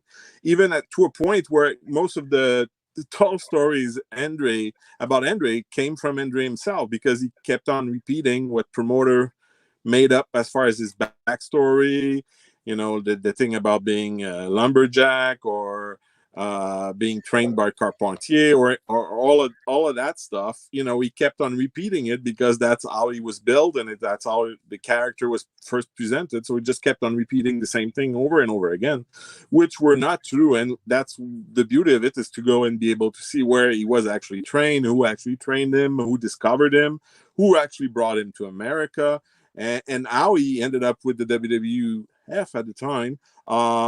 And so that's the part. But also, there was to get also the Andrei Roussimoff story, the guy that's alone at the bar because the hotel room is so small that he cannot even take a shower.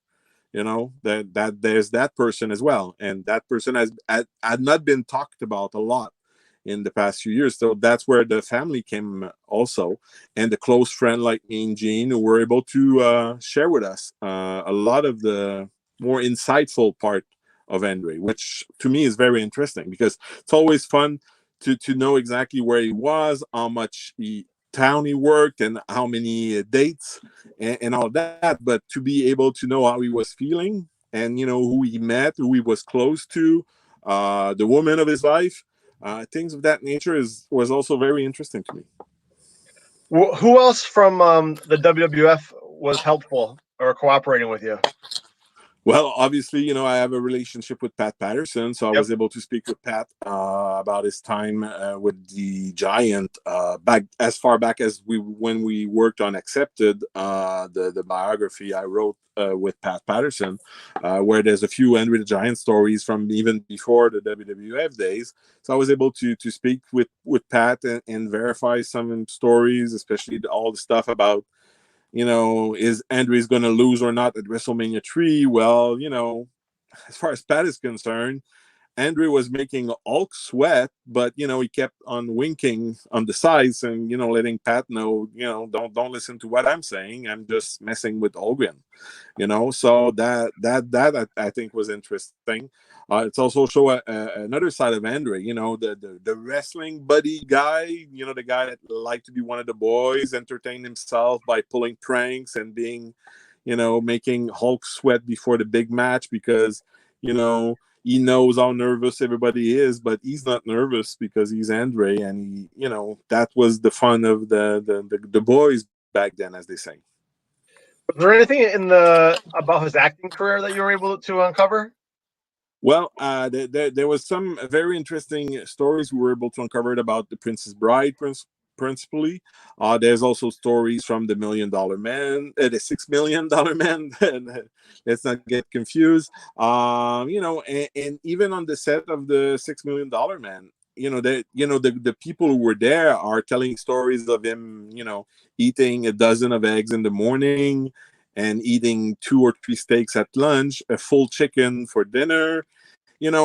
Andre was not eating like that all the time, but if he was on in front of a group of new people, he would, act like that and make sure that everybody had a story to tell about him. But if he was alone at the ranch, Jackie, who lived with him for years, told us that he would often eat fruits and yogurt while he was at the ranch. So it's not like he could, if he wanted to, eat a lot or drink a lot, but it's not like it was nonstop every day, 365 days a year. That's where the man and the legend and the myth all collide together, because that one time he does something, people will repeat it until they die. So that's also part of what we try to uncover and present in a fair manner in the book. Somebody wants to know, what is it about going to Japan that kept him traveling back there? Well, he was very well treated. I think that's the most important part. When the whole thing happened with Maeda in Japan and the match, we discussed that match at length in the book.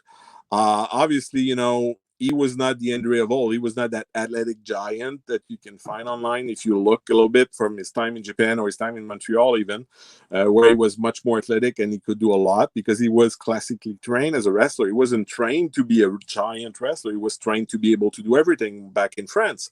So in Japan, he loved that style. He loved being able to do that style. But by the time we're around WrestleMania 2 or so when that match happened, and if you watch the Battle Royal at WrestleMania 2, you'll see that Andre is using the top rope a lot just to keep his balance. So he's having issue with his body at that point. So what kept him going there is the respect the fan had for him, and basically New Japan asked All Japan to get Andre a spot because the New Japan time was not conducive to bringing back Andre after his WWF career, but they asked Baba and All Japan to find a way to book him. And since All Japan already had the comedy match where usually Baba was there, they ended up having a tag team with Baba and Andre. And he was that big and he loved being with the boys and being backstage and doing traveling that much. And that's why he was out there. Obviously, those are not classic matches, but it is what it is. And it shows again the personal side. That's all he knew. That's all he wanted to do. So, and he was only 46. So it's not like he was an old man, even though physically he appears much older than he actually was. Do you think he could have lived longer if he actively tried taking care of himself? I think that if he would have got the procedure done either in the 70s after learning about the condition in Japan, or in the early 80s after the ankle, he got his ankle broken. There's no doubt he would have lived a lot longer, even if he kept on drinking and eating the way he did with the right diet after that operation. I mean, a 70-some years old giant might be not possible, but I'm guessing from my reading on the acromegaly and when people get it done, and if we look at the Big Show, who just got older than Henry was when he passed on, obviously, we could have expected Henry to at least add 10, 15 more years minimum to his life if he would have taken care of himself. Let's see. Were you able to speak to Haku about their time tagging together at all? No, obviously we missed Aku, but Aku did do a lot of interviews and mention Andre on a few of them, so we were able to get some of that information through the different interview and the podcast and radio interview that Aku did. So we were able to get quite a bit of information from there. But we did speak with Bill Eady from Demolition at the time, who have worked with both of them during that run on a regular basis. What is the one thing you want us to know about Andre? That's a good. And there's so much stuff in the book, but that it is a tragic story. That there was so much more available to him, but for some reason he made that decision that he was born this way, and that's what made him Andre the Giant, and he didn't want to take any chance about getting the operation, which at base is a brain surgery to get that condition fixed. So obviously he may have been scared, he may have been receiving bad advice, but it from our perspective in 2020, that's very sad and tragic that he didn't get that condition under control when it was time. Was there anything that you found out that maybe he thought it would affect his career at all? No, I mean, except for the fact that it's brain surgery, and at the time it may have been not as easy of a surgery as it is today. There is complication possible. Nothing that I personally feel would have made any difference, because by the time surgery was an option, he was already a giant. He was already big. He was, so that's never going to go away. If your bones have reached a certain size, they're not going to shrink, obviously. So there was no reason except being scared and bad advice and thinking that he could not get off the road, because we're talking, if my memory serves me right, maybe an 8-week, 10 weeks maybe for him if he would have got the surgery done before he could have returned. So at the time of the ankle surgery, it would have been perfect timing since he was going to be off anyways. Jason Presley has a question. Among your earlier books, which do you think is the most underappreciated that more people should read? Well, if we look at numbers, I think the Mad Dog Vachon biography right here is maybe the most underrated book. It's a beautiful story. It's a beautiful story of someone who wanted to travel, wanted to see the world, and wanted to be better. And through all of his career, he went through ups and downs, but at the end, he was at peace and he was a better man. So I think it's a fantastic story. People don't know about Mad Dog Vachon. He went to the Olympic in London. He won a gold medal at the Commonwealth game, and he had that fantastic career in the AWA. And he was such a character and such a great person that I think that number-wise, as far as sale go, I mean that would be the one that people should have a look. Okay, and you also did a book with Pat Patterson. Yes, me and Pat worked together on his book, Accepted, uh, and that was a fantastic experience because that's the only book I wrote by myself with Pat and not with the other Pat Laprade.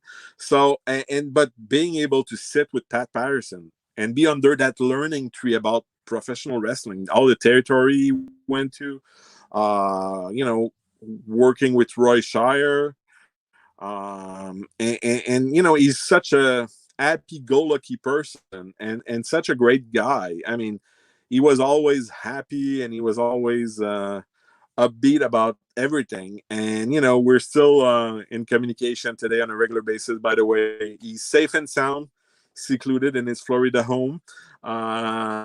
You know, there's I think 4 people. He lives in a park over there, and there's like 4 people in the whole park left because it's mostly French Canadians who spend the winter there. So they all came back to Canada. But he's safe and sound, and you know, as you know, he be bored easily, so he's very bored, but you know, he's safe and happy. But you know, that was a great experience because Patch has such a wonderful story. My only wish about that book would be that Pat memory would have been better because there's, you know, he had forgotten stories, as many stories he had forgotten that he remembered. So there was so much stuff that we can never got to because he just doesn't remember. But that for me was one of the big thing about Pat Patterson. He's one of the few wrestlers I have interviewed that, you know, wrestling was his life, was work, but it never was his be all and end all. There was always other interests. There was always his partner Louis that kept him grounded. So he never lost track of reality and never lost himself in his wrestling character. So that was very interesting to me. And how did you end up? How did you meet Pat to be introduced to him to do this book? I was working here in the local scene in Montreal for years. Marc Blondin, who worked for WWF as a French announcer back in the 80s, and Sylvain Grenier, which is Pat Patterson's protege. I mean, for Pat, you know, Pat considers Sylvain to be the son he never had. So they were very good friends. So Sylvain and Marc Blondin started a promotion here called TOW in Montreal, and they shot four pilots for television in the hope of bringing wrestling back to television. And I was the booker, writer, producer, name it. And Pat Patterson was allowed after requesting to Vince to do his the brunch of Pat Patterson segment, which is the Piper's Pit type segment he used to do on the French television here. So I was able to produce that and write that with him, and we put that together for our television show. And you know, my Mad Dog Magician's Crew Job books just got out at the time, and he had read it, the section we had wrote about him, and we got to talk, and he loved talking to me, and he saw that I could talk to him about his early days in Montreal, and I could talk with him about Dolph Ziggler last week on Raw. So that was very refreshing to him. He was already on his second writer for his biography. So it took a while after that, but the second writer got the boot like the first one, and I ended up being flown to Stamford to have an interview with Kevin Dunn. And you know, 7 months later, they finally went ahead and gave me the job, and we were able to put the book together. So that was an amazing experience, and you know, even more amazing to me because I grew up watching heel Pat Patterson singing about the Rougeau brothers on television, and now, you know, I consider him a friend, and you know, he calls me on a regular basis, and we have kept in touch since, and it's an experience I cherish. That's really cool. Somebody wants to know, your books are fantastic, well researched and written. Any plans for further books on Brito, Martel, Bravo? I mean, thank you very much. We appreciate. We always put out books that we would like as avid wrestling fan to be able to read with everything that we've ever asked ourselves about our subject. Rick consider himself retired, and will speak to us from time to time on different subjects, and we're very lucky about that. Obviously, I think there's a book there, but I don't think Rick wants to go there. Obviously, as he's getting older, maybe he will. His daughter is going to university next year, so maybe he'll have more time and to go back to memory lane. The Gino Brito, I mean, we would like maybe to do more with him at some point, but obviously, you know, since the Vice documentary, the Dino Bravo story, has picked up some steam, so we're that's a subject we would like to tackle in the future. Obviously, the whole Dino Bravo saga from his wrestling career, but also his life after wrestling and his untimely passing. All right, let's see. We have a couple more here. You have done a lot of Montreal wrestling. Any future Montreal projects, or are you going to go in a different direction in the future? In the book so far, I mean, one project has led to the next, basically. So you know, it's you know, we did the first book. That was a 5-year process of putting that book together, and from there we went almost right away as we had the French version of that book released. Mad Dog passed away. We were doing the big book fair in Montreal, and you know, we ended up doing interviews for 2 days about Mad Dog because we had that book out and we were the last one to speak with him. From there, our publisher, you know, almost put a deal on the table right away for us to do the Mad Dog book. As I was finishing the Mad Dog book, I ended up getting the call to do the Patterson book, and Laprade went on to do the Sisterhood of the Square Circle book. And as he was finishing the HBO documentary after that led us to the Eighth Wonder of the World. So who knows? Obviously, the next project is always sometimes, you know, in direct relation from the previous one. So obviously, you know, any opportunity is interesting to us. Obviously, though, Montreal is our specialty since we grew up here and we have all the connection now. And more importantly, people from that era of wrestling trust our judgment in bringing their story out there. And that's important to us as well. You know, when a guy like Gino Brito or Rick Martel or Pat Patterson trust us, that is a big. You know, it's very hard for a 10-year-old me to understand, but for almost 50-year-old me, that's just mind blowing. Absolutely. Let's see. We have someone says, I'm reading the Andre book now. Why did Grand Prix break up? Well, Grand Prix, you know, it's the old saying, too many cooks in the kitchen. There was a lot of ego. Wrestling, you know, wrestling stars usually have egos. The people that become big stars, they have a little bit of an ego. So when you put all of those guys together, sometimes it just blow up. And, you know, that's basically what happened. Grand Prix caught fire. Andrew was a big part of that. But, you know, with Maurice Vachon, who was such a big star and a local guy, and you had Edouard Carpentier, which was maybe the most over star and the most popular star ever in Quebec that was not born in Quebec. That's a lot of ego out there, all at the same time. I mean, Grand Prix at some point was running 2 shows. You know, the Vachon were running their shows, and Andre and Carpentier were running their set of shows, and they would the full crew would only meet like in Quebec City at the big show at the Colisée or at the Forum in Montreal. So, you know, it became a competition within the company. And obviously, you know, you cannot fight yourself within the same company without leading to bad business. And basically, that's what happened. The Vachon, you know, said goodbye because they couldn't deal with the micromanagement of the Robert and the Carpentier. And, you know, it just things that happen. When in wrestling, rarely you'll see such huge success as Grand Prix was for that short of a time without, you know, the when the page turned, there's a downturn, and obviously there was too many cook in the kitchen. And one last question we'll try to get in here. Any insight as to why Rick Martel doesn't like talking about about his career or experience in wrestling? Well, I mean, my understanding is that Rick has never felt comfortable talking. He was never interview was never his forte. And, you know, he had bad experiences with people trying to turn the business into a joke or, you know, having him do 4 hours interview for a documentary and not using 1 second of footage. So he has shied away from talking about the business, and he has focused for years on his real estate business, which he just sold 3 years ago almost now.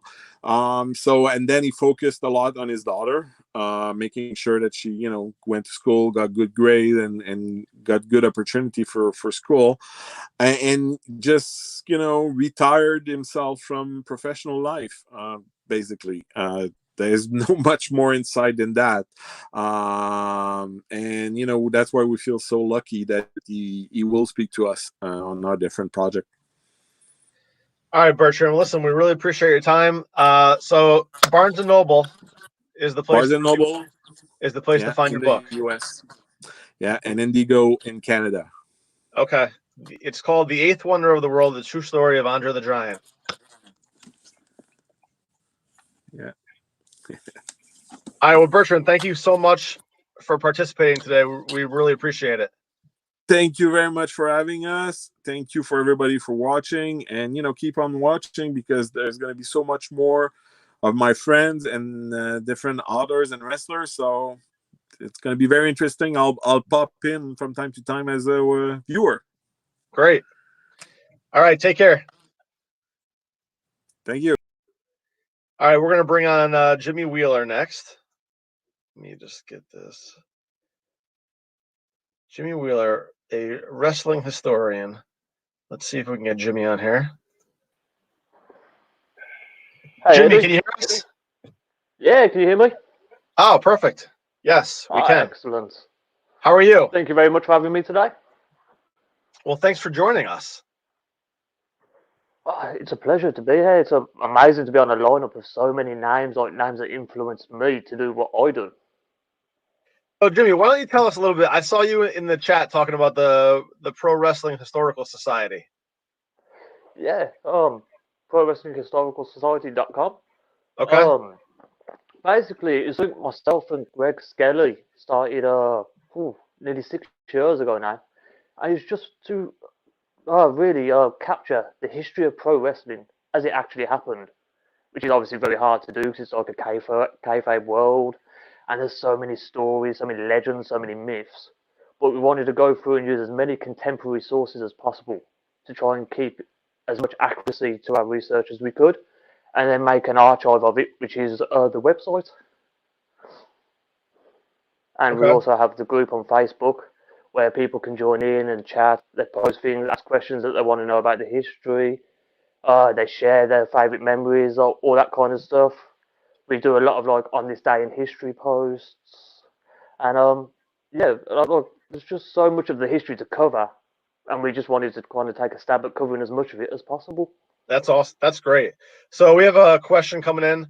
Can you talk about the career of promoter Harry Hill, and is he tied to being one of the first in fixing pro wrestling matches? Oh, Harry Hill, we're going right back straight away to the 19th century. Harry Hill was like quite big in the 1860s as a wrestler himself in the collar and elbow style. And he was definitely one of the first people to really promote fixed wrestling matches. He promoted out of a place in East Houston Street in New York City, and he had boxing matches there, he had wrestling matches there. All the biggest names at the time on the East Coast went to Harry Hill's. It's one of the most famous venues, probably in all of America, actually. And that venue lasted from the late 1860s all the way up to, I'd say like the late 1870s. Then it actually got closed down by the police for fixing matches and other notorious, nefarious activities that were going on there, such as like, well, it was rumored he had prostitutes going on in the place. He was using the upstairs as a bit of a brothel. And then he reopened another place elsewhere in New York City and kept that to probably the early 1890s, I think it was. But Harry Hill was one of the most important figures in all of the early history of pro wrestling in America. Interesting. Okay. Kenny Casanova wants to know, how is UK wrestling different than USA? Can you explain the difference in style? These days, it's exactly the same. Ever since like the early 1990s, when well, I think it was 1989 when World of Sport closed down, and then WWE and WCW was pretty much the only thing we got over here, and a couple of like really dodgy independent shows that just copied the WWE, and they had like they called it the American style of wrestling, and you have people like the Warriors of Doom, which is our rip off of the Legion of Doom, and you'd have people like I'm trying to think of some of the names that we had. We had like the Undertaker instead of the Undertaker, and different names like that, and that was like throughout the 90s, and like now obviously as we come in 2020, wrestling is pretty much the same everywhere on the independents. But before that, you had like a round system. I wasn't born. I should say I wasn't born until like 1988. So a lot of the old style of wrestling in England, I never got a chance to see when I was growing up because I grew up on WWE and WCW. But there's like a round style of system, and it was a lot more technical based than what American style was. It was still obviously showmanship and all that, but it was just a lot more technical than what the American wrestling was known for on a whole. So, and Jimmy, you recently released a book, correct? The Italian Temper. That's correct. Yes, that's just here, right next to me. Okay. The story of how Alphonse Baby-Bisignano turned out all right. Alphonse Baby-Bisignano. It was never meant to be a book, to be honest with you. It started off as a Facebook post, and his story was just so interesting. Like he used a bootleg liquor, and then he was a boxer, then he was a wrestler, then he got his own restaurant, he opened up nightclubs, his nightclubs got shut down because he was selling liquor during the Prohibition. He ended up going to the White House because he was good friends with President Jimmy Carter, and helped Jimmy Carter get elected as president from the Iowa kind of what's the word in America? I think it's a constituency, and he was like held all the parties for Jimmy Carter in his restaurant there, and he'd done a lot of political work within Des Moines, Iowa, to try and get Carter elected, and obviously Carter did get elected. So when that happened, Babe went to the White House and he put on a big banquet for the president, and he likes to tell a story of how Jimmy Carter accused him of stealing silverware from the White House. But yeah, he's just like a fascinating character. He went to prison, and then he ended up doing talks in prison and trying to help the youth not go in prison. So, sorry, I'll say again. He went to prison, and then when he came out of prison, he started doing work with the youths in prison to try and help them straighten their lives out when they were due to come out. And he'd like employ people that had been in prison, all for like the good of the community. And he went down as like a legend, like an icon in Des Moines for all the good work that he did, even though he had such an unscrupulous past. Jimmy, can you hold the book up to the screen so people can see it? Yeah, of course. There we go. It's available on Amazon, and also there's some signed copies available on EatSleepWrestle.com, which is John Cosper's site. He published the book for me. Okay. Let's see. We got some other questions. Can you name the first promoter who was known to promote entire wrestling cards rather than individual main events? Not to be honest. I'm trying to think. Because initially you had like variety shows in wrestling, so it'd be like you'd have vaudeville entertainment basically. You'd have like some acrobatics, you'd have singers, you'd even have like a dance after the show, and then like wrestling would be included in there. And then there's some shows where you'd have like wrestling and boxing shows included, and then probably around the beginning of the 1900s is when you start to get just wrestling shows. I don't know who it would have been exactly. It's always so hard within pro wrestling to say this was the first one ever. Do you know what I mean? Because you think you know the first one ever, and then you find someone earlier. But Jack Curley, who promoted out in New York City, and George Kennedy, who promoted out of Montreal, Canada, both of them spring to mind as being some of the very early pioneers in doing all wrestling shows. All right. Then somebody wants to know, how did Charlotte Flair come to WCW in 1999? I have no idea, to be perfectly honest. All right. It's kind of my expertise is like the 19th century, going up and probably push it up to like World War One, And then after that, I know bits and pieces of things, you know what I mean? But it's the 19th century that's like my main focus. So what? Yeah. So what drives you to want to focus on that era?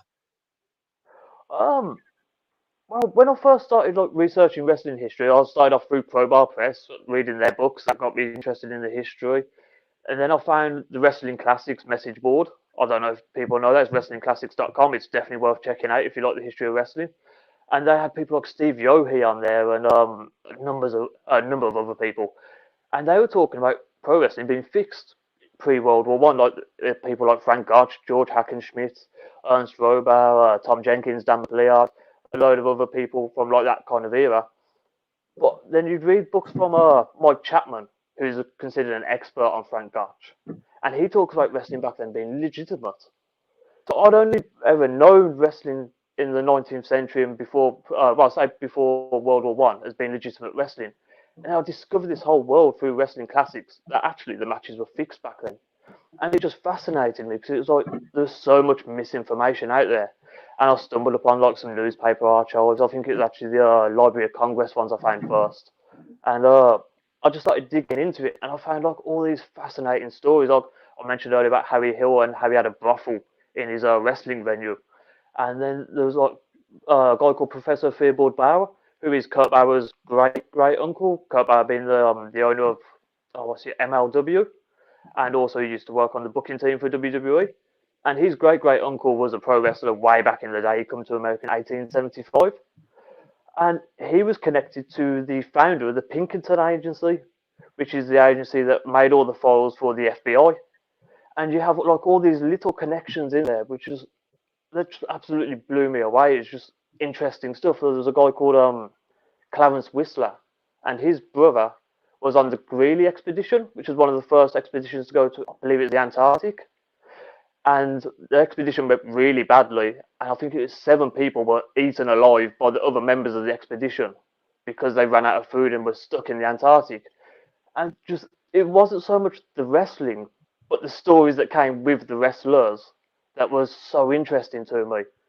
And because nobody really looks at that kind of era, it was very easy to keep finding new information and finding new stuff that I couldn't find anywhere else by going through newspapers and various other sources.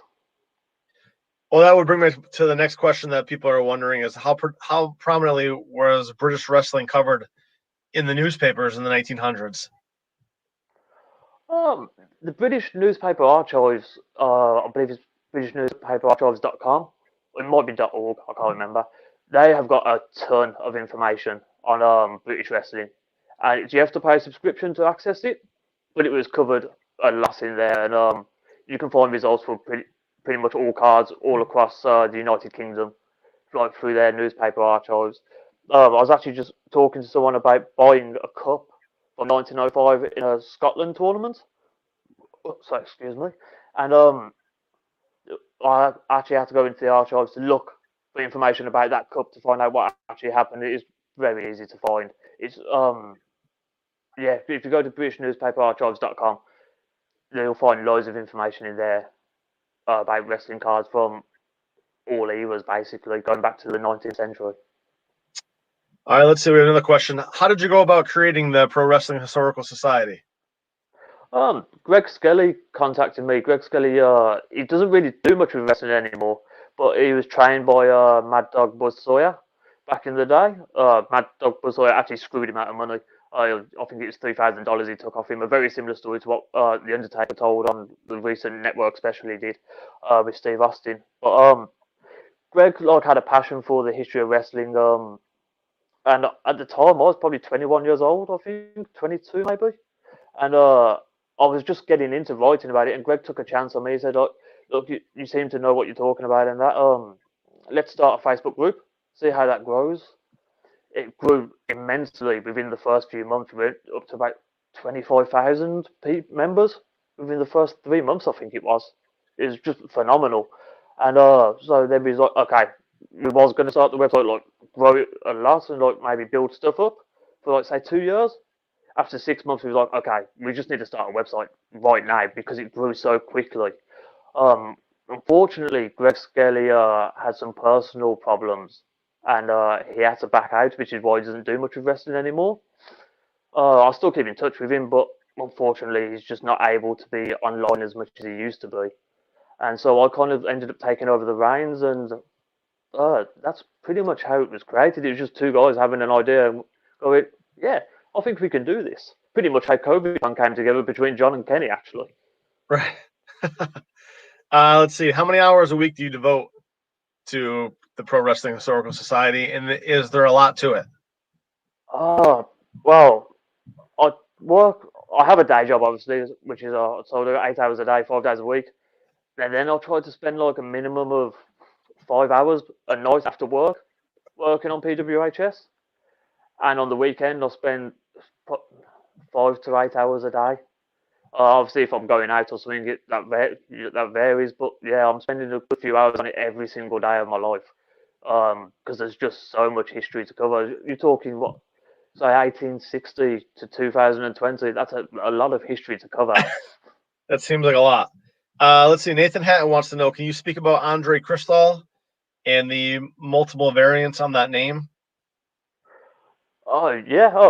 First of all, Nathan is a great historian himself. He's helped me a lot with a lot of the research that I've done. So thank you to Nathan for that. Andre Crystal was a Frenchman. He come over in 1874, I think, with another wrestler, and he was actually known as a swimmer when he first came to America. He used to swim the rough seas off the East Coast, and that's how he made a name for himself in America at the beginning. And then he started wrestling in the New York City in the Greco-Roman style. And Andre Crystal is a man of many mysteries because there are several different people who use the name Crystal. There's Lucian Mark Crystal. There's a guy called Black Crystal, who's known as his real name is John Dublair, who was a pioneer in European wrestling, and his wife actually wrestled as well. I can't remember her first name, but Mrs. Dublair. She was one of the early pioneers in female wrestling back over in Europe. Then there was also another guy called Leon Crystal, who went on to have a pretty famous career. I can't remember what his name was. I think it was Ivan Leon or something. Someone will correct me, I'm sure, in the comments. I can't remember. But anyway, there was a famous story of Andre Crystal. He disappeared for a few years, and then another Andre Crystal popped up, and he started wrestling, and he got beaten by a load of people. And he goes to a small town in Deadwood, Deadwood, Colorado, and he's challenging all comers as was common back then. And some guy comes out of the Deadwood mines, the coal mines that were going on down there, and that's like not coal, gold mines that was taking place in Deadwood, Colorado, and challenged this new Andre Crystal to a match, and he beat him up. He bloodied his face, and he really did a number on this new Andre Crystal. And it turned out it was the original Andre Crystal. And he'd taken offense that this new Andre Crystal was using his name and trying to get famous and cashing in basically off the career that he had had. Now, whether that was actually a work or whether that was how it really went down, we'll never know. But something tells me it was actually a work. And the real Andre Crystal had given this other guy permission to use his name, and it all built over the 18 months to them two having that big match out in Deadwood. And the fake Andre Crystal was actually Lucian Mark Crystal, who then carried on wrestling as Lucian Mark Crystal for the rest of his career. He had a good career actually, and he was also proficient in broadsword competitions as well. Like a lot of the wrestlers were at the time, they were all-round athletes.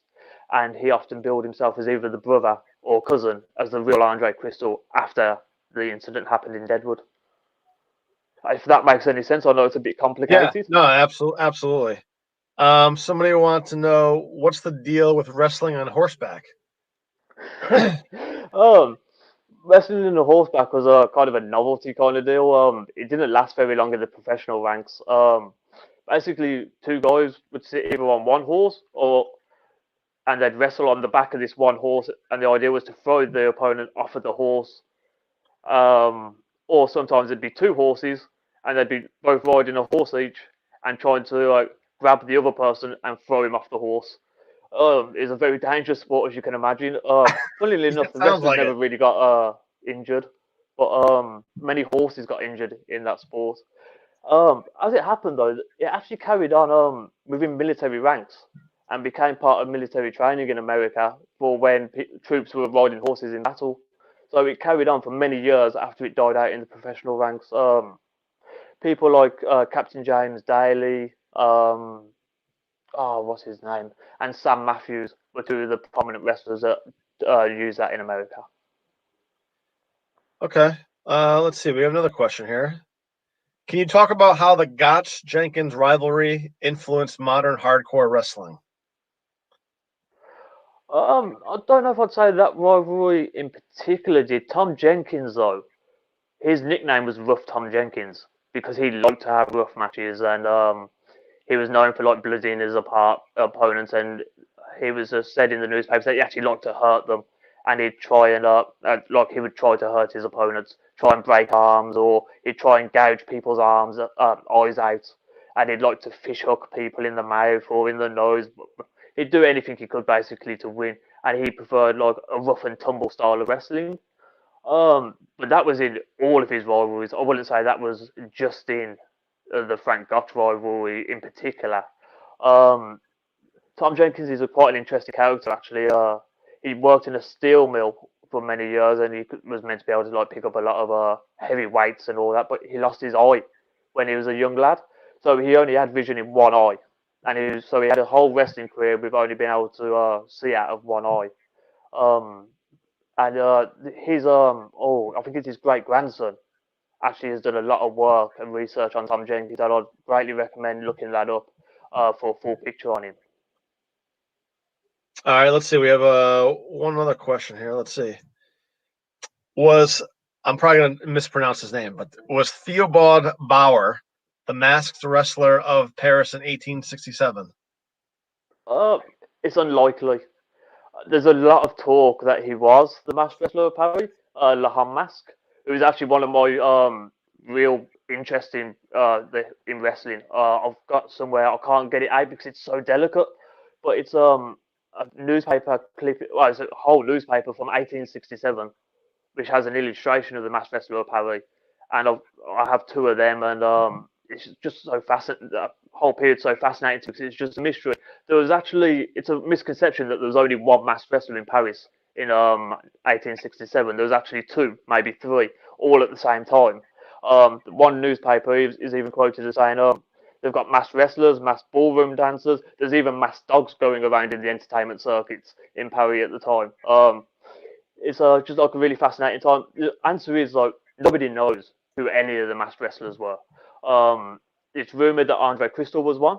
It's rumored that Theobald Bauer was one.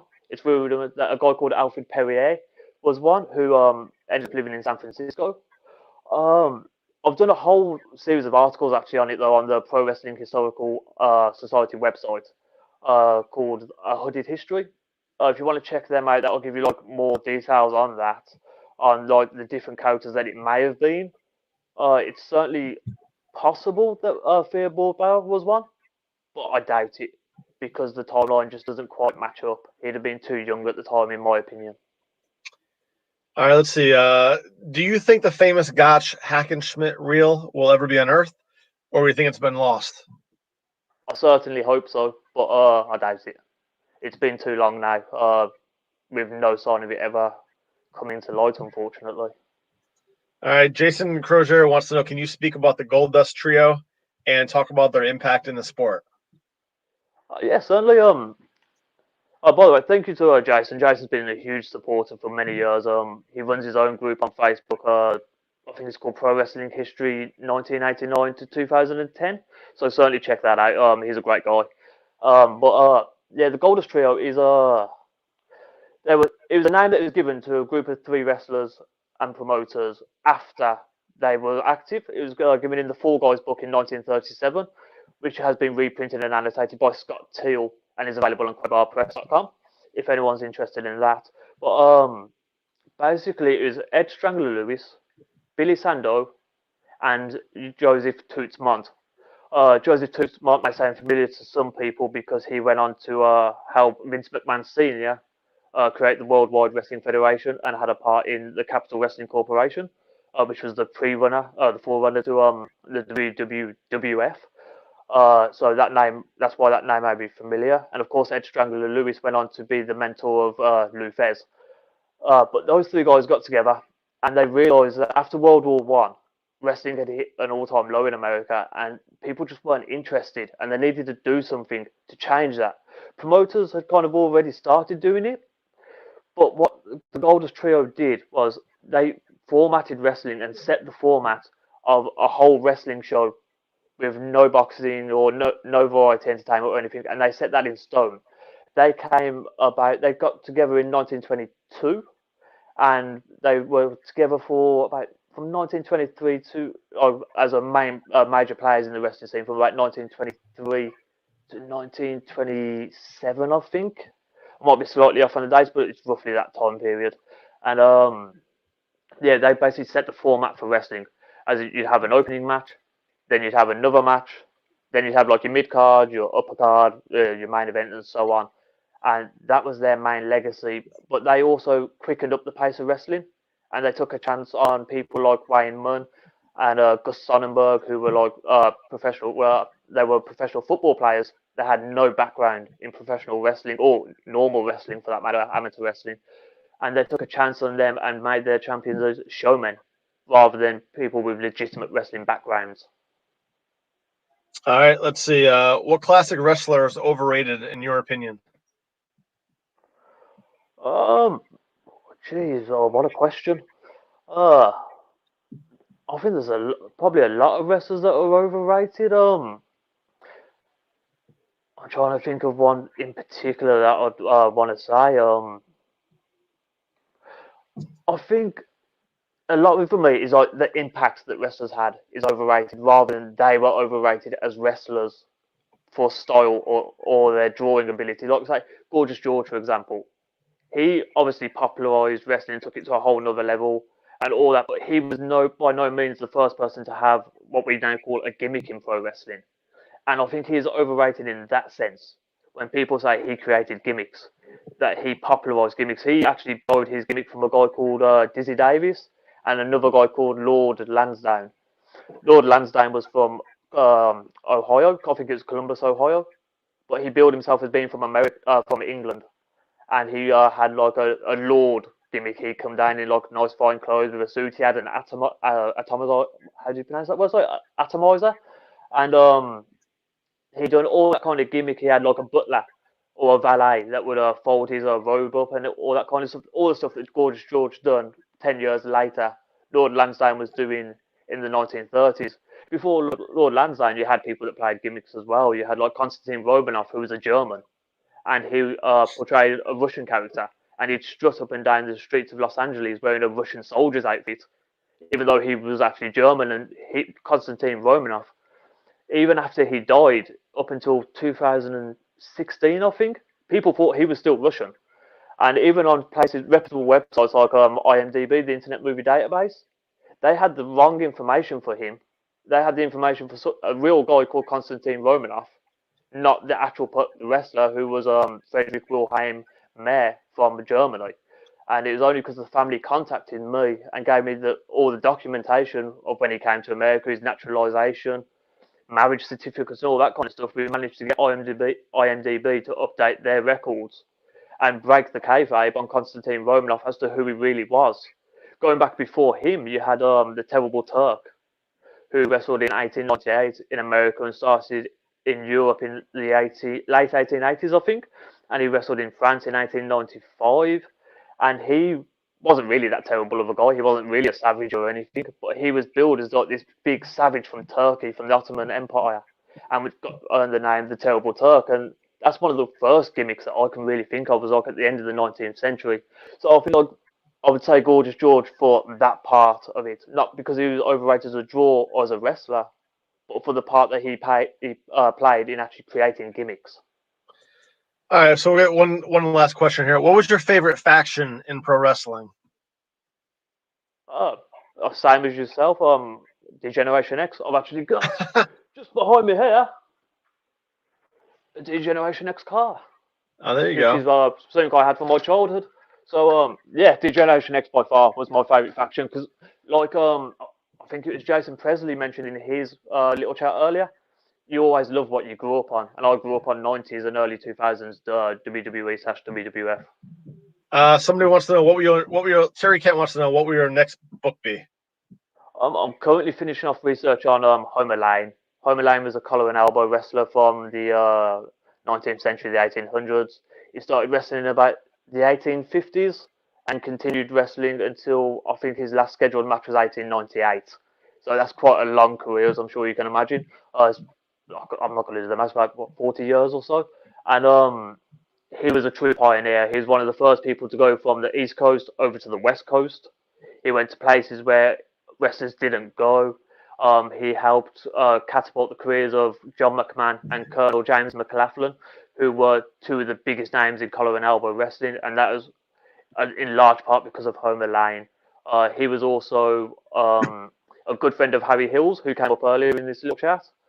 And Homer Lane he actually sold lightning rods. And he'd go around the East Coast. This is how he got started as a professional wrestler. He'd go around the East Coast selling lightning rods, and he'd offer to the buyers of the lightning rods, if you can throw me and beat me in a wrestling match, I will knock half the price off the lightning rod for you. But if I beat you, you pay double the price. And Homer Lane was only like a small guy. I think he was about 5'8", wasn't particularly athletic looking. So they'd always fall for it. And the guy, yeah, I can throw this guy. He's nothing. It's not a problem. And so of course, Homer Lane very rarely lost the matches, and the people would end up paying double the price for the lightning rods that he was selling. And just very quickly, I know we're about to wrap this up. This is, as far as I'm aware, the only known picture of Homer Lane in the world. That's pretty cool. Well, thanks, Jim. Hey, Jimmy, we really appreciate your time. You can find his book, The Italian Temper, on Amazon or eatsleeprussell.com. We really appreciate your time today. Thanks for being part of this. Thank you very much, Eddie. You take care now, and everyone, enjoy the rest of the show. All right, take care. All right, so we're going to bring on Greg Oliver right now. Greg, how you doing? Hey, guys. Oh, perfect. I'm good. I'm in sales mode. You need a little break, though, right, Ed? I haven't seen you. Have you left to go to the bathroom yet? You got to cut an 8-minute promo. Can you do that? Can you hear me? Yeah, I can hear you. Okay. All right. I'm going to take a quick break, and I'm going to give it to Greg for the next 5 minutes. Hey, everybody. I'm Greg Oliver. I've run the Slam Wrestling website for a long time, since 1996. I also am an author. I've had 15 different books published, 7 on pro wrestling and 7 on hockey. And this is my business. This is my only job. So unlike a lot of the other guys who've come on here who I love and respect, who may have other jobs, this is all I do besides raise my son. But he's 13 and doesn't want anything to do with me anymore. However, this is why we're here. You're supposed to go out and buy some books and buy some other things. I'd like to point out earlier, Wes Maidmont had a Pompiro Firpo shirt on, a vintage iron-on. Here's my Wahoo McDaniel. It's also a vintage iron-on. These are iron-ons from the 1970s from the AWA. I have some of those for sale and my books. Oliverbooks.ca. Oliverbooks.ca. Now, why would you want to buy my stuff? Well, that's a good question, because Daddy needs to eat here. I don't make as much money as I used to. I don't get to go to the Cauliflower Alley Club maybe until September. I was supposed to sell books there. I was supposed to sell books at a Tommy Fierro event in New Jersey. I go to hockey card shows. I go where I can to sell books.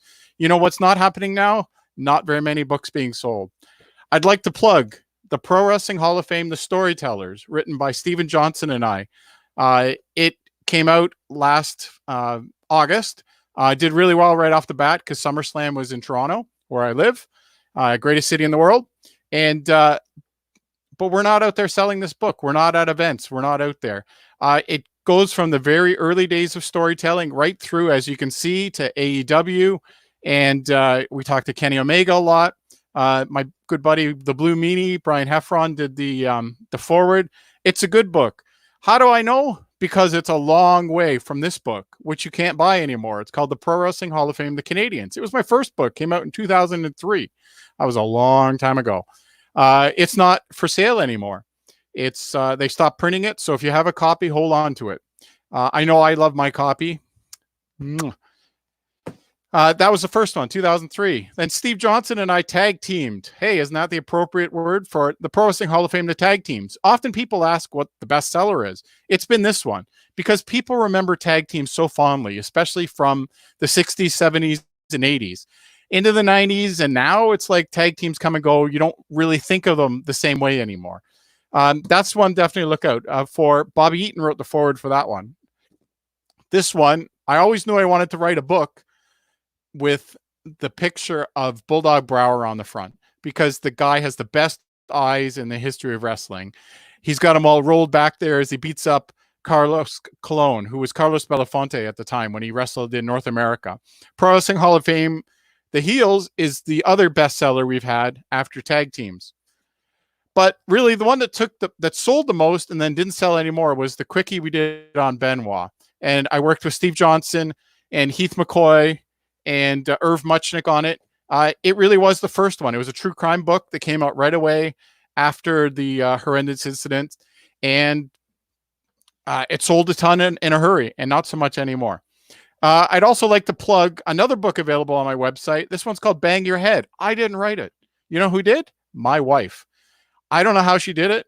Dewey was certifiable in many ways. He was unreliable, but she worked at it, and she did this autobiography with the missing link, Dewey Robertson, who was a dear friend of mine.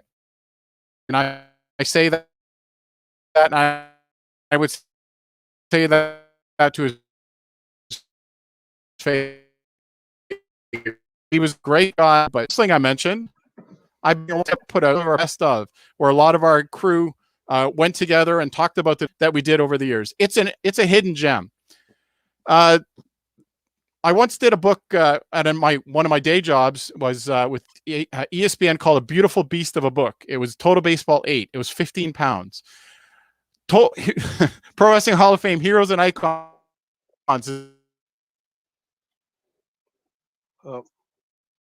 I think Greg's having some technical difficulties because he froze up here. We're gonna get him back on momentarily. Let him fix that feed, and I guess this would be a good time to talk about the T-shirt that we have available as well. I'm gonna need see if he can get him out, and then he's gonna come back in. Greg, if you can hear us, you got to come back in. In the meantime, let me ProWrestlingTees.com, and you can pick up your COVID Con shirt.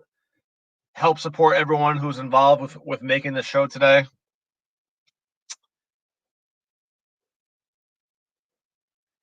And let me see if Greg can come back in here momentarily.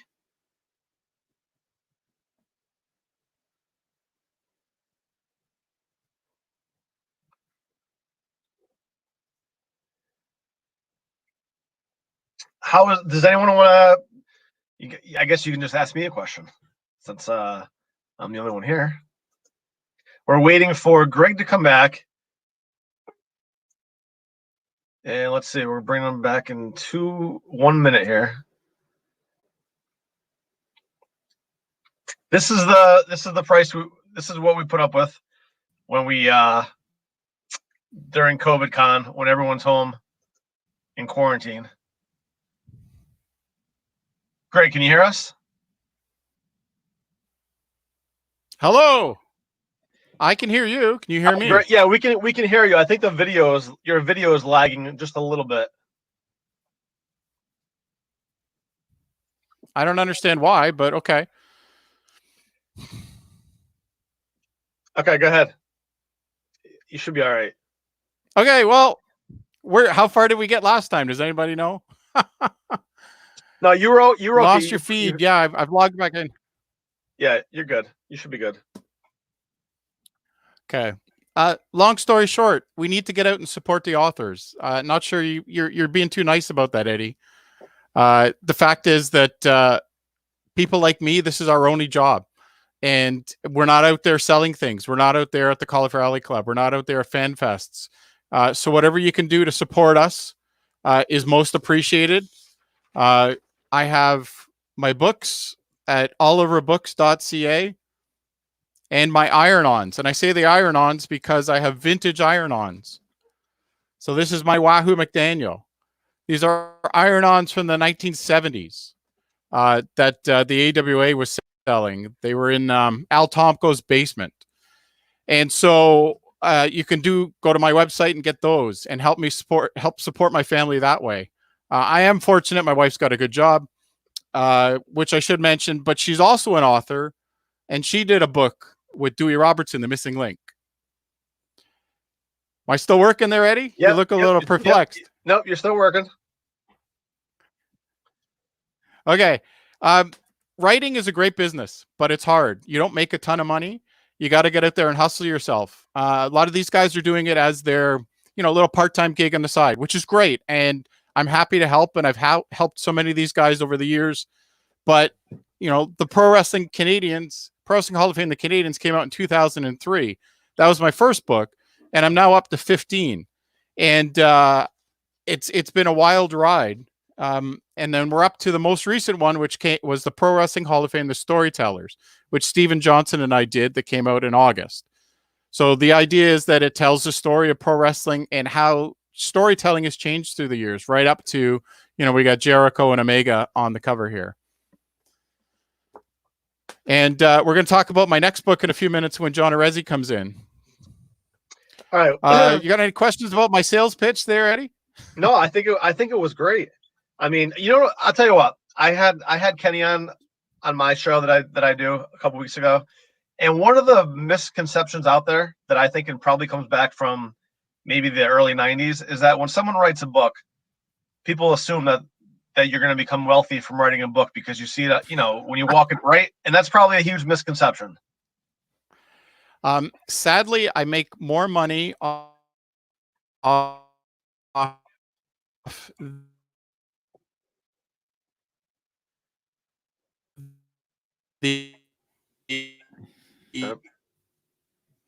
John, how are you? We're gonna wait for Greg seemed to be frozen again.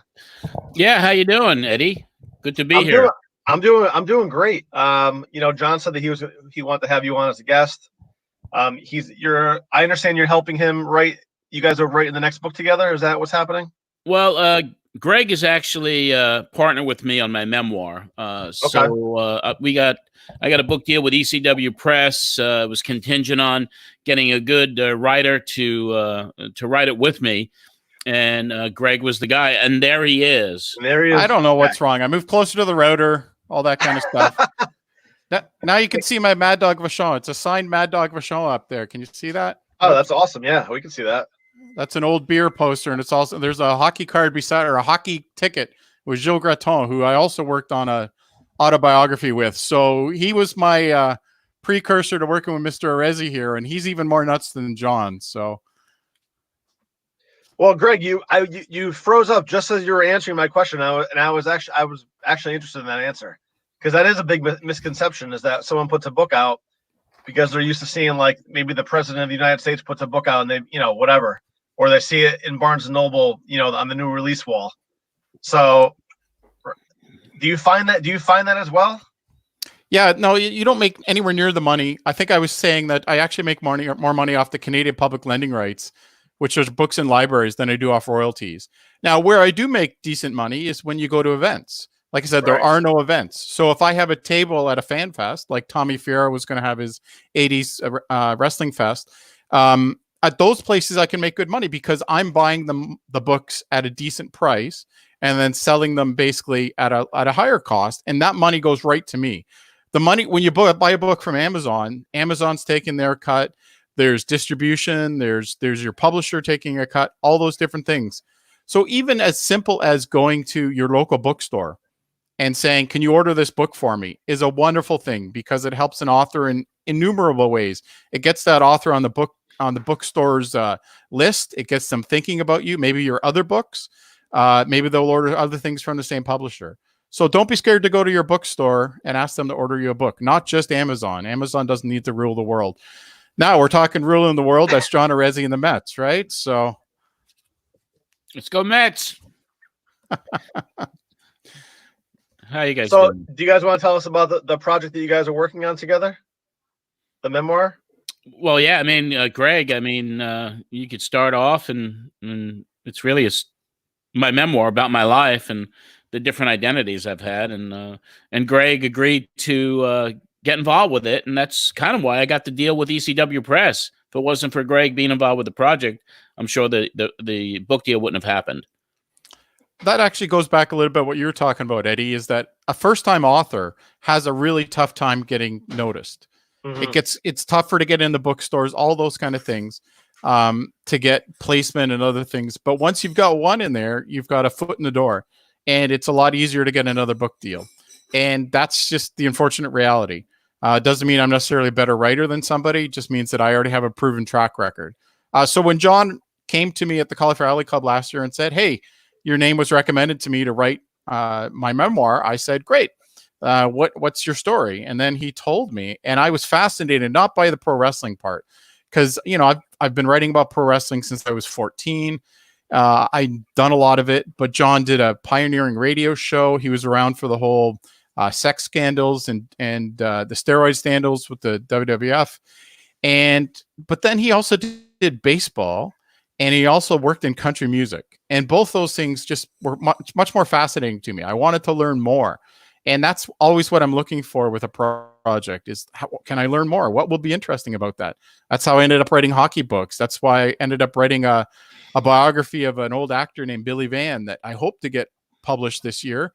We're going to self-publish that, but we're waiting for this COVID thing to end so we can get pictures. Anyway, John, was I not your psychologist or your shrink here? You still are, Greg. You're still my psychologist when we talk almost every day, and you are, because my life story has been a roller coaster, and it has involved not just pro wrestling, but working for a stint with the New York Mets in the minor leagues, and then when I left wrestling, I've been in and out of wrestling. Greg coined it as the scratch, the itch I can't scratch away. 3 different times I disappeared for 23 years. I moved to Nashville, changed my name to John Alexander, and became an artist manager and a vice president of marketing for a couple of major companies, Great American Country Television and then Black River Entertainment, owned by the Pagula family. And managed artists like Sarah Darling. I worked with Patty Loveless years ago and discovered a kid named Kelsey Ballerini, who's really prominent today in country. But Greg saw that crazy life with 2 different names and embraced it. And he got a lot out of me and a lot of stuff I've never told people before. So I think it's going to be a fascinating read for people. It's out in next spring is the plan. ECW Press is putting that out next spring. Yeah. But again, it's the kind of project you want to do because it's interesting. And as an author, if you can sell your soul all you want, but I've been fortunate I've never really had to do that. I'd rather do passion projects. I'd rather do fun things. The Slam Wrestling website's a great example because we can write about what we want to write. And if somebody comes to me and says, I really love this old book that never got published or there's only a couple copies of, can I write about it? Okay, well, let's go do it. So that's a nice challenge that anybody writing, don't be scared. That was one of the questions you did right at the beginning, Eddie, was with Keith Greenberg, right? Being a writer isn't just about success. It's about also wanting to do it. It's about needing it to get it out of you. And if John's book sells 4,000 copies, awesome. If it sells 2,000 copies, that's still awesome. He needed to get it out there. And that's what writing is sometimes, is you need to write to stay healthy. Yeah, I think it's fascinating when people can get their message out into the ether and have it sit there forever. 200 years from now, the book and the story will still be there. There's a picture I took of my son just after he was born with me and my books, me and my babies, really. And that's exactly what it is, right? It's like these the books through the years change a bit, right? They're more like teenagers. They're a lot more mature publications now. The storytellers, Michael Holmes, who's on there later today on this Covacon thing, but he basically said the storytellers might have been the best written wrestling book he's ever gotten, which is an incredible compliment to get. But it's also a testament to Steve Johnson and how we work really well together, and he's able to push me. I may be more in touch with what's going on today, but you need to also push and prod each other and get better stories out of each other. And that's part of the reason I was lucky enough to go down to visit John in Nashville, is you get different stories in person than you do over the phone. Yeah, it was great to have you in Nashville, by the way. It was a lot of fun. You got to see my other life. I mean, the life in country music and the archives and the people I knew at the Grand Ole Opry and all the, it was a fascinating thing for me to see you come in and kind of peruse all of my crazy unorganized archives. And so, I mean, it's a lot of fun. Yes, thank you, George Tejanos there. Yes. I was the first guy to do that in 1990, and I ran an annual wrestling fans convention in New York for several years, and it is what it is today, which is amazing. What a business! Well, So, it's a business on hold. Well, Kenny wants to know, what do you think of the current version of the convention? Well, I mean, I love what they've done. I've loved the growth. I've loved all the different things that you could do at a wrestling fans convention today. I mean, of course, today you have so many more active performers, independent performers, as well as the legends. So what a great mix. And there's a lot more dealers than it used to be when I did mine in New York. But I love the model today. I know there's so many of them. They're everywhere. So I'm hoping that all this will go away by the time the book comes out, so Greg and I can go around the country and go to a lot of wrestling fan conventions and meet the fans and get this book out to them. Yeah, Ben says that your conventions are legendary, and he's hoping that the book will touch on how revolutionary they were. Well, I mean, I think, Greg, I mean, you could attest to this. I mean, it does cover the conventions and the dealings I had to do. I mean, Herb Abrams announced his UWF at the press conference at my 1990 convention, the very first one, and that was the infamous question and answer where he said that Bruiser Brody was going to be one of his performers when Bruiser Brody had been murdered the year before, and that Blackjack Mulligan was going to be his booker, and Blackjack was in jail at the time for counterfeiting. So Herb got off to a good start at my convention, and matter of fact, I'll be on Dark Side of the Ring Tuesday night. They interviewed me for that. But yeah, the conventions were fun. They were stressful, but I brought Ric Flair to his very first one. I was the only person ever to bring the original Sheik to a convention, his only one and only performance, autograph signing in 1993, I think it was. But it was a roller coaster. It's a good example too of how hard it is to write about John's life, because he's done so much. Like, we could have done like another full huge chapter just on people telling stories about these conventions. But if you're trying to tell somebody's life, well, you've got a lot to cover. The growing up part, which Scott Teal talked about, you need to have that because it helps shape who somebody becomes.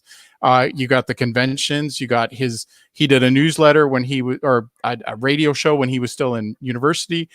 He did a newsletter. He brought the world Vince Russo. So John's to blame for some things, but then, the baseball stuff, you got to fit on all the country stuff. You got to fit in everything. So you have to make hard choices sometimes about what you can include. Yeah. And Greg, I guess that's why we have 3 forwards in the book. One to cover the baseball time with John Gibbons, who was the manager of Toronto Blue Jays, is writing the forward. He was my roommate when I worked for the Mets. Mick Foley wrote a forward on the wrestling side of it, which is amazing. What an honor.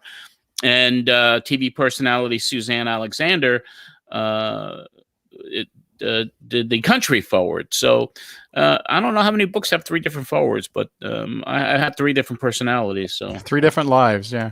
Hey, John, how does baseball compare to wrestling? How does that world? Well, I mean, it's on the level, right? Yeah, it's on the level. Yeah. I mean, it's still, it's a sport. It's there's the.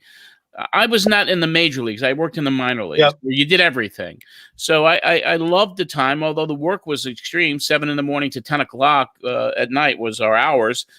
But I loved baseball. I loved it. I mean, that's what I lament throughout my entire life. I'm wearing my Mets jersey. They're part of my DNA. So I should have stayed in baseball. Is always. I've always felt the minor league baseball copied wrestling when it came to promoting stuff. Well, yeah. Where they would have a baseball player racing against a horse. They get people to show up. John brought wrestling to one of his events. Yeah, we did mud wrestling, Mississippi mud wrestling on Friday nights at the ballpark. until a girl got a pebble in her eye. We didn't use any mud that should have been used for wrestling. We just put dirt in a box, and we had two girls wrestle in it, and that didn't last that long. Yeah, I interned for the Rochester Red Wings. Oh, cool. And they brought a horse named Zippy Chippy, who had never won a horse race. And he raced against the outfielder. Very cool. Just to get people to come in there. You did whatever you could. I mean, we brought the San Diego Chicken in, and Max Packin, the baseball clown, and we had promotions every night, giveaways.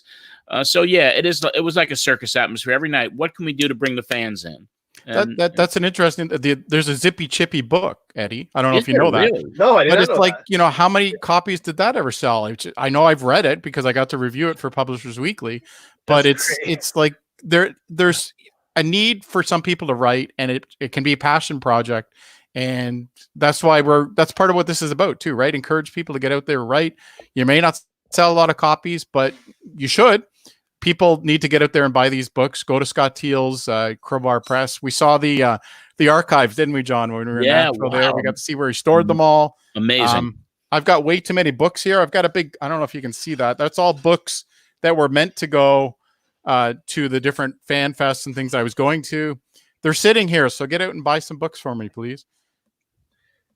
Yeah, absolutely. And I think you're going to be the only person I talk to this year who knows who Zippy Chippy is. I never heard of Zippy Chippy. Well, the reason I brought the baseball thing was because of the entrance music. They stole that from, I believe they stole that from wrestling. Yeah, I mean, that probably was that way. And when I was in Shelby, North Carolina, that's where the team was, I used to play a lot of music. The Mets had a theme called The Magic Was Back. So every time we hit a home run, I'd play a song about magic. Do you believe in magic? And when a batter struck out on the opposing side, I'd play Another One Bites the Dust. I got Don Mattingly pissed off at me once because he struck out, and I played that song, and he turned around and he just, so I was a little controversial in minor league baseball too, I guess. All right, Don't give away all the stories from the book, John. That's right. And for those people out there, obviously there's nothing happening. No sports are happening. No. I told my father-in-law, I go, hey, I'm going to be talking to Greg Oliver today. He's like, Greg Oliver? I have all of his hockey books. That's awesome. For people out there that are hockey fans, you can go pick up some of Greg's hockey books as well. I'm sure that was just as exciting for you to be able to write, especially since you're from Canada. You live in Canada, right? Yeah, I'm Toronto. So the hockey books were different. Like often people there's a lot of tie-ins, of course, between wrestling and hockey, whether it's the guys who wrestled at Maple Leaf Gardens, like, so they'd have the ring set up. So the junior team, the Marlies, would come in on the Sunday night. The ring would still be there. So after their bus got in, they'd go goof around the ring. There's guys like Pierre Pilote, who was a huge wrestling fan growing up. And you hear these kind of stories. Mad Dog Vachon was a, beer league goalie sometimes, so the hockey certainly permeates it. Eric Young is another great example. He's a huge hockey fan at all the Nashville Predator games. So there's a lot of different tie-ins in there. But what I did find by and large is that if you're talking to an 80-year-old hockey player, he's generally still got his wits about him. You're talking to an 80-year-old wrestler, it's hit and miss, man. Because it's just an example how the wrestlers just don't have the support. They don't have a union. They don't have a medical plan. They don't have anyone looking out for them the way the hockey players did, baseball players, all that kind of thing. And you have the Slam website. Do you want to talk a little bit about the growth of the site, how you're able to grow that? Well, we were fortunate for many years to be a part of the Sun Media chain. So we had the Sun newspaper and the articles from Bret Hart and Cyrus, but we've really developed our own identity over the years. There aren't too many other people that do interviews like we do, talk to so many different people, do the profiles of the old timers, and they're not just the same old timers again and again. I mean, Greg Valentine's an interesting dude, but how many Greg Valentine shoot interviews do you need, or interviews with them? Let's talk to the guys nobody knows. Dino Bravo came up the other day because they did the Dark Side of the Ring. They did not mention that he was named after Dino Bravo, who was Dominic DeNucci's original partner. And that was Dino Bravo's real name, not Adolphe Brociani, which was the second guy. Like, that should have been mentioned. Well, I've done a big article with Dino Bravo, the original, and I'm the one that brought them together. He and Dominic DeNucci hadn't seen each other in like 35 years when they came for a Titans in Toronto dinner. So to me, it's important to pay back as well. So these guys all have stories. Let's do our best as historians to tell them. And that's why it's encouraging to hear young guys like Jimmy Wheeler there just before talking about doing this. And he's so young that I have clothes older than him, but that's okay. Like, it's great that he's doing that. Mark wants to know, will there be Titans in Toronto? Well, I think we need to lift this travel ban first there, Mr. Boujan. Yeah, you're not going to be allowed to come up through Michigan up here till that happens. We had talked about it. So we may do another one, but obviously a lot of things are up in the air right now. Trouble is, a lot of the old timers are gone.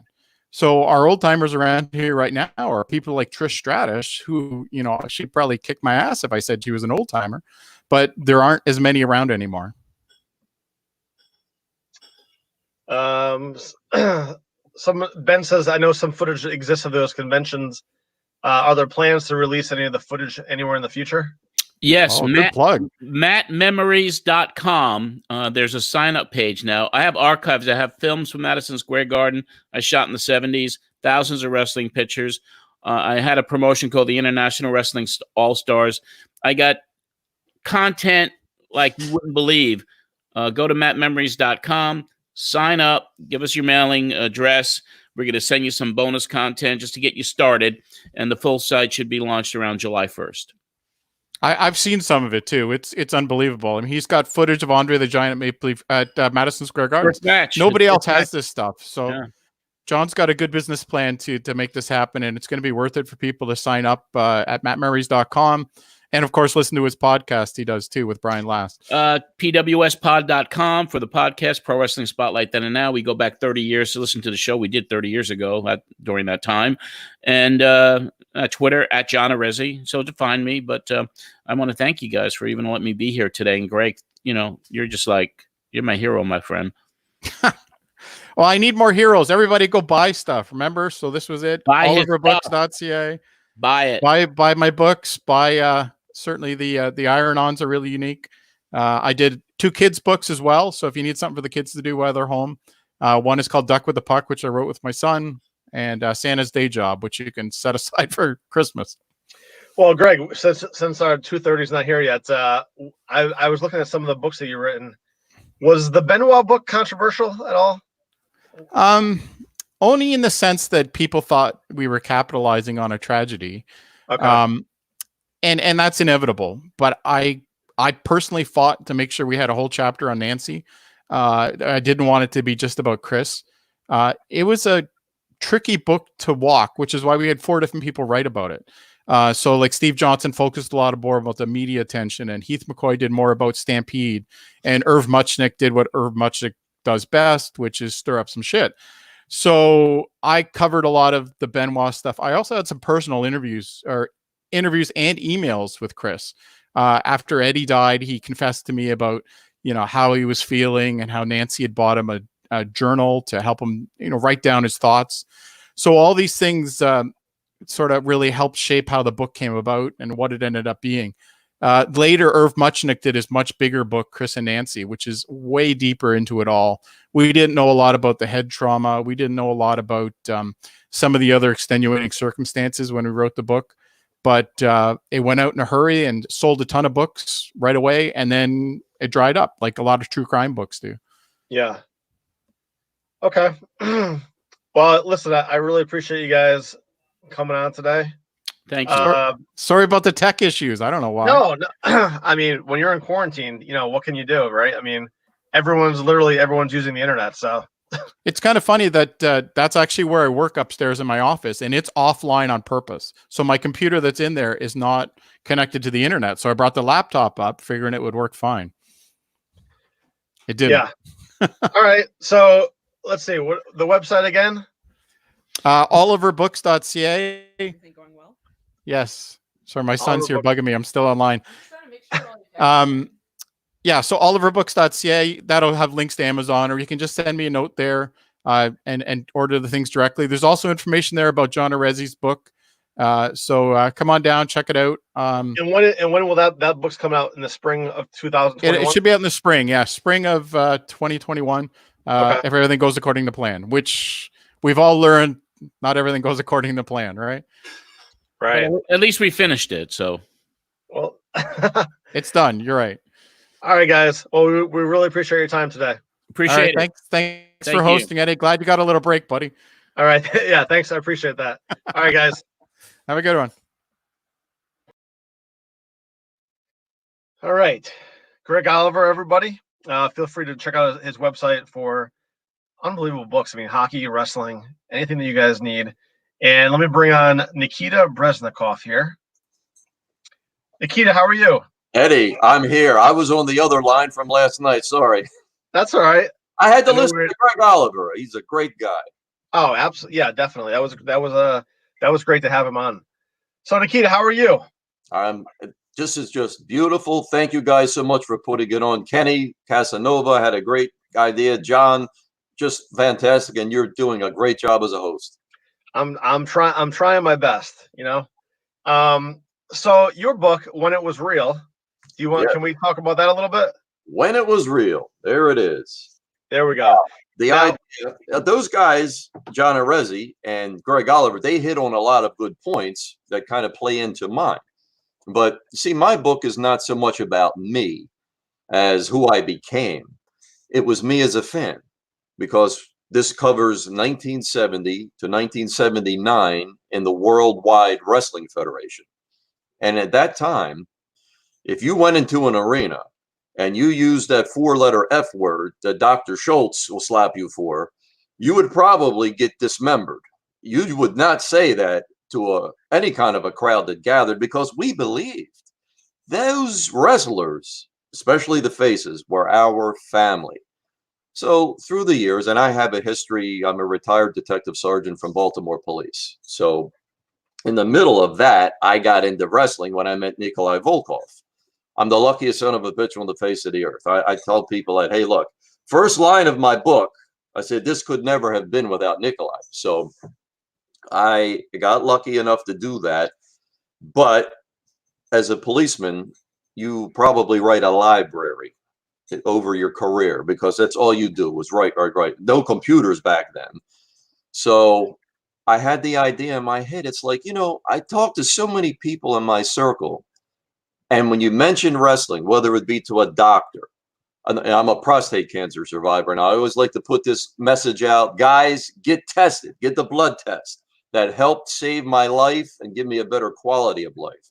Don't worry about that other thing they do, because it's, you know, it's good to have that done, but it's too late if they feel it enlarged. Get that blood test, catch it early. So I, talked to doctors, lawyers, whoever. Wrestling was always, people's eyes would glow and they loved talking about it, especially me being on the East Coast at that time. That was it. The Worldwide Wrestling Federation, that was the hotbed with Bruno as champion. I don't think it could get any better. I'm not knocking or comparing anybody, but that man was magic. Okay. So it was like, the idea was always in my head. It's like, I would tell the wife, one of these days I'm going to write a book. And I got the title called When It Was Real, because to us, and yeah, as I explain in the book, from day one, my mother would be like, it's all this, that's all that. I said, Mom, just let me enjoy it. Okay. Because I tell you what, Eddie, when we went to the arenas, especially back in those days with the blood, we saw Lou Albano get it. He got his. It was long overdue. He wrestled Bruno. And it was like, oh, man, you could give the rest of the boys the night off. Hey, just put Bruno and Lou in there. You have a sellout. And Lou, he did the job. I mean, that match was on before intermission. So we go down to the ring at the and it's like blood. Just, they're trying to clean it. But it's going all the way to the dressing room. And it's like, man, this is legit. Look at this, And it's like, we didn't know things then that we come to know years later. But it was like, we were sold without a doubt. We just, we were in 100%. So what made you, how were you able to speak to anybody else besides Nikolai when you were doing the book, or? Oh yeah, without a doubt. I became good friends with Strongbow, Chief J. Okay. Strongbow, over the years. Nikolai introduced me. It was a weird coincidence. Now, see, I was a huge tape collector, VHS tapes, and this is a story in itself that probably we will cover one day, talking about tape trading back in the 80s. People that were fortunate enough to have a Betamax or whatever, they would record Spectrum shows, Madison Square Garden off the MSG network, and of course the championship wrestling shows. So they were not cheap back then. I started in 83, and then I just became a collector. So with Nikolai, that was the first meeting. I saw him at a local indie show. I was a policeman. I was on a day shift, so we got to talking. Long story short, that's how we became friends. Then when Nikolai had reunited with Chief after about 10 years, he told him about me. He said, "Oh, Chief, a guy, he loves you. He's the biggest fan. He has all your matches." So one day I'm at work. My wife calls. She said, "Hey, you'll never guess who just called."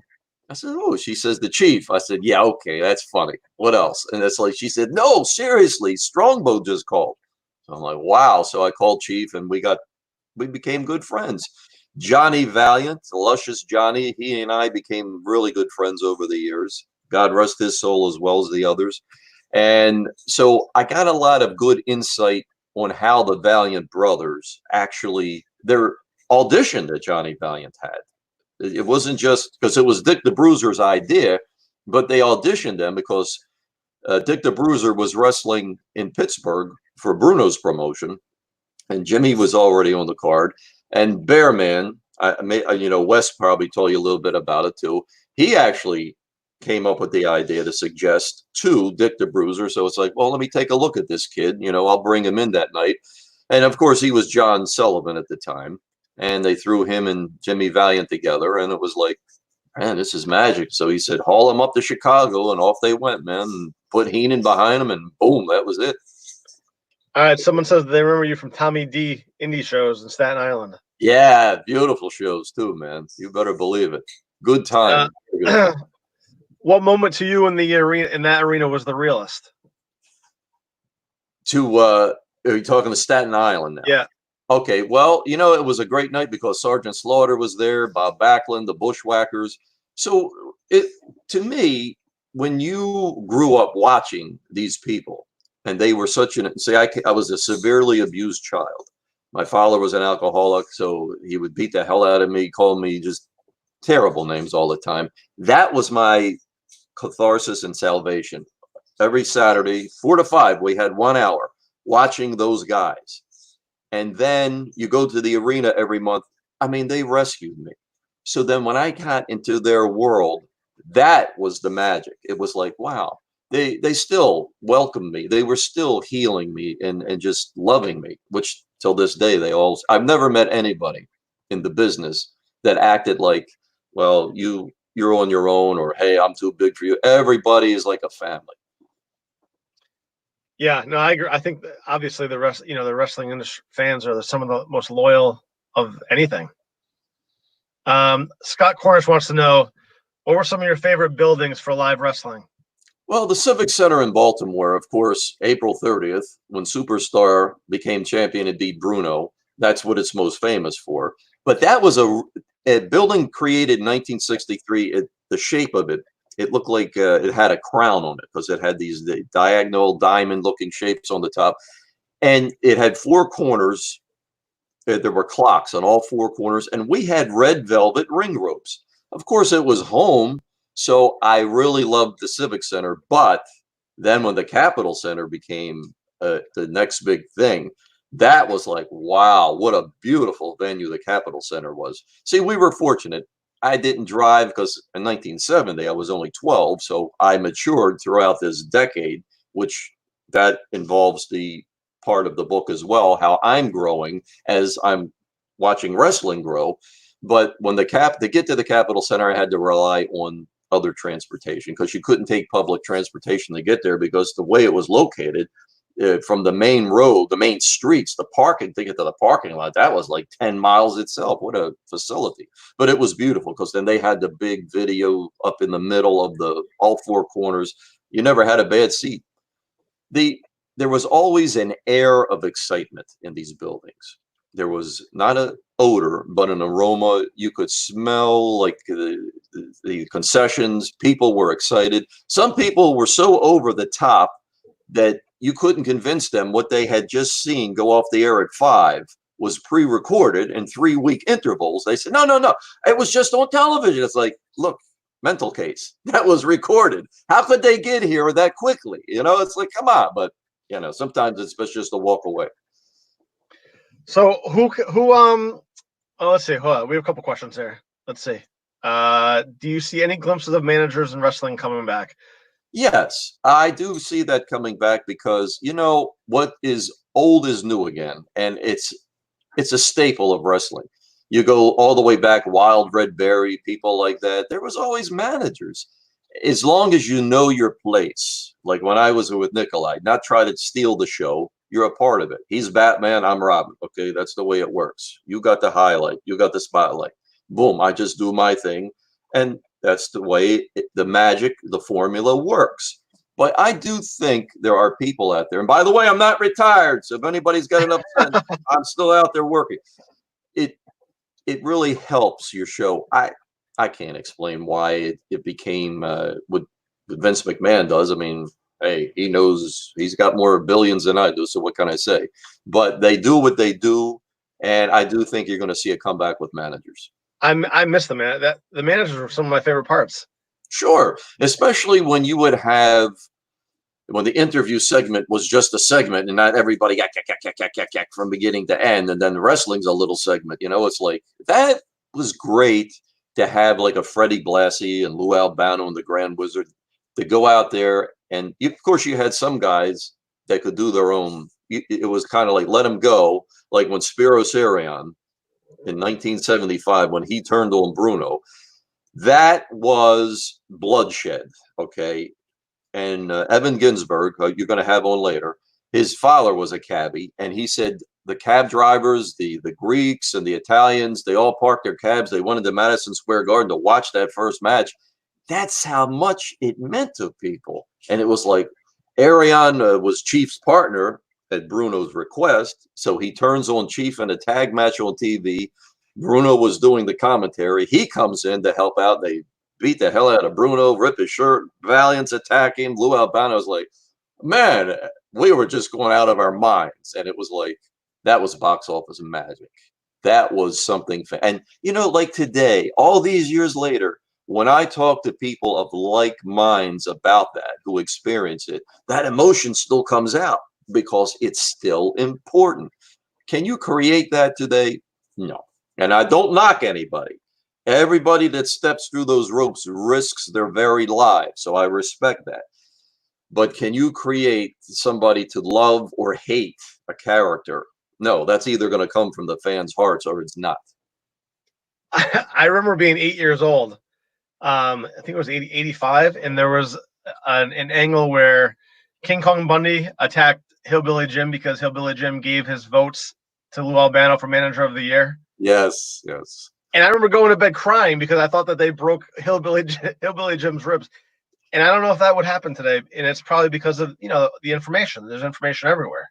Yeah, the internet's a wonderful thing in some regards, but I really think it crippled wrestling. It really did, because it's just too, like you say, it's too much information out there. Let's see. Jason wants to know if you had any encounters with Freddie Blassie. Absolutely. I got to know Freddie over the years. I love the guy. I was fortunate enough. It's like a cult following of a show that occurred March 1st, 1997. It's called Macabania Mania, and it's a Shekel Slam. Jeff Goldstein, the couple of people that were involved in it, it was actually before they had the Heroes of Wrestling. This is basically what it was. It was a Heroes of Wrestling. Michael Mansky was a big part of it. So they brought, Nikolai was there. I was managing Nikolai. Freddie sang Pencil Neck Geek, which was what I loved. I'm sitting there watching him. See, I didn't know anything about that. My wife, who was a West Coast girl, said they used to listen to Dr. Demento on Saturday nights, and he would play Pencil Neck Geek, Freddie Blassie's song. And if you never heard it, go to YouTube and listen to it. It's hysterical. And I'm looking for the guy that's supplying the dime. That's one of the famous lines in it. pencil neck geek, and it's fantastic. So Freddie, I mean, he's a character, but there's a guy that was Mr. Hollywood. He was with Fred McMurray. He was on the Dick Van Dyke Show. There's a story that Burt Reynolds came into Madison Square Garden and crawled on his hands and knees up to Freddie and said, "Oh, great one, you have finally arrived." And it was like, "Get up, you son of a bitch." You know, Freddie was like basically always in character. He was a wonderful guy. So, how long did you work on the book for? Wow. Now the book was a 10-year project. 2 years to get it down. Okay. Now I sat down because being a historian and being a little bit goofy in the head, I want to make sure everything's perfect. So it took 2 years to get that together. All right. That was right after I retired from the police department. It took 6 years to find somebody to get behind it. A lot of people would listen to the story and say, "Well, yeah, I don't know," until I ran into Scott Teal. And then it took me 3 tries to keep tugging at Scott until he finally said, "All right, send me something. Let me take a look at this." When Scott took a look at the sample, he's like, "Nikita, we got to do this. There's substance to this." But he made me understand. He said, "If you think we're going to become millionaires, forget it. We do this with a passion." I'm like, "You got it, Scott. I'm giving back to pro wrestling." So it took Scott 2 years to edit it. He and I worked diligently, just about daily on it. We never clashed because Scott said, "Look, the way this is written, it's like police jargon. It's terrible. Let me fix it." He said, "Because I don't really know a lot about that time and that territory. I'm learning." I said, "Oh, that's great. That's beautiful." So he took the words, he took the ideas, he put it together, and it turned out beautiful. And let me show you real quick. The thing that really got me is the clippings. I didn't know he was going to do this. And I was so grateful that he did, because the book has so many clippings in it. And there's a few pages of just clippings, which in that time period, the 70s, that was the greatest form of advertisement. That little space in the newspaper, people would look for that.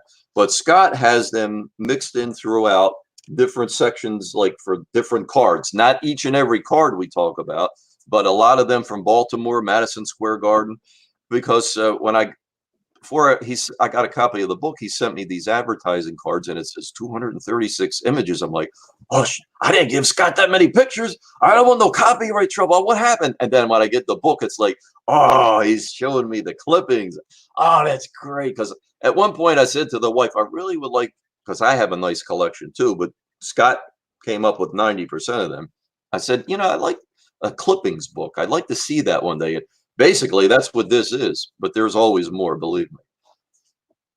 So, what type of? Well, you mentioned your collection. So what do you have in there? Oh, it just all WWF up to 1983. Now, see, on my Facebook page, and that's the only thing I have to connect me with is Facebook, and that's fine. I try to post something daily, pictures, clippings, something that happened on the coinciding date. All right. Yep. Coinciding date. So it's like, but not everything is in my book because it stops at 1979. But for me, I go all the way up to 83. And I say the day the music died was when the Sheik lost to Hulk Hogan, January 23rd, 1984. I don't mean that in a bad way, but the format changed. As Nikolai said, we become cartoon then. And Nikolai never wore red before that 1984 run. He was always black or with the white fur as a Mongol. And even sometimes as Nikolai Volk, because he had black boots, black trunks, black Ushanka. But, when they put all that red Russian gimmick on him, he made 80 times the money that he ever made before that. And as a cartoon character, so who can argue? It worked. Oh, that's interesting. I never knew that. So he wore black before the red? Yeah, he never wore red in the 70s. You never saw him with that because he didn't need it. They would say he's from Siberia mostly, Russia, but then mostly Siberia. Now, the biggest gimmick was the Mongol gimmick. Now, in 1970, when he, as Beppo Mongol, and his partner, Newton Tattery, as Guido Mongol, Nikolai made the team. Guido wasn't no small man, but Nikolai, and we didn't know at the time he was 19 years old. Here he is, like 6'3", 345 pounds. It's like, oh, man, how can Chief or Bruno beat this guy? Unbelievable. And then when they come out with the furs, which they were legitimate animal furs, Nikolai owned them. And it was like, that was something we'd never seen before. That put wrestling over the top. That's my opinion. In 1970, they were doing good up to that point, but that just skyrocketed it. And then it seems like 73 was the year that it gained more momentum. And after the Arion thing in 75, and then Superstar, to me, that's my favorite era, Superstar as the champion. Because even though Bruno was loved, it was great heat to watch Bruno chase the man who stole the belt, not beat him for it, stole it. And then it also gave all of the other heroes that we loved a chance, like Chief never got title matches, or Tony Garea, or Putski, people like that. So that was a beautiful time. And then you had Tanaka and Fuji as champions, tag team champions. Chief was in a hot feud with Vatera. It was just fantastic. We loved it. So, and of course, Superstar. Man, oh man, that guy, he delivered without a doubt. It was just great. All right, let me run through some of these questions here. Tyler wants to know, who are the locker room generals in the day, and how do they get that responsibility? Well, it would depend. Now, back in the day, now, of course, in the 70s, I'm only going by what Nikolai would tell me, Gorilla Monsoon. And that's where they come up with the gorilla position, because you know what? You and I getting by Gorilla Monsoon to get to that dressing room. It's not going to happen. If you don't belong there, you're not going to get back there, period. That's it. So, yeah, he was pretty much in charge, because then as the story goes, when the changing of the guard was occurring, he was starting to lose some of his responsibility, and it hurt him. It deeply hurt him. But yeah, Monsoon, and of course Phil Zacco, big promoter back then, and that was legitimate. There's a lot of true fiction that goes on. I like to use that term, true fiction, because look, I used to work for a bond company. It was one of my first jobs, and Superstar got injured on the Wrestling Dusty Road, September 26th of 77, a legitimate injury. So it was like, man, now what a conundrum. Okay, the champion is out. So what they started to do was fulfill commitments with bringing in Waldo Von Erich, the Baltimore, different people like that. Luckily, it only lasted about 3 weeks. He was ready to go for the next Garden Show. But for Baltimore, he missed his shot with Ivan Putski. That almost started a riot, because Putski was really over in Baltimore. But they brought in Von Erich, so that calmed the crowd. So anyway, they said for the next month, they were going to have Superstar post a bond. So I'm working in this bond company, and I'm looking every day for those bonds to come in, and I'll be son of a gun if one didn't come in.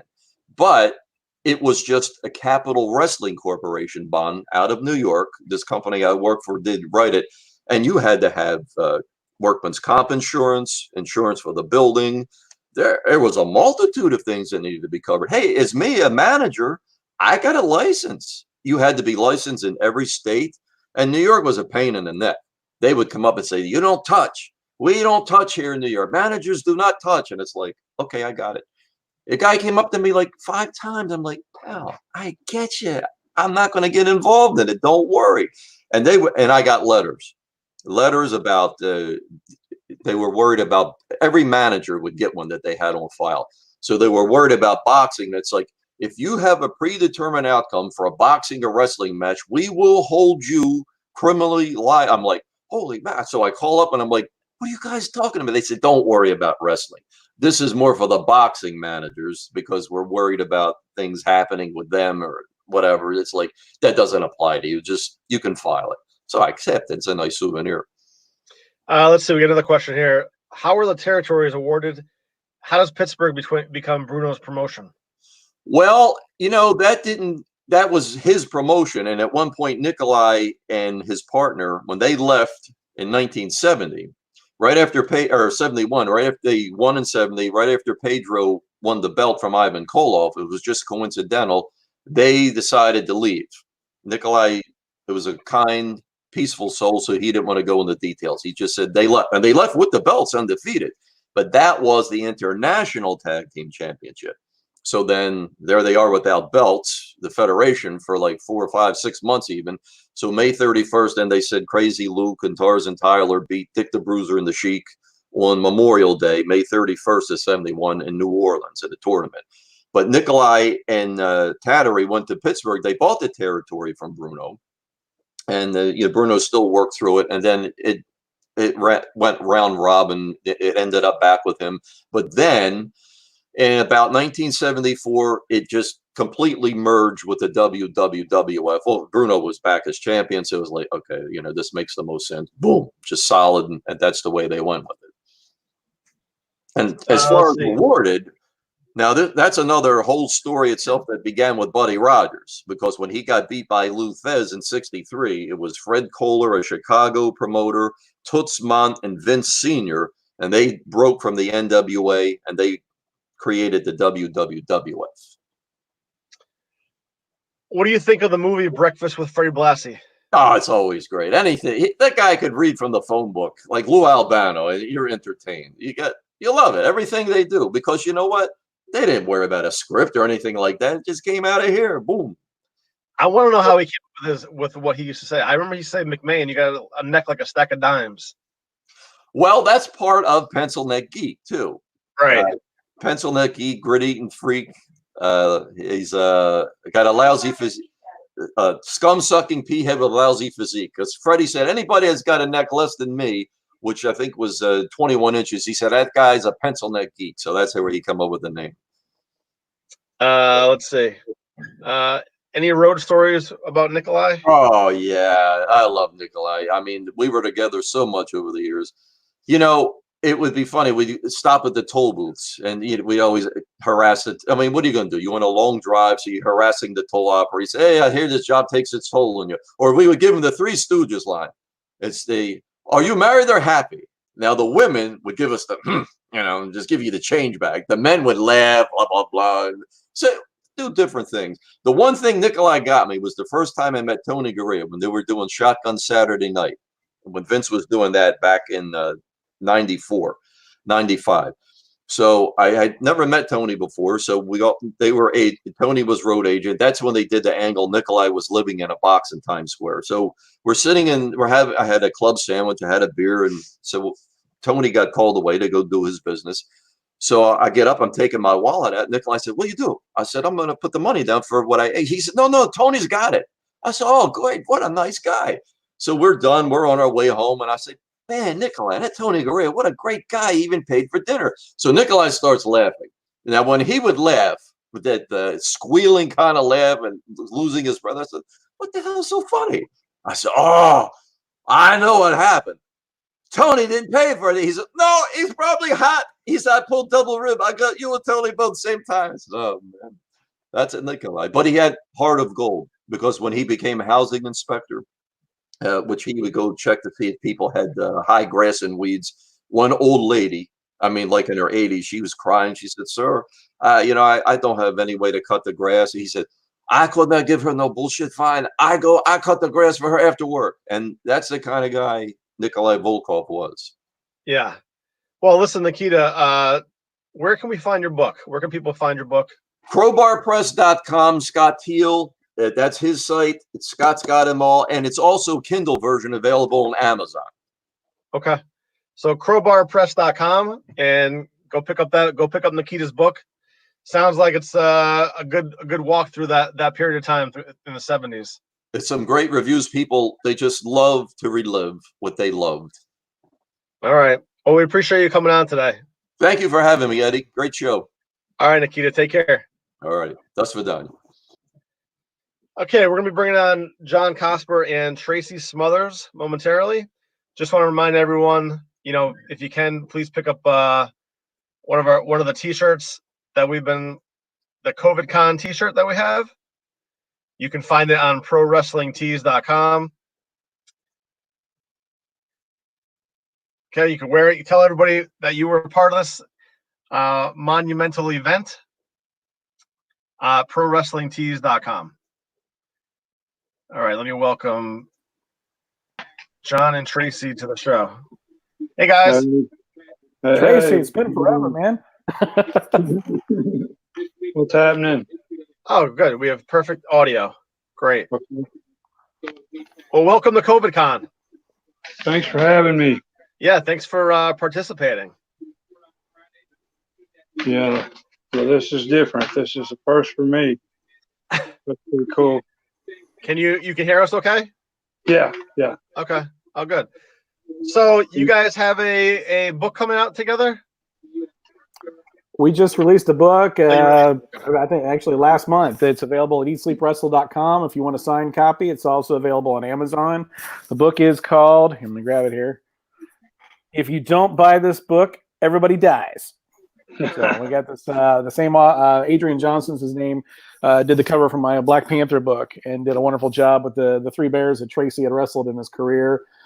This thing is loaded to the gills. Word count wise, it's the longest book that I've been a part of and have released, and was just a ton of fun. I mean, and Tracy's one of the great storytellers in the wrestling business, and everybody's loving the book that's picked it up so far. Oh, good to hear. Now, did you come up with the title before or after all this happened with the pandemic? The title was that's his gimmick. That's right. one of his gimmicks. Something like so. But yeah, it was either that or Tracy and the Three Bears. So right. But, yeah. Okay. So, what are some of the stories that are in the book that we might be able to read about? I'll let you take that, Tracy. we covered just about everything. A lot of it when we did the book, I was in the hospital. I was, diagnosed with non-Hodgkin's lymphoma cancer, and and was going through chemo and all. So, a little fuzzy on a lot of stuff as far as remembering it. You read it. There's a lot of crazy stories during that era. It was just a wild time, and honestly, I think back and then when he was going over it and fine tuning it and all, you just like scary because you just think, man, I'm just lucky to be here. I'm glad to be here. Just thankful. Because Tracy, did I read that you wrestled a bear? I wrestled 3 different bears actually. The one that you saw is on YouTube. Was the last time I did it. I did it in '83 when I first started. Was wanting to start in the business. Ginger, the wrestling bear, 750-pound black bear, and then in '86 in the old Continental Territory for the Fullers was no, I'm sorry, in Mid South Territory for Bill Watts was a big 7 foot 1,500-pound grizzly bear. Nick Adams owned it. And I don't remember the name of it, but it was a monster. And then the one you see on YouTube is a 550-pound Siberian grizzly bear. It was in '89 for the old Continental Territory for the Fullers. And I did that 3 nights in a row. So, yeah, that's why I got gray hair now on my beard, which I'm going to shave Monday. I just did this for this whole pandemic, All right, so I'm sure a lot of people want to know, what is it like to lock up with a grizzly bear? Well, before a lot of prayer goes into it, I'll tell you that. The last one that's on YouTube is a good story. I was getting ready to do this, and I look up. I'm getting ready. I had to, fix to hit the ring and go do it. They got the cameras on me. The lady says, "Hey, this is going to be on the 10 o'clock news." The lady from the Humane Society is there, right? And she's like giving me the business about going in there with a bear, saying this bear's got his claws cut. All it's got is back teeth. This is cruelty, inhumane to animals and that. And I looked at her and I says, look, I said, I got to work a tag match. And then right before intermission, shoot with this bear. And I said, then I got to work with Dutch in the main event if I can get through this bear. And I got to do this 3 nights in a row. I said, why are you worried about the bear? You need to worry about me here. I got to do this 3 nights in a row, lady. Well, they didn't show that on the news, but that what showed on there was off of that. The news clip with Gordon Soley was commentating, and Joe Pedicino's show it was on, who recently passed, God bless him, in Atlanta. It was off of his show there, So it was a crazy time. That's why I went and get around like I do, Shane Helms just said that he loved working with you. He just posted that. Love Shane. Go ahead. Hope that things work out for him, with this situation with WWE. Love you, Shane. Jason wants to know, did you enjoy tagging with Chris Hamrick at Southern Comfort, and what was it like with Hamrick in the ring? Oh, he was amazing. He was way ahead of his time back then. He could do a lot of stuff that you're seeing these guys do today, and a lot of them took some of his, some of his moves and things that he did. Because boy, he was really talented, and it was a great partner to have. We had a lot of fun. So, how did you get into the wrestling business? Because I read your bio and you seem like quite the athlete in high school. Yeah, I grew up watching it. It was always big around where I was at. Nick Lewis had promotion. He was like the bench man of the South, and then of course Jerry Jarrett. And I would see a lot of them in the gym I worked out in. I would see Dutch Mantell, Bill Dundee. I'd see Carl Fergie, Bobby Fulton, Fantastics. I see the fabulous ones, Steve Kern, Stan Lane. And they're the ones that trained me. And Jerry Jarrett, my dad knew Jerry Jarrett, and they almost went in business together and got a car lot together. And my dad was going to run it for him, but it didn't happen. And then Jerry's the one told him about Steve and Stan had the school. And, I worked out with them when they could. They were going 6 days a week, twice on Saturday. And, trained with them a while. And then I trained with Tojo Yamamoto for a while. And then with Bob Armstrong. So, different era. 1983 is when I started. Yep. Somebody wants to know what's your favorite match that you ever had? It's hard to say. There was a lot of them. Anytime, working with the Midnight Express was a lot of fun. Chris Candido, was a lot of fun. Partners with Steve Armstrong was always a lot of fun. Guido, and then Chris Hamrick, as you said right there. Chris and I did a lot of things, and we did a lot of stuff in England, and had a lot of fun. But it's been a blast, all of it, And somebody wants to know, what did you think of your time as Freddie Joe Floyd? Well, it was off of the Jack and Jerry Briscoe, off of what their first and middle names were, something like that. And the Bow Eggs, Oklahoma was from around where they were originally from, and so it was honored to have that, because I always respected them growing up, and Jack and Jerry, NCAA champions. So, the story you heard is something about it was a rib on the Briscoes, but I mean, that Vince did that. I don't know. Who knows? And why would you rib two guys there, two of the greatest of all time? Says Tracy, you're a legend in this biz. Any road stories you can share? Read my book. There's something in there. I'll tell you he's got some that, there's a lot of stories folks have heard on podcasts, but he's got some that haven't been told, and I don't want to give this one away, but there's one that involves a bunch of drunk college kids and Dr. Death Steve Williams that is an absolute riot. Oh, yeah. That's worth buying the book alone. And when he was down there in the mid-south territory. Yeah.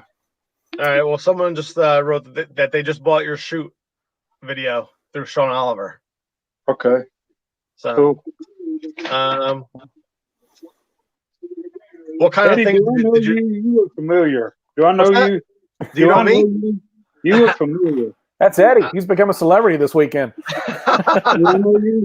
You don't know me. No, I don't think we've met. All right. You got a twin somewhere. Maybe we'll meet in the future. Okay. Somebody wants to know. Jason wants to know, what kinds of things did you learn from Tojo? Learned a lot about discipline, about hard work, dedication. Listen, guys, Tojo, I was smart to the business, and I was always already doing shows. And I had my old job. I had to load trucks. I was part-time working for the Jarretts, and I trained with him for 6 months. And you do 1,000 squats during the workout. You do around that, about half of that push-ups, chin-ups, everything. Run the stairs, run the ropes, run the hill off the fairgrounds there. And I would have to practically shoot with 6, 8 other guys in the ring because he didn't smarten them up.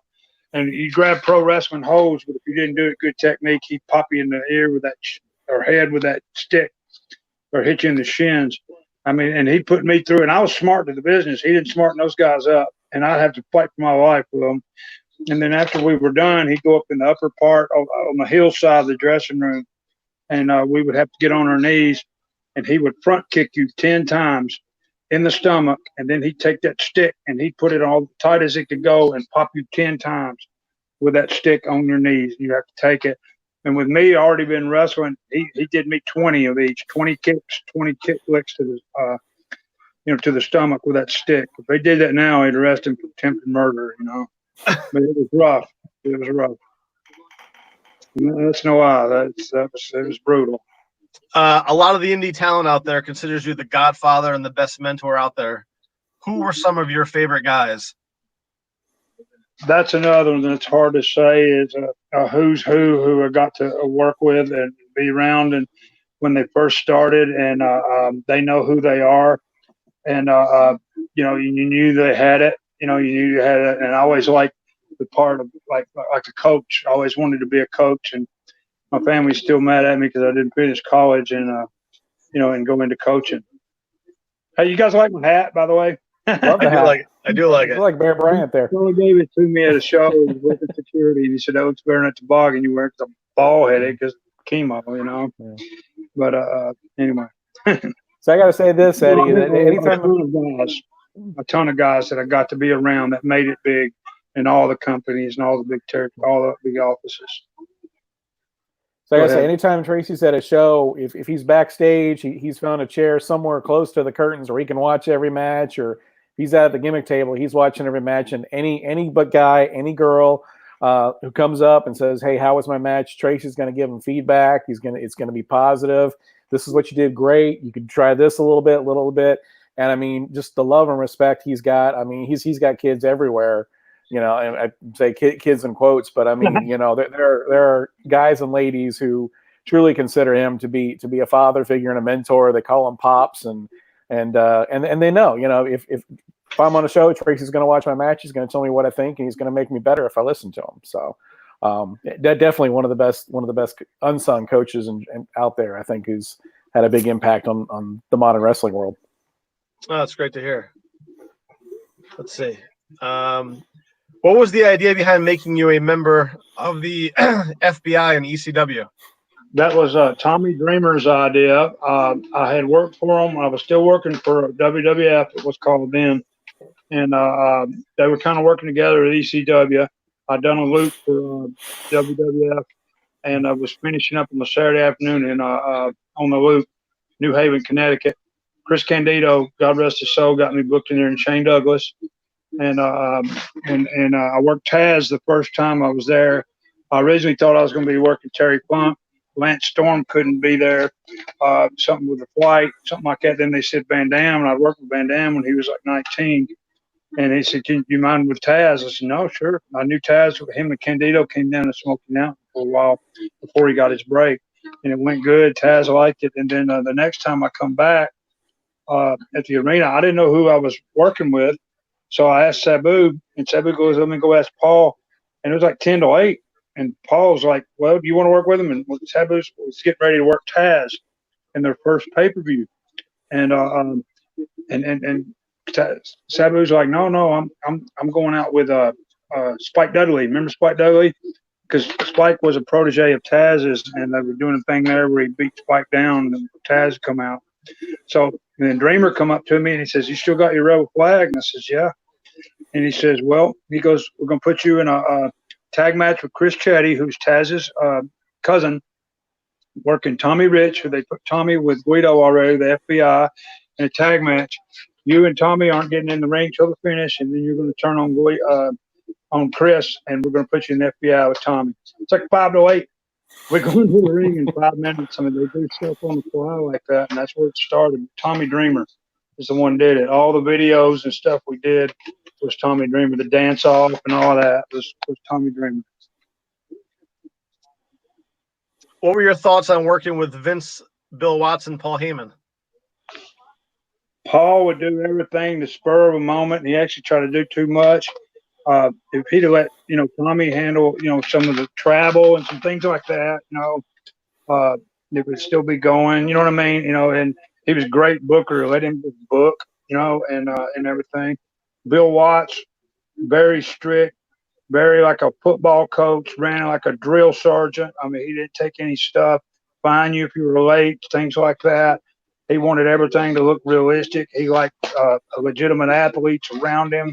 And I worked for him for a year. That's my first full-time job in '86. I worked '83 to '86 part-time, load trucks, and for the USWA for Lawler and Jerry Lawler and Jerry Jarrett, and then worked for Bill Watts for close to a year, and learned a lot there. And he always had a bunch of tough guys, legit guys around. Vince, I mean, he's a promoter. You know what I mean? You know, Vince is Vince. I guess that's all you can say. He broke the mold, and very brought the business for more commercial, I guess you'd say, and just real like a corporate thing it is now. And I guess they're in some trouble now. I don't know. I saw all the releases. I hate that, but he runs it like a business, and he's not there to be your friend. He's a promoter. Yeah.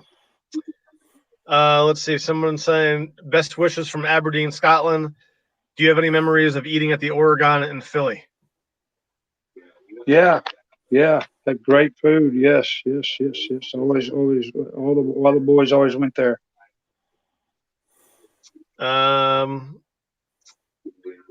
What kind of reaction did you get backstage after your match with the Midnight Express at Bash 90?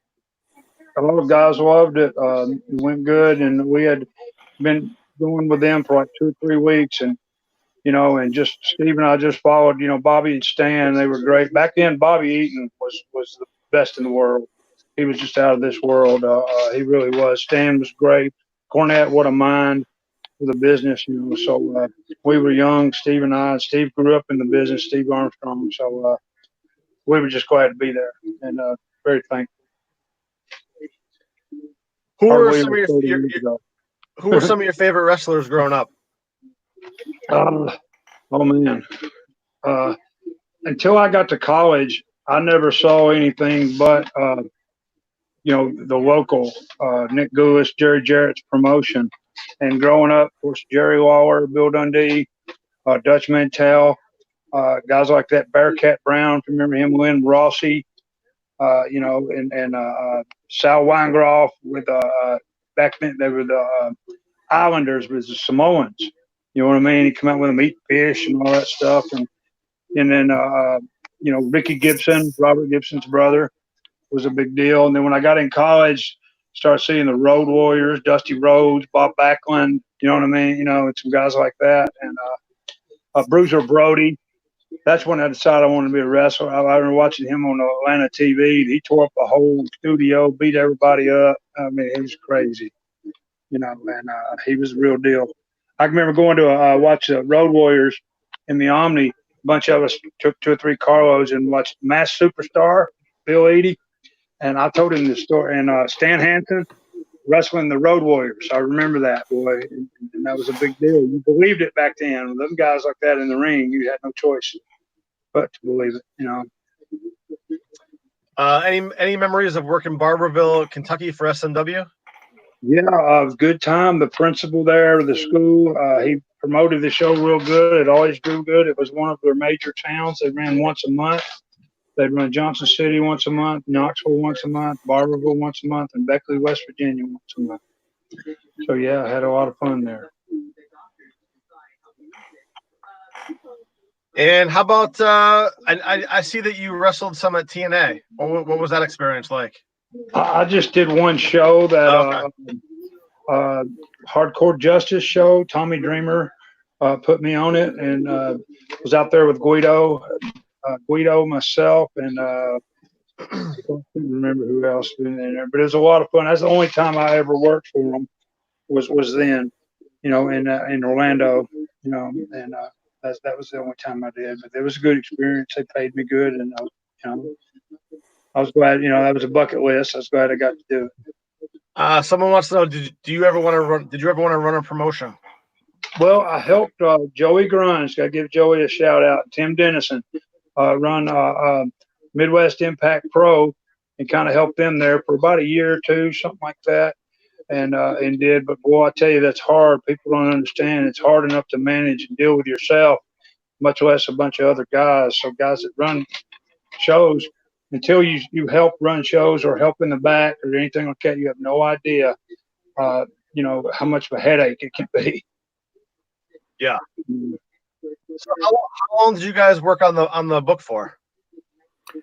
Probably a little bit over, I guess it was a year and a half ago, and it was longer than that when we first met up and started talking about it. And I started kind of picking away at it in early 2019, and then in the fall we started going week to week, and we would cover basically a year every week for as long as we needed to. And it was right around the time he started his chemo treatments. And let's say some nights we had to cut it off 5-10 minutes in because he was feeling so bad, and other nights it's funny when he was in the hospital and they had, he'd be hooked up doing chemo, but he'd be on other drugs that kind of had him pumped up and everything, and he'd go for two hours solid telling stories and working the nurses when they came in, and can I get a little more peanut butter and this and that stuff. And, I was hooked up to the chemo, and it had me on all those steroids and all those pills and shots and everything. So I'm a little fuzzy on a lot of things and still am.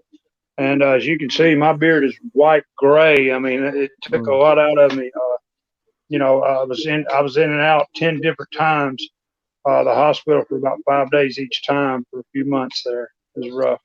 And Tracy, how are you feeling now? How are you doing now? Doing better. I'm better than I was, but not where I need to be, but getting a little better. I'm actually going to shave Monday and try to get on the ball, trying to get back. I can exercise a little bit, but not a lot. I got to really watch it. I had some fluid on my lungs. I had to get drained off a few weeks ago, and that was rough. I got a lot of side effects off of chemo. Dealing with cancer, it's the non-Hodgkin's is cancer of the blood, lymphoma, and it's really delicate, hard thing. But the hardest part is dealing with the side effects of the chemo, because the chemo just takes over your whole body. It kills the bad cells, good cells. It cures the cancer, but man, it kicks your butt. I'll tell you what. I had to go be hospitals about 5 different times from side effects off of the chemo. And a lot of times when we worked on the book, I was just out of it, from all of these medicine that was on and everything. John can tell you that. I would say I think there was some catharsis going on. Some of the nights when he was on heavy drug, was on the heavy medication, and he got a lot of emotions and feelings out, and we're going through the final reads. I was like, oh, we can't say that. But I think it was therapeutic for him regardless to get some of this stuff out. We tamed it down and everything. But like I said, there are stories in here. And say that the document story I mentioned, and the Mexico stories. I'd never heard Tracy talk about Mexico till we got into it. And, I did 2 tours in Mexico. Yeah, the Mexico tours. That is one heck of a chapter right there. I mean, just a lot of great stuff. I did 23 tours of Japan and 2 of Mexico and Singapore, Malaysia. Had a bad fight in a bar, outside the bar in Singapore. Good Lord. But there's some stuff in that book, and really, I was so out of it and so doped up they had me and everything. I remembered some of that stuff because Tim Dennison gave me a great idea on how to approach a book. Do it a year at a time with your career, your life, and everything. And that's kind of what we did. And I try to meditate on it and think about it. And then when John and I'd be on the phone, like a lot of times I was in the hospital, and we go 1 to 3 times a week. I remembered some of that, and it was just crazy. It just made you cringe at night because I'm just glad I'm lucky to be here. So you get a chance to read. There's some wild stuff to read a book. Tracy, Jeannie says that she's got great memories of working with you as Lady Blossom in WCW. Yeah, I worked Steve there a couple times. Steve Austin. There, and they were married then, and I don't know if they were married then. I don't know. I can't remember. But yeah, hey, Jeannie, I hope you're doing okay. I don't know how old their daughters are now. Kenny wants to know if you could tell us any stories about Lady Blossom. Oh, I just, would see her at the shows, and she was with Steve, and took care of Steve, when he was getting going and everything, and I know she loved him, and he loved her back then, and I didn't really know her that well, as far as never hung out with them, and all. But to see them there was always professional. Was always cool. Okay. Let's see. Hold on here. What do you think about wrestling in an empty arena? Well, got to do what they got to do, and that's hard without people. And the guys are busting their butts on all the companies that are doing that, and that's really hard. Believe me, it is, because the crowd is just so much of what we do, and everything, and playing off the crowd. So, I just be glad when this virus is over, and hopefully get back to normal, get some kind of, normal, because it just, it really sucks. It's scary. It's scary. Jason wants to know, you talked about Tojo Yamamoto earlier. Is he the stiffest person that you ever worked with? No, maybe the Steiners, Haku, Barbarian, some guys, Stan Hansen, Bruiser Brody, some of those guys. I think you mentioned the other guys in WCW liked when you worked the Steiners, because then they didn't have to work the Steiners. Yeah, Steve and I, we take their suplexes and they take our double team stuff, and they like working with us. And the guys, they did. They were. Scott could really move back then, boy. He really could. And Rick, when he wanted to, he could work his ass off. He could. So it was a lot of fun. Mike Bowman wants to know, how did you get the reputation of being one of the tough guys in the locker room? God, I don't know. I didn't know that I was. I don't feel so tough now. Well, the man's wrestled 3 bears. He's whipped cancer. That'll usually do it. What'd you say? I say you've whipped 3 bears and now you've taken down cancer. So I mean, that's a pretty tough resume there. I'm not counting the cancer out. That's scary. I hear so many stories of it coming back on people. So I mentioned Mexico as well. Do anything like that, it's because I had to, or maybe to help a friend, and that's not my objective at all. Believe me, especially now. So do what you got to do. Yeah. Let's see. What was your dream match of guys you work with versus guys of today? Chris Candido, I always say, is one of the favorite guys I got to work with, and Bobby Eaton, and they were Brad Armstrong, Ricky Steamboat, and I could go on and on. Lawler, learned a lot from Jerry Lawler, really did. I could go on and on with guys, but for these guys today, they can really go, and they weren't doing that stuff when I started. Believe me, they were literally putting their lives on the line, and man, you just hope that they don't get hurt bad, because they're taking some really risking their lives in some of the stuff they're doing. Who did you travel with most during the WWF New Generation era, and what was the locker room vibe like with the Clique? Travel with different guys. White Boy, a lot of times, Dirty White Boy, he was the plumber gimmick, and Bill Irwin was the goon with those guys, and Tom Brandy some, and Chris Candido some when he was there. The Clique, Kevin and Scott had already gone to WCW when I got there, and Sean was still there, and he was the top guy, but they had already left, and I'd worked with Kevin and Scott when they first started in the business, I mean, Sean was Sean. I mean, he'd tell you he was not the easiest guy to get along with back then, but he's mellowed out since then. Old age does that. Yeah.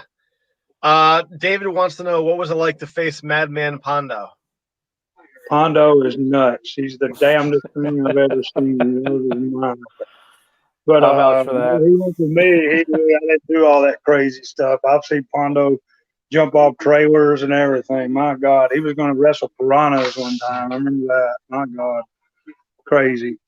Anybody But, wants to know about Madman Pondo, he'll be on at midnight tonight. And Yeah. he'll tell you wild stories, and just when you're about to call him a liar, he'll be like, "Here's the photo, right there." Yeah. He's done a lot of crazy stuff. I would stay to the end of the show when Ian Rotten first started running shows to see what kind of match Pondo was going to be in that night. I remember he did that where like Terry Funk did at ECW with like 100 chairs on him, something like that. He crawled out from under all of them. My God. That's one of my favorite quotes in the book is the guy describing Tracy watching a Madman Pondo match. Oh, he's dead. He's got to be dead now. That's what more Pondo would. Yeah. Yeah. Well, hold on. Here's just a couple more questions, and then we'll try to get you out of here. Was it hard working for McMahon? Well, the schedule they had was brutal. Believe me, it was very, very brutal. And you had to really toe the line, be there. You had to really be on time. And a lot of places you're at, it was hard with the traffic in the Northeast. You know what I mean? And they're demanding. Demanding job, a demanding guy. And if you're going to be there, you better toe the line and not mess up. Paul Edward Clark wants to know, what are your thoughts on Vader? God bless him. I hate that he's gone. I saw him about a year before he was gone. And he had flew out of Dallas. He was living in Dallas with his son, and his wife had divorced. And his son was helping him. His son in the medical field, doing real well. And his son was kind of taking care of his health, his heart. He flew that day. He flew, I want to say, Dallas to Charlotte, and then it was supposed to be in Charlotte to Chattanooga, Tennessee. And I think after the flight from Dallas, something happened. He got sick. And he threw up real bad off when he got off the plane. So he had real bad off of his condition, his heart, and he had to catch a ride with Rick Steamboat and Tony Hunter, cardio man Tony Hunter, but and to get to the show. And then at the show, remember Paul Orndorff? Paul Orndorff was there, and they hugged it out and talked, and everything was cool, and all. And afterwards, he went with me. I took him back to the hotel. We went to eat the Waffle House. I've never seen a man eat that much in my life. But he had threw up everything in his body. He was just dehydrated, and he wasn't real good. His mind was going on him. The next morning, he had an early flight, and I was getting him to the airport because they didn't have a shuttle there for some reason. And he thought he was in Japan. And he was in, I kept telling him, I said, Leon, you're in Chattanooga, Tennessee. I said, you're flying to Dallas. Your son's been getting. His son called me. I talked with his son a couple of times, on there, and all, and was make sure he had everything and get him out of there. I knew him from Japan in '88. And he was good to us, Steve and I there, and he got us in Mexico actually. And then in WCW, when he was there, when we were there, he traveled with us some, and he just likes to kick back and drink beer, but God bless him. Nathan, wake up. Hey, how's it going?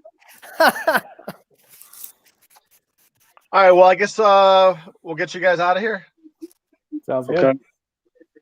And okay, so Tracy, where can we get the book? Where can we get the book, John? Amazon.com and also eatsleepwrestle.com if you want a signed copy. And I got a bunch of stuff. Hey, John, they said Amazon is kind of slow on the books because a lot of their deliveries on anything, it's something essential. So eatsleepwrestle.com would be the quickest way to get it and to get an autographed copy. We'll keep them in stock as best we can where they're flying off the shelf. All right, thanks, John and Tracy. We wish you good health. Right. Thank you. Thank you. All right, take care. All right. Oh, there we go. Nathan, how are you? We got Doing you. well. How are you doing, Eddie? Good. Thanks for coming back today. Hey, no problem. My pleasure. So we welcome you to COVID Con, and let's see. The book that you have out is, I have so many things up here right now. The Thrashing Seasons, is it? Yeah, Thrashing Seasons. I have two books. That's my second book. Okay.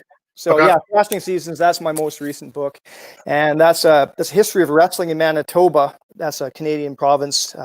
As you make your way to the west from the east, that's the first sort of prairie province, and it's a history of wrestling in that region from the earliest history. In fact, from the fur trade era, and I actually go from as far back as the 18th century, looking at Native American wrestling, to use terms that are probably more familiar for American audiences. We'd probably say indigenous here, all the way up through the fur trade and through the 19th century, and kind of finishing up in the early 1930s.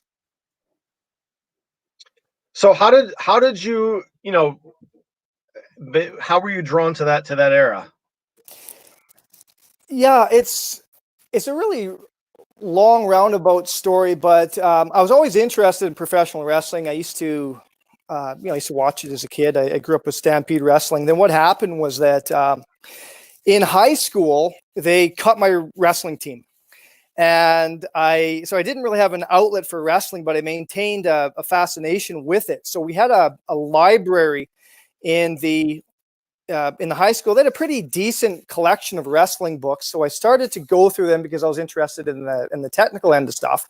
And then I just started to read up on the history. There's a book on Canadian wrestling called Of Mats and Men. It was written by a guy named Glenn Lation. Glenn Lation was really big in amateur wrestling throughout the 1950s, 60s, 70s, 80s, 90s, and I started to learn with that a bit about the rich history of Canadian wrestling, going back hundreds of years. And then I started to get into submission wrestling around the mid 1990s. And at that point in time, I also learned that professional wrestling had a submission wrestling history of its own right. And I could see some of that in the texts that I was reading. I'd start to read old wrestling instructional manuals, things of that nature. And then I learned about guys like Karl Gotch, who was a famous wrestler who eventually went over to Japan and got involved in starting the shoot wrestling movement, and guys like Judo Gene LaBelle. And I actually went to a Gene LaBelle seminar. We drove 12 hours because I wanted to learn about this older method of professional wrestling that involved pinfalls and submissions, and this incredibly rich and diverse technical wrestling tradition that existed that you didn't always necessarily see when you were watching broadcasts, but it was there, and it was under the surface. And continued to just learn and read, and I read pretty much everything I could find in terms of published works on that era. Then I started to get into research myself, probably beginning in the late 1990s, but I really revved it up in about 2003. Okay. Jason wants to know, what's the oldest known hold? That's going to be a tie with a lot of holds, because some of the oldest depictions of wrestling are on the tomb of Beni Hassan, and that's sort of a fresco of wrestling holds from an ancient Egyptian tomb, and it depicts a lot of modern wrestling holds, hammerlocks, single leg takedowns, things of that nature. So anything that's on the tomb of Beni Hassan would be tied probably for oldest documented wrestling hold. Chris says, amazing book, introduced me to my great-grandfather, gave me the insight into my family and my wrestling fascination. Thank you very much. Yeah, I just want to comment on that. Sure. I had mentioned last night in the pre-show that one of the incredible things that comes out of this is when you have family members contact you. And funny enough, I did try to search down some family members, some of Chris's great grandfather, from getting that right, family members, and I kind of came up to a dead end, and I was already getting toward publication. But then a few years later, I was contacted, and her grandfather, Charles Gustafson, is the person who got wrestling going in Manitoba. It's sort of on his shoulders that the sport of wrestling was built in the period before the First World War. So he was the man. Okay. Let's see. Another question here. Were there any subjects for Thrashing Seasons that you weren't able to get to? Yeah, actually, I would like to have looked a little bit more at women's involvement in wrestling, and not necessarily in terms of being participants, but in terms of being spectators. And I always kind of had this idea that would be the additional chapter of Thrashing Season, sort of looking. I did go through, I think, almost everything you could possibly find on wrestling in Manitoba for that period. And as far as I can determine, there was one event that involved women, and that involved one of the traveling Bennett sisters. They talk about the Bennett sisters in the Sisterhood of the Squared Circle very briefly, but they visited, they kind of did a vaudeville tour, and they visited Winnipeg, and they put on a performance against one another, and that's it. But there were women wrestling spectators going back as far as 1901.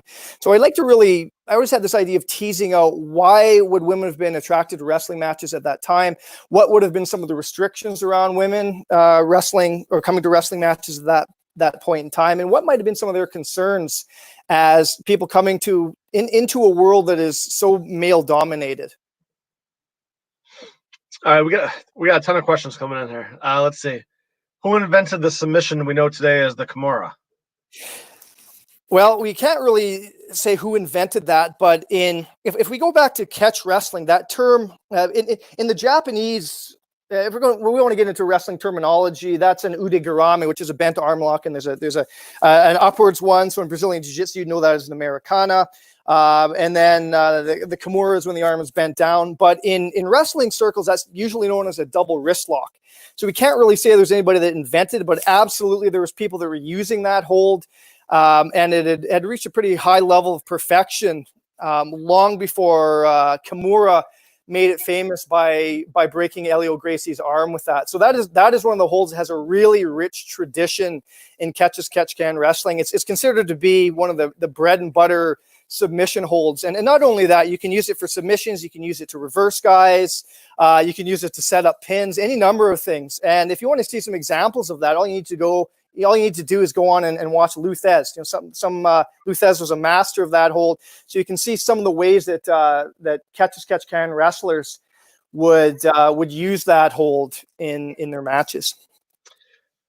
Shane Helm says, "How about my patented figure 4 leg lock?" I can't speak to the figure 4 leg lock. Unfortunately, that's something. The figure 6 leg lock. Figure 6 leg lock. Oh, that sounds really painful. That adds, what is that? Substantially more pain. 4 6 2 out of 3. So that sounds awfully painful. Let's see. David Connor wants to know, how did you research the book? Historical societies, old newspapers, family members of deceased wrestlers. Yeah, so the reality is that the public record for wrestling, much of it, of course, exists in newspapers. So that would have been one of my starting points. In fact, the book was released in 2016, and I began work on that as far back as 2003, because I went to a teachers college in Ottawa, and in Ottawa we had Library and Archives Canada. At that point in time, it was divided into two institutions. There was the National Library of Canada and the Archives. So what I did, basically, my teachers college became an aside to my main pursuit, which was researching wrestling. So I just went through microfilm after microfilm reel after microfilm reel. And I started out wanting to know about the career of a great Canadian wrestler by the name of Jack Taylor, really Canada's first great heavyweight. And then I just went through microfilm.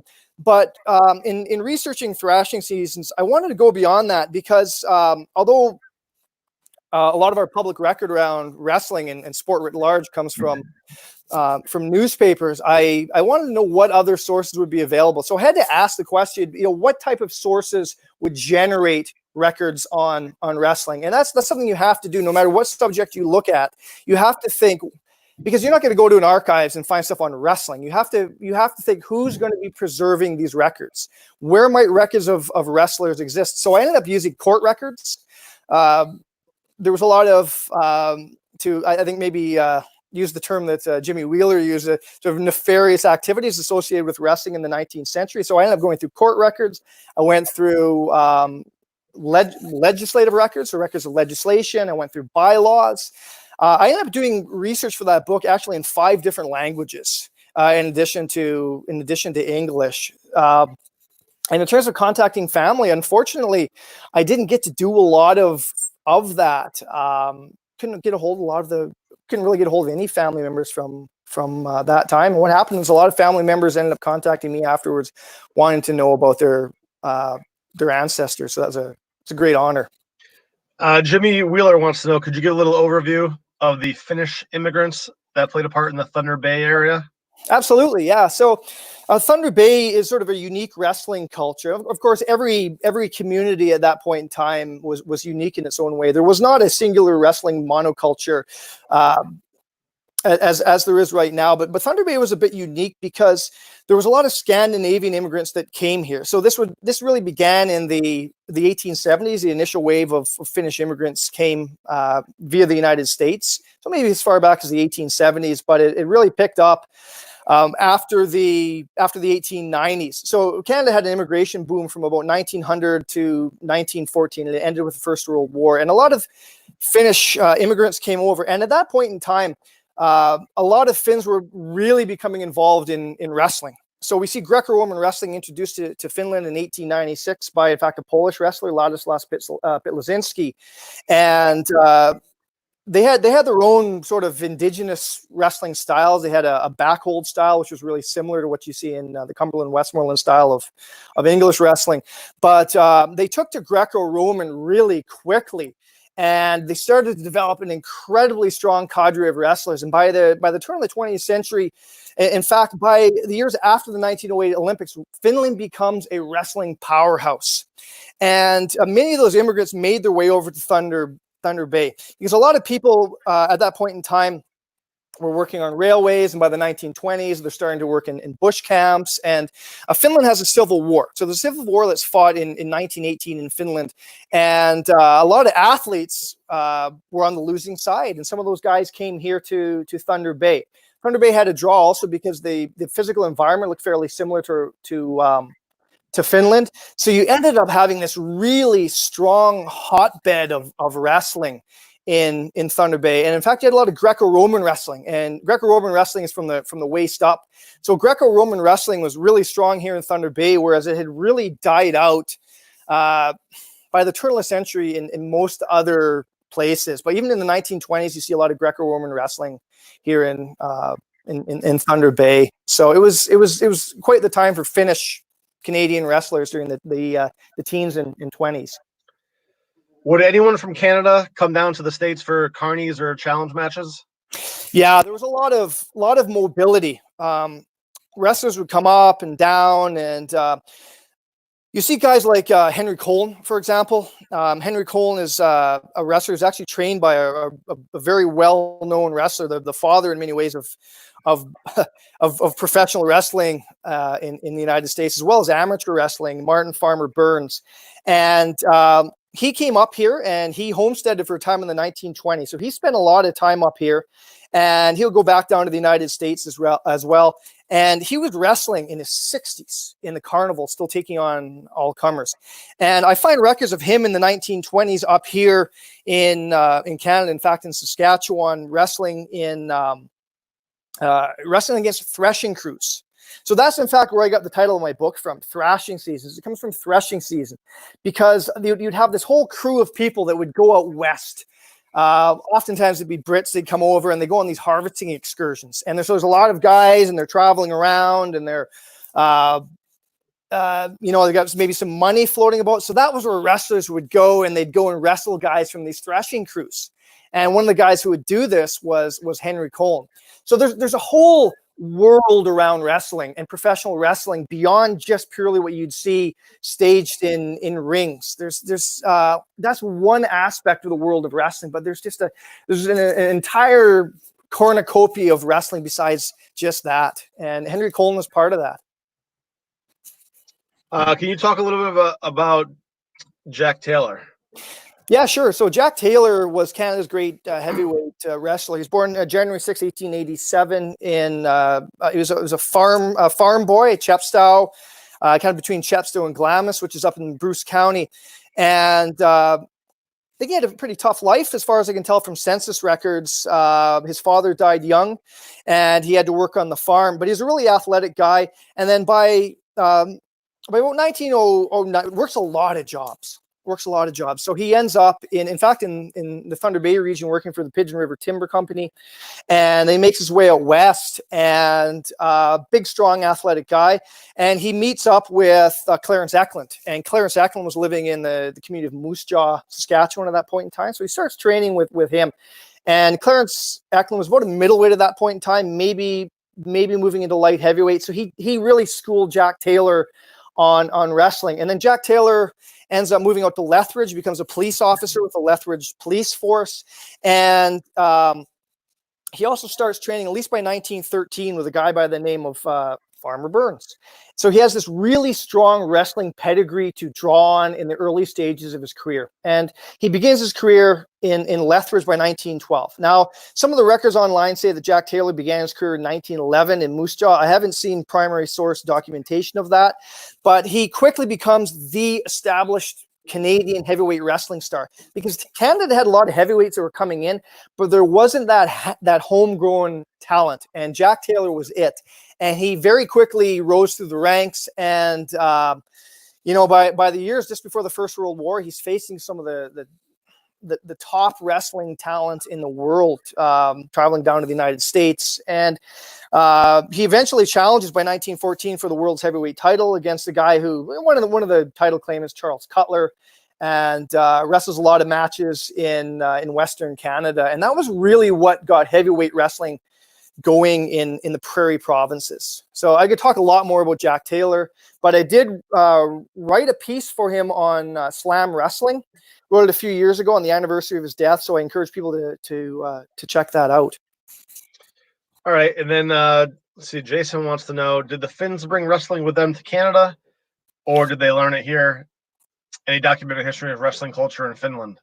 Yeah, there is a documented history of wrestling in Finland. The sort of backhold style, and then the early 1890s, you start to see the growth of wrestling. It's sort of this hybridized type of style.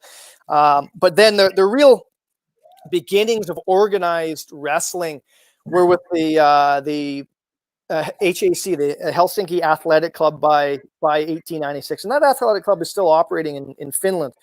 And that's really the beginnings of it. So then, yeah, the athletes came over and they were schooled in Greco-Roman primarily. But what happens is that by the time they arrive here, if they're going to be wrestling either amateur or pro, they're going to have to adapt to the dominant style, which was the catch-as-catch-can style.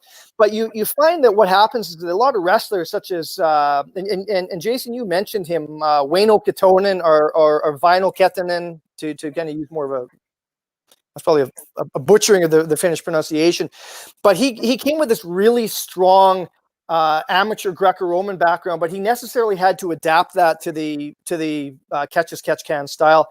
So he brought that. Guys like Armas Leitinen brought that type of style. Henry Karhunsari, they brought that strong Greco-Roman wrestling. And you see that when you read descriptions of their matches, you can see they're doing some of the overhead throws and things that are much more characteristic of Greco. So yeah, it's a hybridized style. They contributed to this melting pot culture of wrestling in North America. Who do you think is the Canada's greatest technical wrestler of all time? You'd have to, technical is subjective because you have to kind of consider what era and what constitutes technical. If you look at the era that I consider, I probably would say Dan McLeod. Dan McLeod was a guy who, in fact, met and beat all of the great heavyweights that were operating in North America. So he kind of is the beginning of Frank Gotch's wrestling lore, wrestling him on a cinder track after kind of a local fair. He wrestled and beat him. He beat Farmer Burns. He beat Tom Jenkins as well. And we don't know exactly where he came from. There's a lot of different stories, but he certainly began his wrestling career by 1889 in Nanaimo. And this was a guy who was 165 pounds when he was in shape, but yet he was facing heavyweights. So he was facing guys into their 190s, into their 200s. So I really think, at least in terms of the era that I look at, he would be the guy who would be considered the great technical wrestler. One of his favorite moves would be a half Nelson and crotch. A half Nelson's where you reach behind the arm and then you throw the guy over. And that was one of his signature moves. And he was known to be the sort of the best most proficient user of that technique during his heyday. Can you go into the different styles that the immigrants had?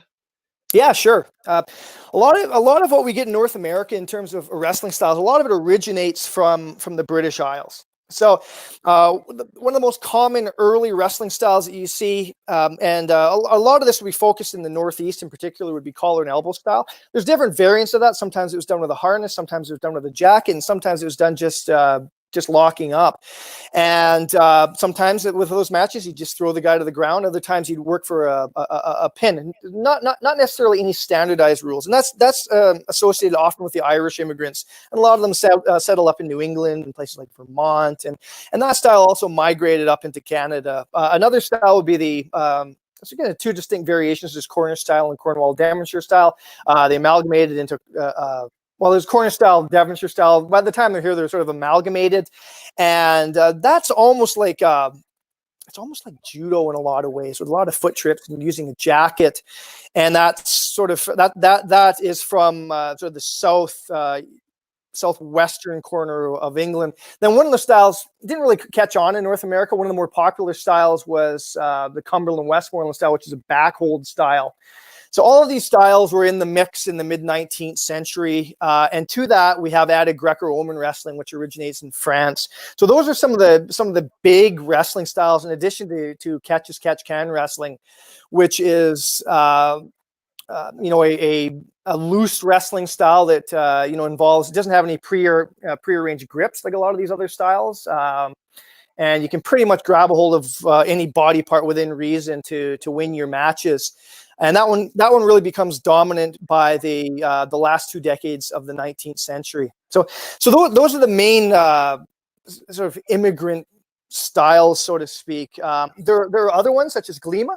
So Glima, a lot of different variations on that, but Icelanders came here and they wrestled the Glima wrestling style. And in that, you grab the sort of at the hips. Not until the 20th century did they have a harness for this, but you grab over under and you grab on the hips and you try to sort of toss the guy over. No ground wrestling in that, but that's another fairly interesting wrestling style. There are in fact 3 distinct variations of Glima, but the belt wrestling style is the one that made its way to North America.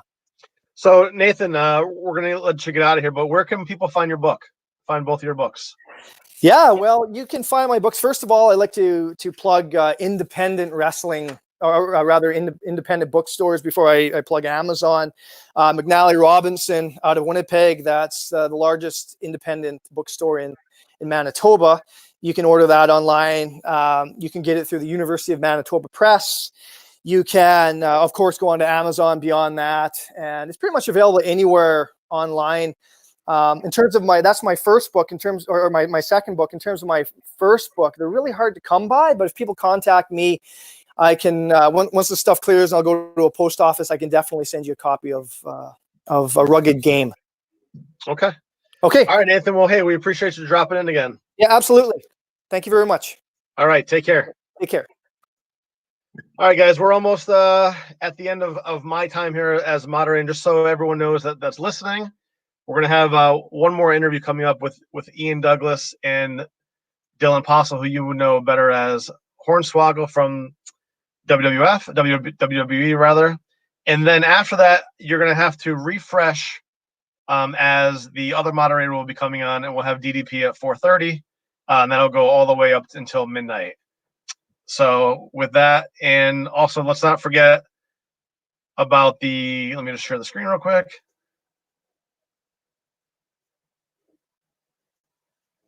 What is going on? That didn't work.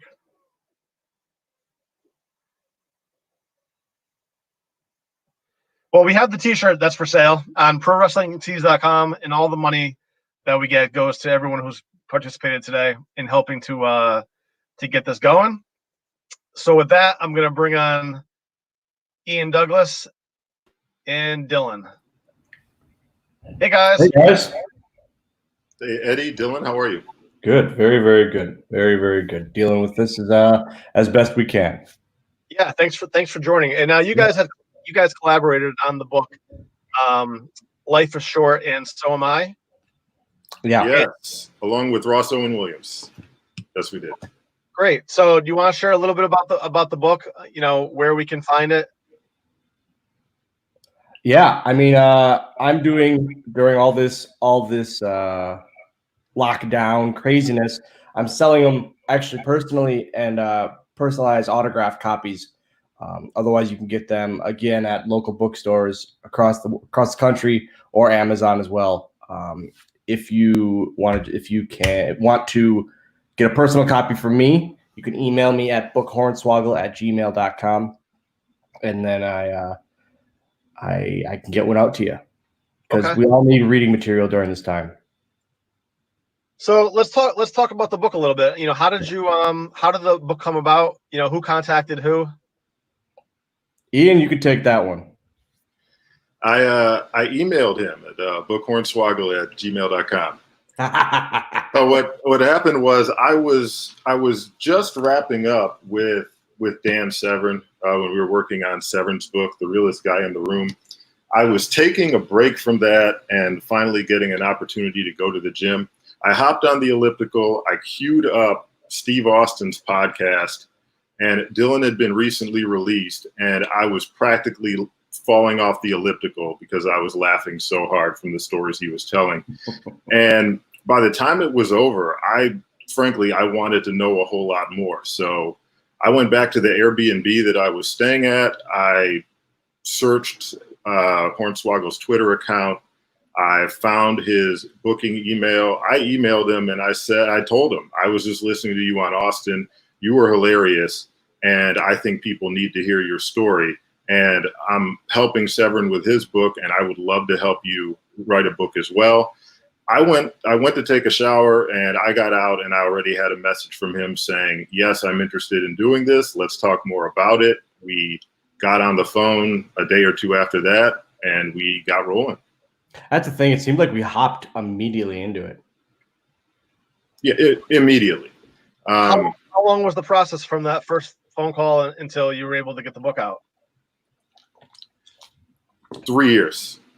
3 years all told. One of the challenges, just from my end, one of the challenges was coming from Severn's book and moving on to Hornswoggle's book is Severn's life story as far as wrestling and MMA is concerned. It's pretty neatly bookended. Like, he has the initial stages of his life, the bulk of his career is done, and so he's able to sort of look back on it, but on everything. But as we got rolling with Dylan's book, his life was still progressing. He'd been recently released, and every time I spoke with him, there was a new development. He had some family issues that he spoke about, dealing with the loss of his grandfather, for instance, the purchase of a new home, and the different developing stages of his wrestling career and changes in confidence as well. So there was really, and Dylan was ultimately the one who did this, unless someone had to step in and say, look, Dylan had to step in and say, I'm done right now. We're going to go to press with some version of what's already been stated. And it was about a year and a half after our first conversation that happened. Yeah. It's it seemed like, and I'm not the bet my memory. I always I never have. I always forget things that happen. I would often even go to my friends and, hey, so what am I forgetting about this part of my life?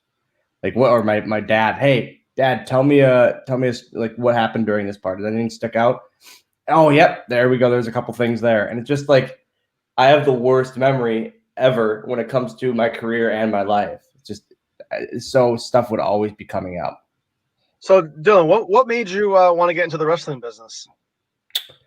Ultimate Warrior. I was a fanatic of the Ultimate Warrior.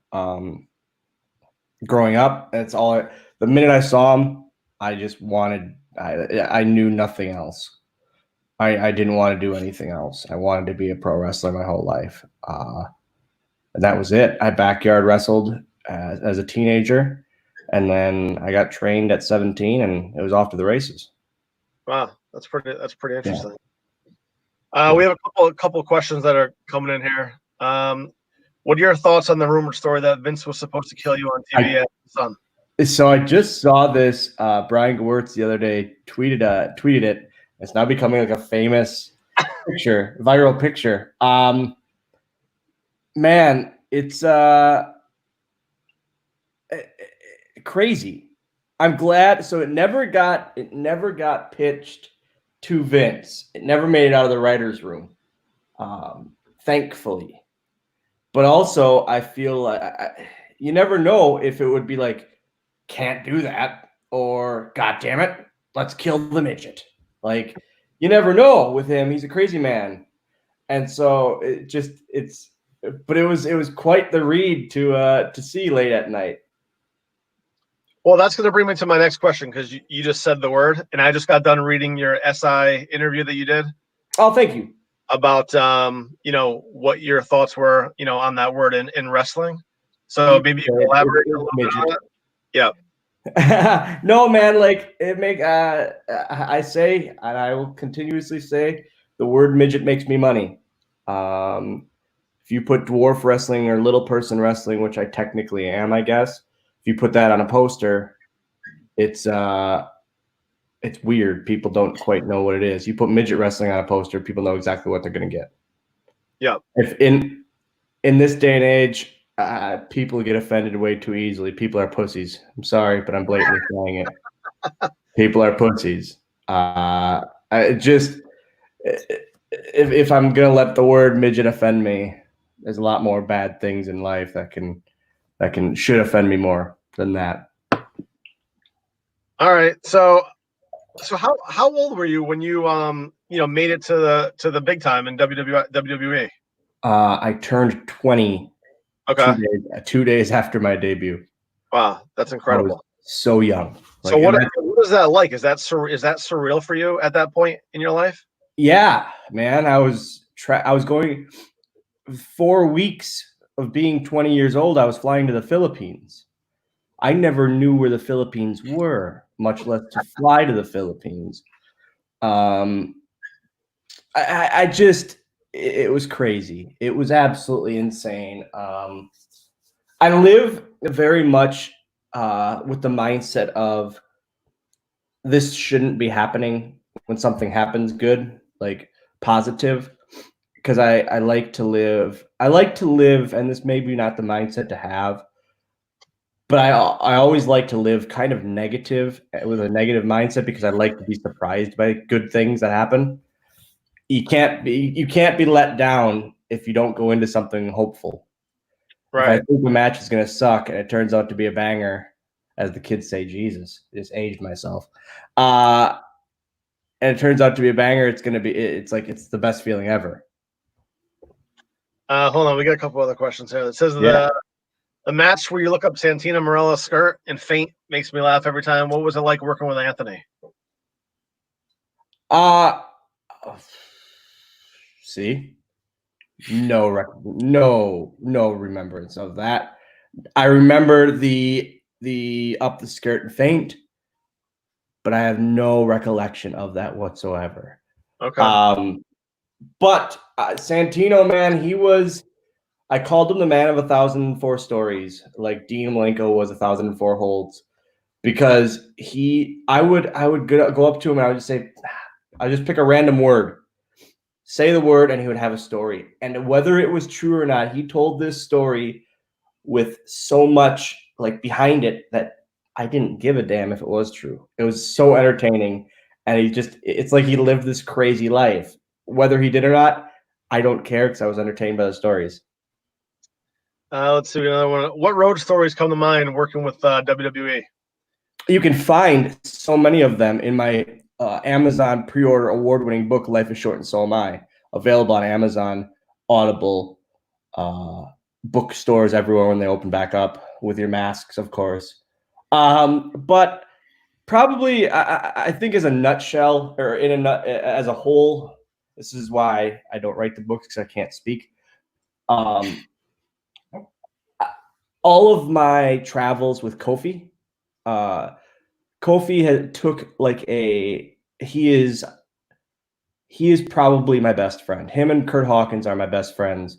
And I think that comes through in the book quite a bit. They did the forwards, and man, like, so we did the forwards, they did them, and the rule was from the beginning, I never wanted to see the forwards ever. Ooh, because I wanted to be surprised when the book came out, just like everyone else. And publishing companies and this and that, like, forgot that about this and always asked me for approval. And like, I just said, yeah, I'm not looking at them. I'm looking at them when the book comes out.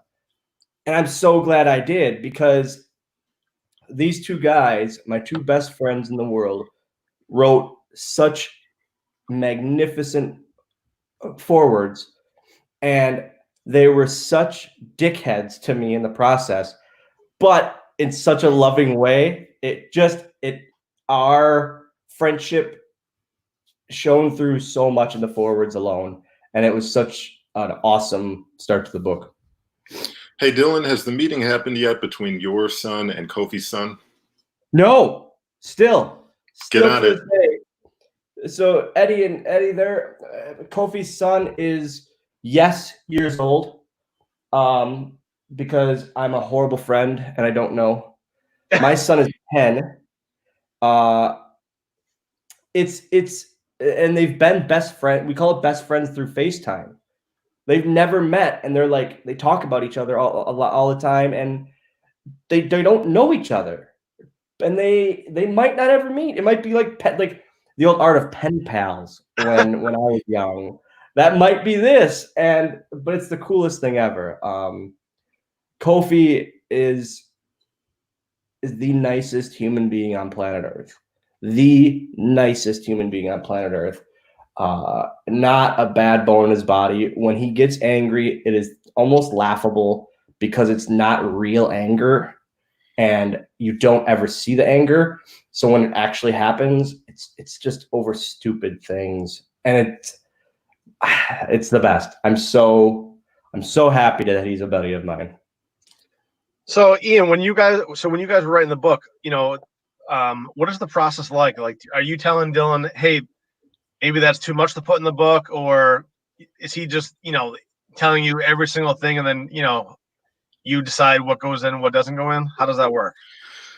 When the book was in my hands at the outset, everything went in, from early childhood. I hate to say trauma, but yeah, from early childhood trauma to training experiences to issues with ex-girlfriends and absent family members. Absolutely everything went in. And I recall the initial drafts of the book having quite a bit of profanity as well. And Dylan said, but one day we were set to have our weekly phone call, and Dylan said, "That's got to come out of the book." And I said, "How come? It's so colorful." And he said, "Well, it's just because I'm a babyface." And that was it. 90% of the profanity was gone at that point. But yes, There might be children here, but they hear it worse on television. I say the word "fuck" a lot, Eddie. You're gonna Didi. That Sid's gonna be on here later. I'm sure he'll drop a couple of F-bombs, so I don't feel as bad. But I realized that when the draft came out, and I was like, man, this is I say it too much, but it's a very important term in my everyday talk, I guess. Let's see. We got a couple other questions here. Have you ever worked with or talked to Dink the Clown? I saw him at a convention, a couple conventions now. Might get heat for this. I don't care at this point in my life. There's no conventions that I'm going to be getting booked on this month. I texted my buddies back home. I said, never let me turn into Dink the Clown. Just crappy face paint, walking around pissed off. I just never let me turn into Dink the Clown. And it's just like, I don't know. At some point, we all have to realize at some point that we're all humans. I wake up as Dylan Postel every day, not as Hornswoggle. And so you have to realize that. And you have to realize someday it's just time to leave the crappy face paint in the gym bag and at home and just be a normal human. And it's going to come for all of us, and that's going to be the worst day ever. And like, but it's not if you're okay with it. And I realize that someday it's going to be just Dylan, and that's okay to me. So what was it like for you to be able to tell your story as Dylan and not the character that you were playing on television?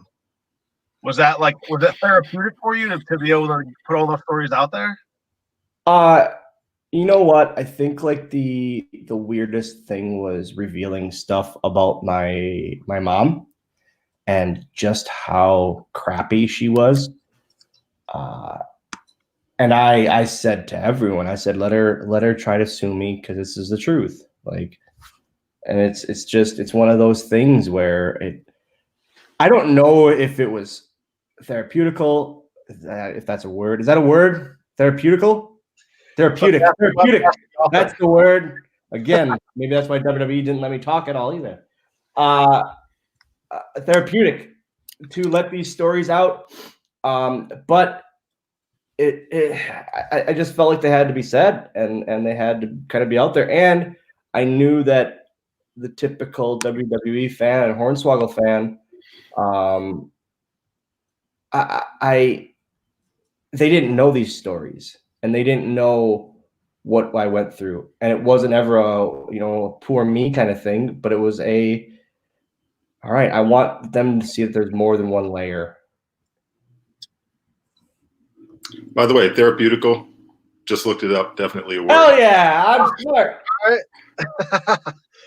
All right, we have a couple other questions here. I don't know that I don't remember the situation, but someone wants to know what was the atmosphere like after the whole Rock Make-A-Wish situation. That's one of my favorite stories.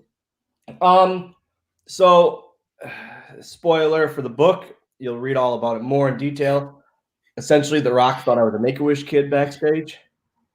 That doesn't sound awkward at all. It was like heartbreaking. Yeah. It really was. It was the first time I ever got to meet The Rock. He came back for that Raw promo to announce he was going to be hosting WrestleMania. And I was like, hell yes, I'm going to meet The Rock. He's the best. He's making 19 Fast and Furious movies. I don't care. I'm going to meet him. He was in that Sweet Game Plan movie and the Scorpion King 17. I'm going to meet Dwayne. We're going to be best friends. That's simple. He comes back from the ring. I extend my hand. I am in a full suit, mind you, with my gear bag next to me.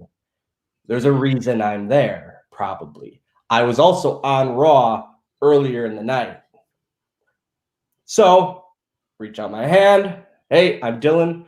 Thank you for doing that promo. I was so happy to have you back. Just wanted to say it's awesome to meet you. And he greets me with, "Did you have a good time tonight, buddy?" And that was when The Rock thought I was a Make-A-Wish kid visiting backstage. Like, heartbroken. The only thing missing was a pat on the head. Like, that would have been, I probably would have cried. And then I make the mistake of, after that drive, telling Kofi, and he proceeds to, within 2 minutes, the whole locker room knows. And I go, and now the next week at TV, I am just blistered with, Rock thought you were a Make-A-Wish kid? And then they call Rock out about it, and he tries to play it off as he didn't think so. But it was heartbreaking. Yeah, I could see that. That's incredible. All right, somebody wants to know if you guys have watched The Tiger King. Yes, I have. I think if you haven't at this point, especially with like the lockdown, man, like, the hell are you doing? You just taking up cross stitching, or like, what are you doing with your time? I never thought I would like docuseries, and now I'm a docuseries fiend. Like, I can't watch enough. I watched right after that. I watched the Don't F with Cats, Yep. which was very weird. I watched McMillions, which started so good, and then it like had the worst finish ever. And I'm gonna start Jinx. I've heard that's a good one. I can't wait. This is going to be so good. Yeah. If you haven't binge watched Tiger King, you're not doing quarantine properly. No. That's the main part of that reason for that show. I feel like Netflix is like, oh, we don't know when to release this. There's coronavirus. Today's the day.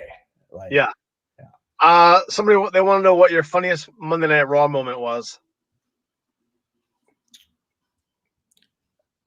I mean, the weirdest was probably when Mae Young gave birth to me as the New Year's baby. When people say, how can you not be offended by the term midget? I say I can't be offended by much when I was okay with Mae Young giving birth to me and wearing a diaper on national TV, and then wearing a cow costume because I was getting a little fat, and WWE thought it would be funny to put me in a cow outfit. Okay, so that's something. So how does that work? Do you have to give the okay to stuff like that, or they just tell you, hey, this is what you're doing this week? I mean, they tell you flat out. I don't have the creative control of a Dwayne Johnson. Right. I think we're a little different levels. I don't get why by any means. I was in 2 movies. He was in 2 movies, plus 90. But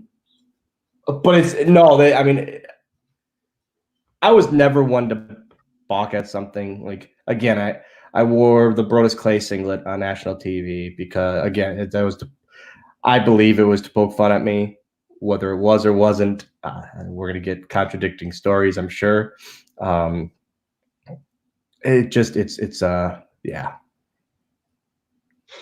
Let's see. Were you angry when you had to do the segment and joining the Vince McMahon's Kiss My Ass Club? Hell no. That, like, I didn't have to kiss his ass, and I probably would have kissed his ass if we would have had to end the segment that way. But it was during that whole Vince's son, the storyline. I was one of the key points of Raw, and it was insanity for me because the 15th anniversary, I think I was on 5 segments of that show. I started the show, and I was the ending shot of the show. That was the coolest time ever. Like, so being part of that just furthered the angle even more. It was awesome. So when did you are you officially done? I mean, what are your plans now? I don't have any bookings this weekend. Okay. Next weekend it seems like it's pretty open too. The weekend after, I don't think I have any locked in. No, man. Like, I had the busiest schedule. From March till July, I had one Saturday, and it was going to be in the 4 years since being released, which is in 4 days. In the 4 years of that, this is the busiest my schedule's ever been. And it sucks. It really, really sucks. I'm supposed to be in Orlando right now with my son. We take every year, we take a Disney trip every year. And this was going to be the longest one we took. It was going to be 7 straight days. It was going to be awesome. But with everything going on, obviously, it couldn't happen. But we're going to do it again. Like, I'm very naive to all this COVID stuff. And that's probably not the best to be. If I'm going to get sick, I'm going to get sick. That's kind of how I'm living right now. And it might be a really, really stupid way to live, but I'm not going to buy a bubble. Like, I'm not going to do that. And How old is your son? 10. Okay. So that's an interesting question. What is that like? When you're working. Yes, he's taller than me. That's no.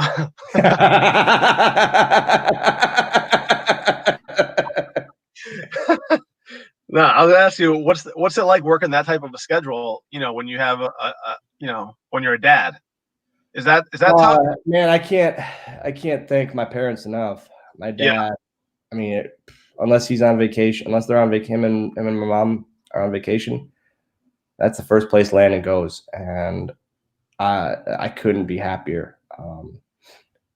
It's now with my schedule, it's even crazier. I'm gone every weekend for at least one day, sometimes 4.